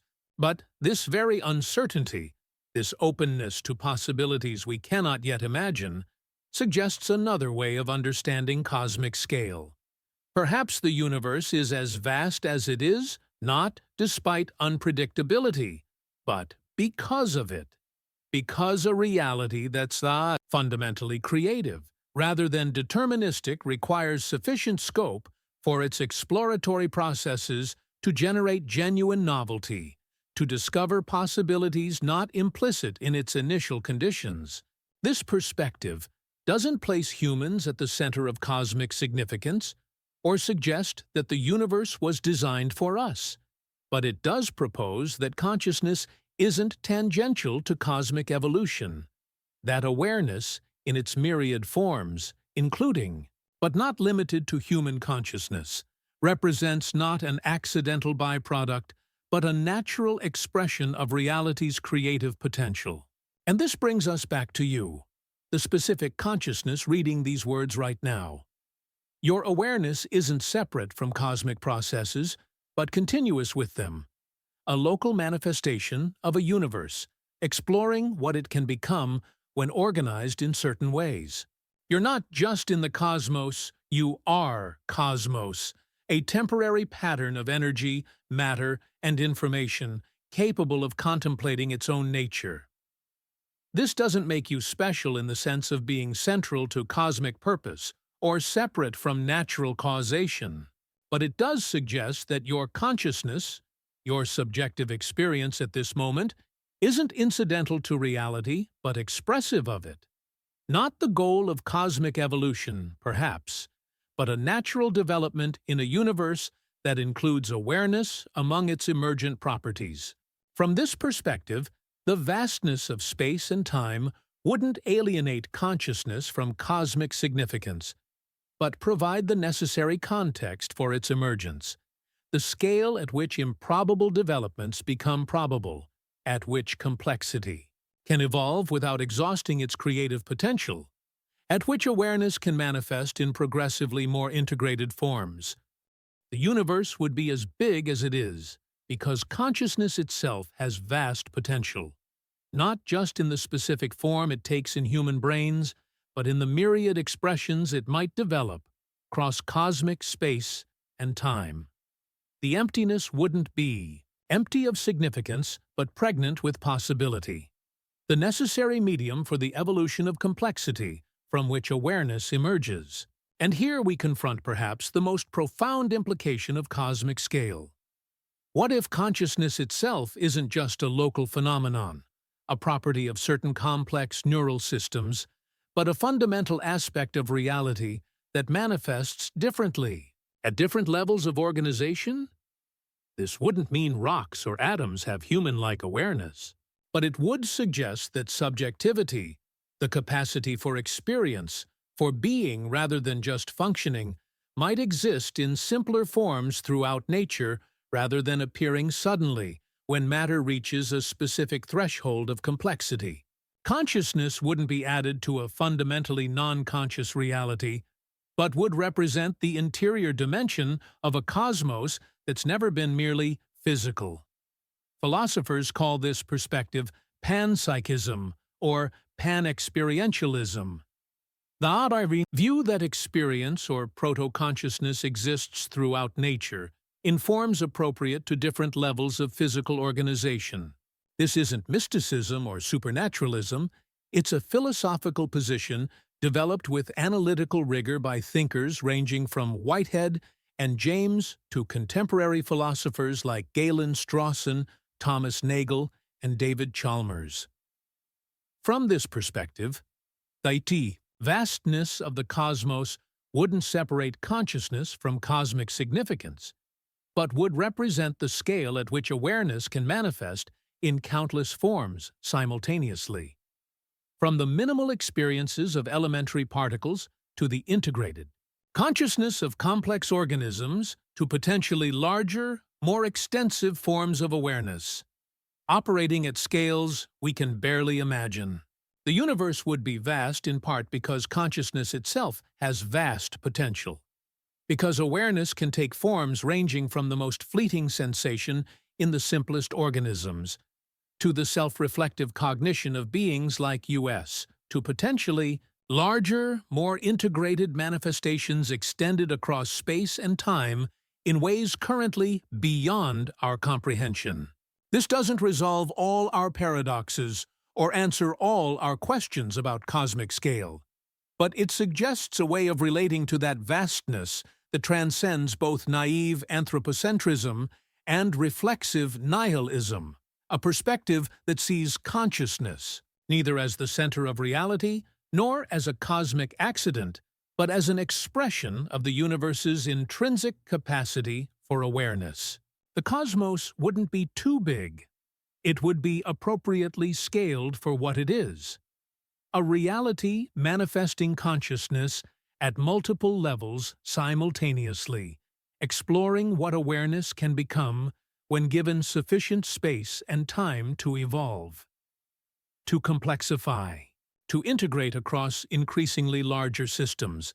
And perhaps this is why the universe appears so excessive in its proportions, so extravagant in its emptiness, so wasteful in its distribution of matter and energy. Perhaps it needs this vastness not despite consciousness, but because of it, because awareness itself has proportions we've only begun to comprehend, potentials we've only started to explore, forms of expression that require cosmic scales to manifest fully. This perspective transforms our central question. Instead of asking, why is the universe so big compared to human scale, we might ask, why is human consciousness so localized compared to cosmic scale? Instead of seeing vastness as a property requiring explanation, we might recognize localization as the more puzzling phenomenon, the condensation of awareness into specific, temporally limited forms like human minds. And this shift in perspective suggests yet another possibility. What if the localization of consciousness in beings like us represents not the standard mode of awareness, but a specialized adaptation, a focusing of a more distributed field of consciousness into forms capable of specific kinds of experience and action? This wouldn't mean human consciousness is less real or less significant than other forms of awareness, but it would suggest that our particular mode of being, our experience of ourselves as separate entities bounded by skin and skull, limited to specific locations in space and time, represents one expression of consciousness rather than its only manifestation. Other forms of awareness might be less localized, less individuated, less bounded by the specific parameters that define human experience. They might operate at different temporal scales, different spatial extensions, different levels of integration with their environment. They might experience reality in ways we can barely imagine, just as a bat's sonar-based consciousness or an octopus's distributed neural system represents modes of awareness profoundly different from our own. And if consciousness can manifest in such diverse forms even within the narrow band of biological complexity, we observe on Earth. How much vaster might its expressions be across the cosmic scales we've been exploring? What forms of awareness might develop in systems larger than organisms, extended across distances, greater than planets, operating at time frames longer than human lifespans? We don't know. We may never know. The limitations of human cognition, the constraints of our particular form of consciousness, the boundaries of what we can directly experience or reliably infer. All these restrict our capacity to comprehend modes of awareness radically different from our own. But this very limitation suggests something profound about consciousness itself. It may be far vaster, far more diverse in its manifestations, far more integral to cosmic processes than our traditional models have recognized. The universe may be as big as it is in part because consciousness itself has cosmic proportions, not in the sense that it was all designed for beings like us, but in the sense that awareness in its myriad forms represents not an accident of evolution, but an expression of reality's intrinsic nature. From this perspective, your consciousness, your subjective experience reading these words right now, wouldn't be separate from cosmic processes, but continuous with them. Not the purpose of the universe, certainly, but a natural manifestation of what reality does when organized in certain ways. Not the center of cosmic significance, but an expression of a significance that pervades existence at multiple levels simultaneously. And this brings us back to the existential implications of cosmic scale, to the question of how we should relate to a universe whose vastness exceeds our intuitive grasp, whose mysteries resist final resolution, whose nature includes consciousness as one of its fundamental dimensions. There's no single answer to this question, no universally valid response to the vertigo of cosmic scale, no mandatory way of integrating vastness into human meaning systems. Different consciousnesses will relate to immensity differently, finding various paths of engagement that reflect their unique histories, values, temperaments. Some find in cosmic vastness a context that relativizes human concerns in liberating ways, expanding moral consideration beyond tribal boundaries, extending time frames beyond immediate gratification, contextualizing personal struggles within larger perspectives. Others find in it a backdrop that heightens appreciation for the precious rarity of consciousness, intensifying commitment to protecting the brief, localized manifestations of awareness in a universe largely devoid of it. Still others find in the cosmic scale an invitation to transcendence, to developing forms of understanding that extend beyond individual experience, that comprehend reality at multiple levels simultaneously, that recognize consciousness as neither the center of existence nor a cosmic accident, but an expression of the universe's intrinsic potential for awareness. All these responses engage the same reality, but through different existential filters. None is more correct than the others. They represent alternative paths of integration, different ways of incorporating the universe's vastness into frameworks of meaning, purpose, significance. What matters isn't which specific meaning you derive from cosmic scale, but that you engage the question authentically, that you wrestle with the implications of vastness for human significance rather than ignoring them or retreating into frameworks that no longer align with what we know about reality's nature. Because the universe isn't just something we observe from a distance. It's the medium in which we exist, the substance from which we're formed, the processes through which we live and die. Its vastness isn't separate from your experience, but integral to it, providing the context in which your particular form of awareness emerges, develops, dissolves, and perhaps This is the deepest lesson of cosmic scale. The universe isn't alien to consciousness, but complementary to it, providing the necessary scope for awareness to explore its full potential, to manifest in progressively more complex forms, to potentially integrate across distances currently beyond our comprehension. The cosmos wouldn't be too big. It would be appropriately vast for what it is. A reality still discovering what it can become, still exploring its capacity for complexity, for organization, for awareness. The emptiness wouldn't be empty of purpose, but pregnant with possibility. The essential spaciousness in which consciousness can evolve without exhausting its creative potential. And you, the specific consciousness reading these words right now, would be neither the center of cosmic significance nor a meaningless accident, but a natural expression of what reality does when organized in certain ways. Not the purpose of the universe, certainly, but a manifestation of its intrinsic potential for generating awareness in myriad forms across cosmic space and time. This perspective doesn't resolve all our paradoxes or answer all our questions about cosmic scale. Mystery remains, perhaps necessarily, given the limitations of human cognition and the vastness of what exists, but it suggests a way of relating to that mystery that neither retreats into pre-scientific frameworks nor surrenders to nihilism in the face of cosmic immensity. The universe's vastness wouldn't separate us from significance, but connect us to it, situating human awareness within a reality that includes consciousness among its fundamental dimensions, that manifests mind at multiple levels simultaneously, that potentially evolves toward forms of integration currently beyond our comprehension but not beyond our participation.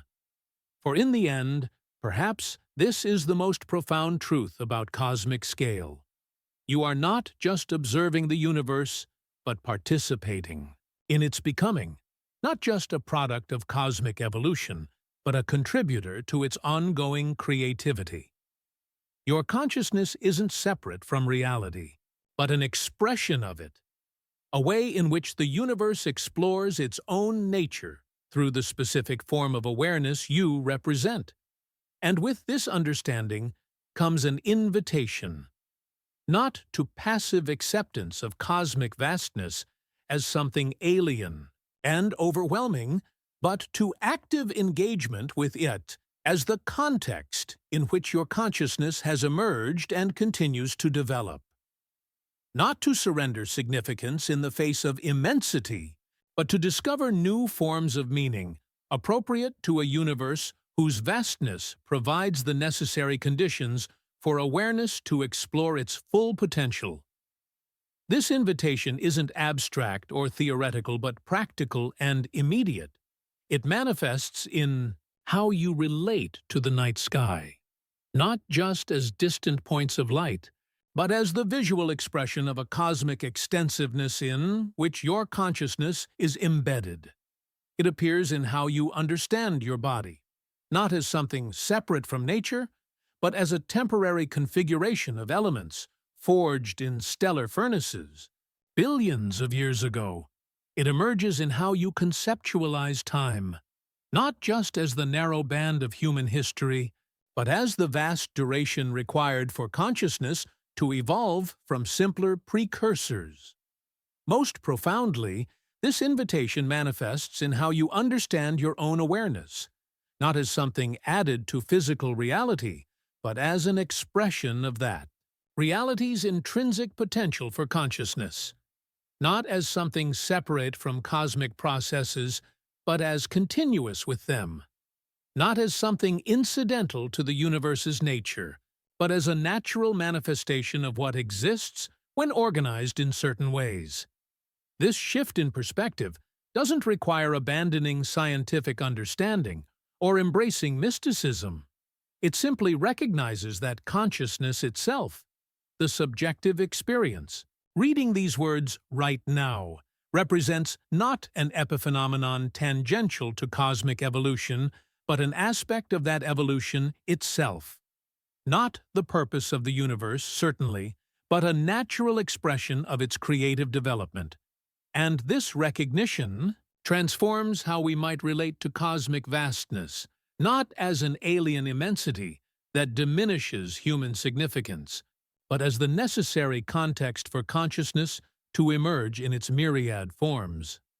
Not as excessive emptiness, but as appropriate spaciousness for a reality still exploring what it can become, still discovering what forms of awareness it can generate, given sufficient space and time to evolve.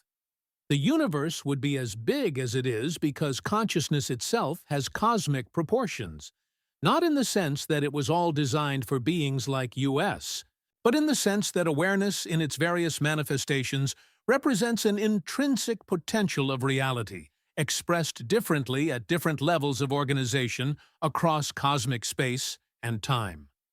This doesn't mean the universe revolves around human consciousness or that cosmic evolution was directed toward producing creatures like us, but it does suggest that awareness isn't incidental to reality, but integral to it.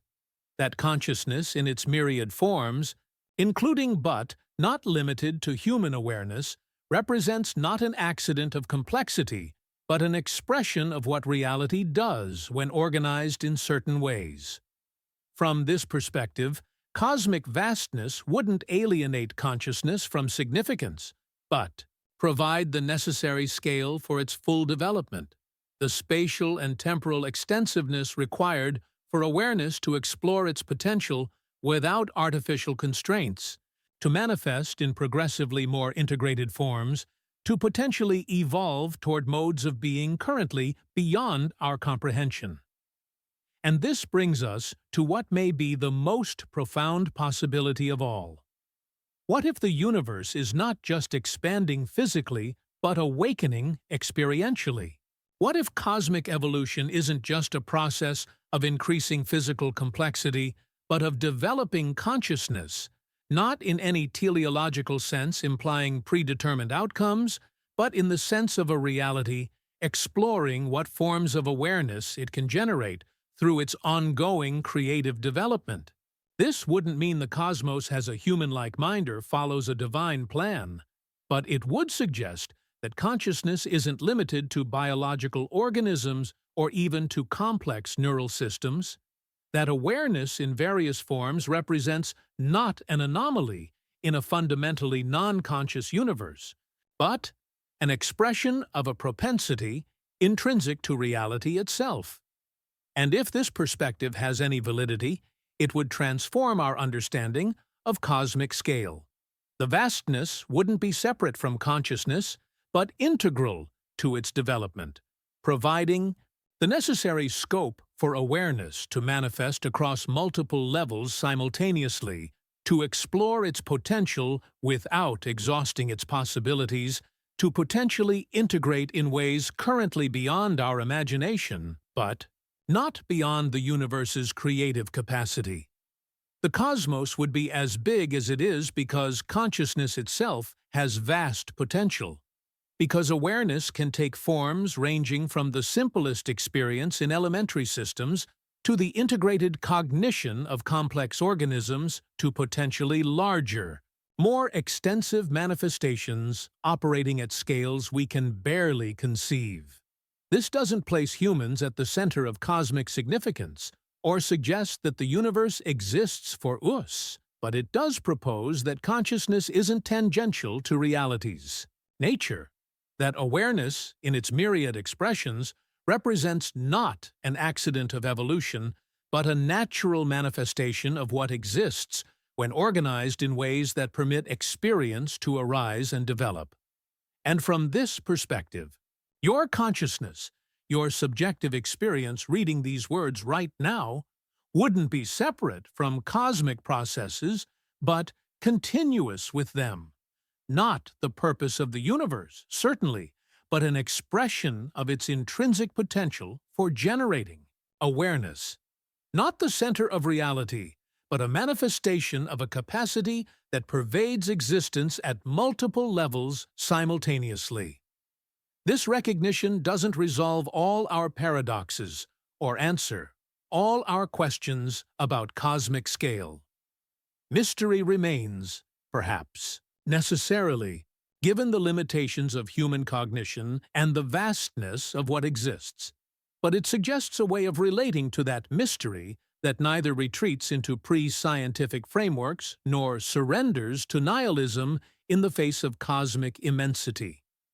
The universe's vastness wouldn't separate us from significance, but connect us to it, situating human awareness within a reality that includes consciousness among its fundamental dimensions, that manifests mind at multiple levels simultaneously, that potentially evolves toward forms of integration currently, beyond our understanding, but not beyond our participation. So as we conclude our exploration of cosmic scale, let's return to our original question, not to provide a definitive answer, but to recognize how the question itself has transformed through our journey. We began by asking, why is the universe so big? We might now ask, how does cosmic scale reflect the nature of a reality that includes consciousness among its fundamental aspects? This shift doesn't resolve the mystery of vastness, but deepens it, suggesting that the universe's scale may be connected not just to physical processes, but to the development of awareness itself. Not in any teleological sense implying that cosmic evolution was directed toward producing consciousness, but in the sense that the vastness provides the necessary context for awareness to explore its full potential, to manifest in myriad forms across space and time, to potentially integrate in ways currently beyond our comprehension. The cosmos wouldn't be too big. It would be appropriately scaled for what it is. A reality still discovering what it can become, still exploring its capacity for complexity, for organization, for consciousness. The emptiness wouldn't be empty of purpose, but pregnant with possibility. The essential spaciousness in which awareness can evolve without exhausting its creative potential. And perhaps this is why contemplating cosmic scale produces such profound emotional responses, such awe and wonder, such vertigo and dread, such philosophical disorientation and existential reckoning. Because cosmic vastness doesn't just challenge our intellectual understanding, but confronts us with the limits of our particular form of consciousness, with the boundaries of what human awareness can directly experience or intuitively grasp. Yet even as cosmic scale reveals these limitations, it simultaneously points beyond them, suggesting forms of consciousness that might transcend the specific constraints of human awareness, that might integrate across larger spatial and temporal scales, that might experience reality in ways currently beyond our imagination, but not beyond the universe's creative potential. The vastness wouldn't be separate from consciousness, but integral to its full development, providing the necessary scope for awareness to manifest in progressively more complex, more integrated forms without exhausting its possibilities. The universe would be as big as it is because consciousness itself has cosmic proportions, not in the sense that it all exists for beings like us, but in the sense that awareness represents an intrinsic potential of reality expressed differently at different levels of organization across cosmic space and time. From this perspective, your consciousness, your subjective experience at this moment, wouldn't be separate from cosmic processes, but continuous with them. Not the purpose of the universe, but a natural expression of its creative development. Not the center of reality, but a manifestation of a capacity that pervades existence at multiple levels simultaneously. And this recognition transforms how we might relate to cosmic vastness, not as an alien immensity that diminishes human significance, but as the necessary context for consciousness to explore its full potential. Not as excessive emptiness, but as appropriate spaciousness for a reality still discovering what it can become, still exploring what forms of awareness it can generate given sufficient space and time to evolve. The universe wouldn't be too big. It would be exactly as vast as necessary for consciousness to manifest across multiple scales simultaneously, to develop in myriad forms throughout cosmic space and time, to potentially integrate in ways currently beyond our comprehension but not beyond the universe's creative capacity. And perhaps this is the most profound implication of all. You are not just in the universe. You are of it. Your consciousness isn't something added to physical reality, but an expression of that reality's intrinsic potential for awareness. Your existence isn't accidental, but emergent, a natural manifestation of what reality does when organized. In certain ways, this doesn't make you cosmically special, in the sense of being central to universal purpose or separate from natural processes, but it does suggest that your consciousness, your subjective experience reading these words right now, isn't tangential to the universe's nature, but continuous with it.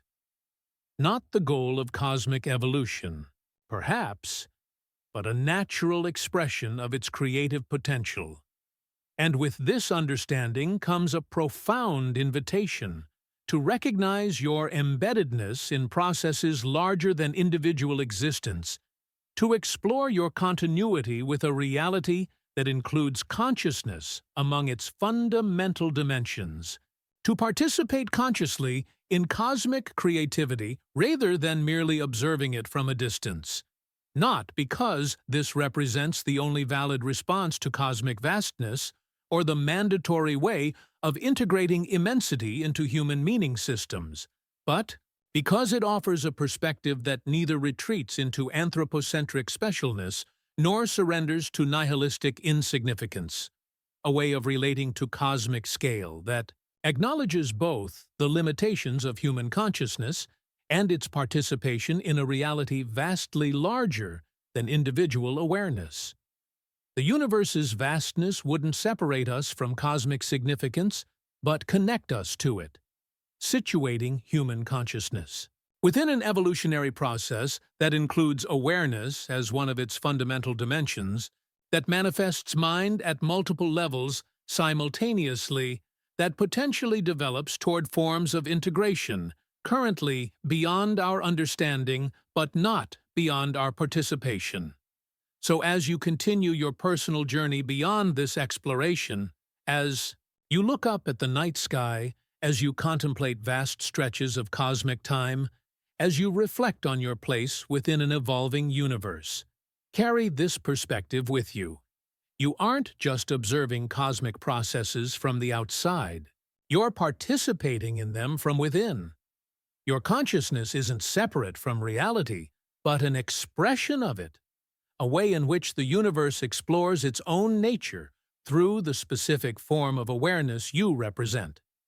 And perhaps this is why the cosmos appears so vast, so empty, so excessive in its proportions, because it needs this vastness, not despite consciousness, but because of it.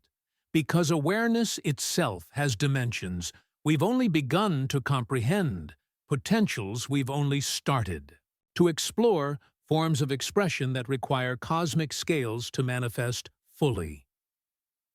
The universe isn't too big.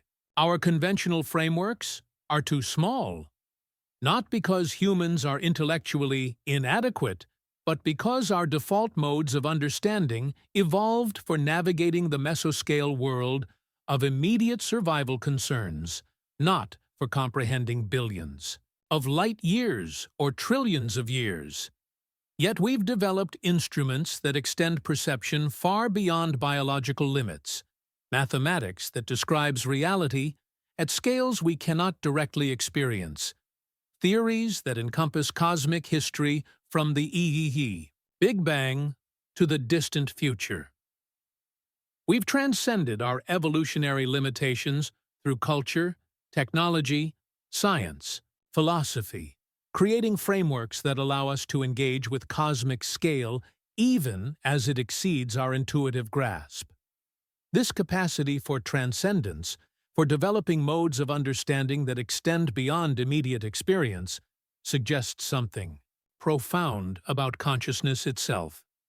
It isn't just awareness of the immediate environment, isn't just a tool for biological survival, but possesses an inherent expansiveness, an ability to reach beyond its origins, to comprehend scales and time frames vastly exceeding those it evolved to navigate.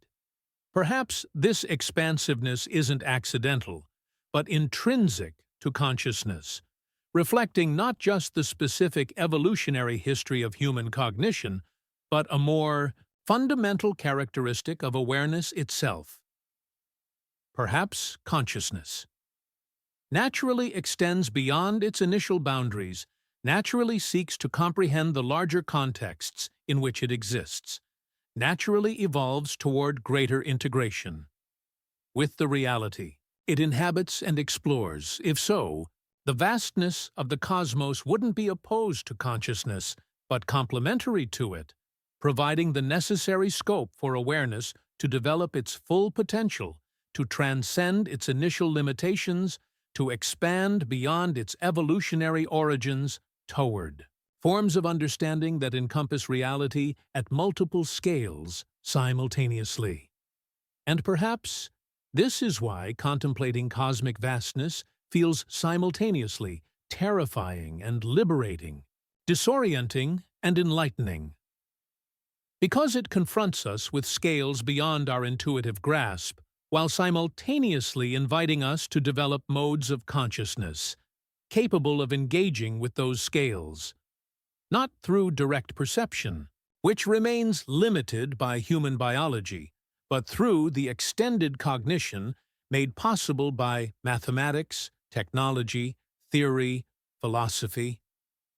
The universe's vastness challenges human consciousness, while simultaneously spurring its development, forcing us to create conceptual frameworks that extend beyond immediate experience, to develop mathematical languages that describe reality at scales we cannot directly perceive, to build technologies that extend our observational capacity far beyond biological limitations.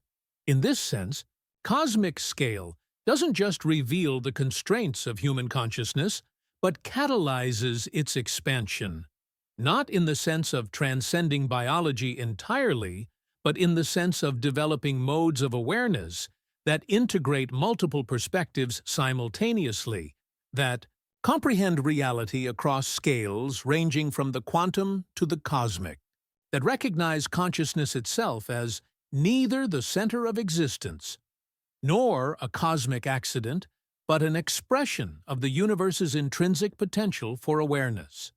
And this brings us to one final chilling question, a query that lingers like cosmic background radiation permeating all we've explored. What if we are not just experiencing the universe, but participating in its awakening? Not metaphorically, literally. What if consciousness itself, in its myriad forms across countless worlds, isn't just observing cosmic evolution, but shaping it? Not through supernatural intervention or violation of physical law, but through the natural creativity of awareness operating at multiple levels simultaneously. This wouldn't mean the universe was designed for humans or that cosmic evolution was directed toward producing creatures exactly like us. But it would suggest that consciousness, once it emerges, becomes an active participant in reality's ongoing development. Not just a passive observer of physical processes, but a creative force introducing new possibilities that wouldn't exist without it.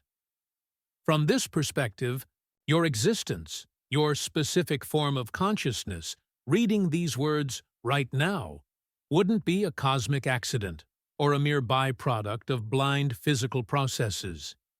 It would be a manifestation of the universe's intrinsic potential for awareness, local expression of a capacity woven into the very fabric of reality itself, not the purpose of cosmic evolution, certainly, but an integral aspect of its creative unfolding.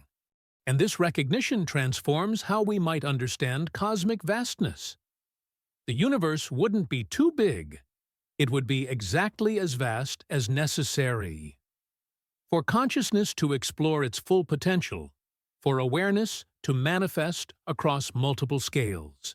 Simultaneously, for mind to evolve without artificial constraints, for intelligence to potentially integrate across distance, currently beyond our comprehension.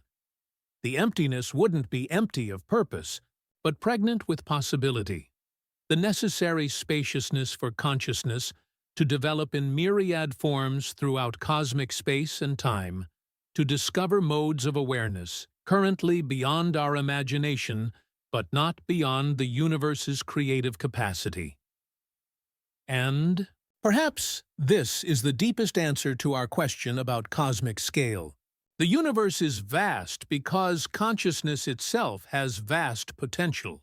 Because awareness can take forms ranging from the simplest experience in elementary systems to the integrated cognition of complex organism to potentially larger, more extensive manifestations operating at scales we can barely conceive. The cosmos would be as big as it is because that's what reality looks like, when consciousness has room to explore its full creative potential, when awareness can manifest at multiple levels. Simultaneously, when mind can develop without arbitrary limitations on its expansion, its integration, its evolution toward forms currently beyond our conceptual frameworks. This doesn't resolve all our paradoxes, or answer all our questions. Mystery remains, perhaps necessarily, given the limitations of human cognition and the vastness of what exists, but it suggests a way of relating to that mystery that neither retreats into pre-scientific frameworks nor surrenders to nihilism in the face of cosmic immensity. The universe's vastness wouldn't separate us from cosmic significance, but connect us to it, situating human awareness within a reality that includes consciousness among its fundamental dimensions, that manifests mind at multiple levels simultaneously, that potentially evolves toward forms of integration currently beyond our understanding, but not beyond our participation. We stand at a threshold in cosmic history, not because humans are central to universal purpose, but because consciousness itself, in its myriad forms across countless worlds, represents a developmental milestone in an evolving cosmos, not the culmination of cosmic creativity, but a phase in its ongoing exploration, a stage in which the universe develops the capacity to contemplate its own nature through the emergent awareness of beings like us. And so I leave you with this thought: the universe has no end, and neither do its possibilities. Every question we answer opens new mysteries. Every horizon we reach reveals new distances to explore. Every understanding we achieve generates new wonderings. This isn't a failure of human knowledge, but a reflection of reality's inexhaustible nature. Its resistance to final explanation, to complete comprehension, to ultimate resolution. The cosmos doesn't conclude. It continues, not just physically through its expansion, but experientially through the awareness that emerges within it. Not just externally through the evolution of galaxies and stars, but internally through the development of consciousness in its myriad forms across space and time. And you, the specific consciousness reading these words right now, aren't just witnessing this continuance, but participating in it, not as the center of cosmic purpose, but as an expression of the universe's intrinsic potential for awareness. not as a passive observer of physical processes, but as an active contributor to reality's ongoing creativity. This is the invitation that cosmic vastness extends, not to shrink in its presence, but to expand into it, not to surrender significance in the face of immensity, but to discover forms of meaning appropriate to a universe whose scale reflects the vast potential of consciousness itself, not to conclude our questioning, but to deepen it, to recognize that every answer achieved represents not an endpoint, but a waypoint in an ongoing journey of discovery. So look up at the night sky tonight. See not just distant points of light, but the visual expression of a vastness in which your consciousness is embedded and from which it emerged. Recognize not just an external reality, separate from your awareness, but the larger context in which your particular form of consciousness has developed and continues to evolve. And ask yourself, what if the universe isn't expanding toward emptiness, but awakening toward integration? What if cosmic evolution isn't just increasing physical complexity, but developing consciousness? What if the vastness isn't separate from awareness, but integral to its full expression? These questions have no definitive answers, no empirical resolutions that would satisfy scientific criteria. They're invitations to perspective, to ways of relating to cosmic scale that neither retreat into anthropocentric specialness nor surrender to nihilistic insignificance.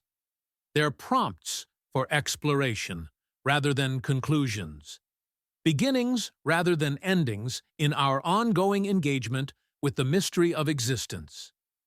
For that's what the universe ultimately is, not a puzzle to be solved, but a mystery to be entered, a reality whose depth can never be fully plumbed, whose significance can never be finally determined, whose creative potential can never be exhausted by any single perspective or conceptual framework.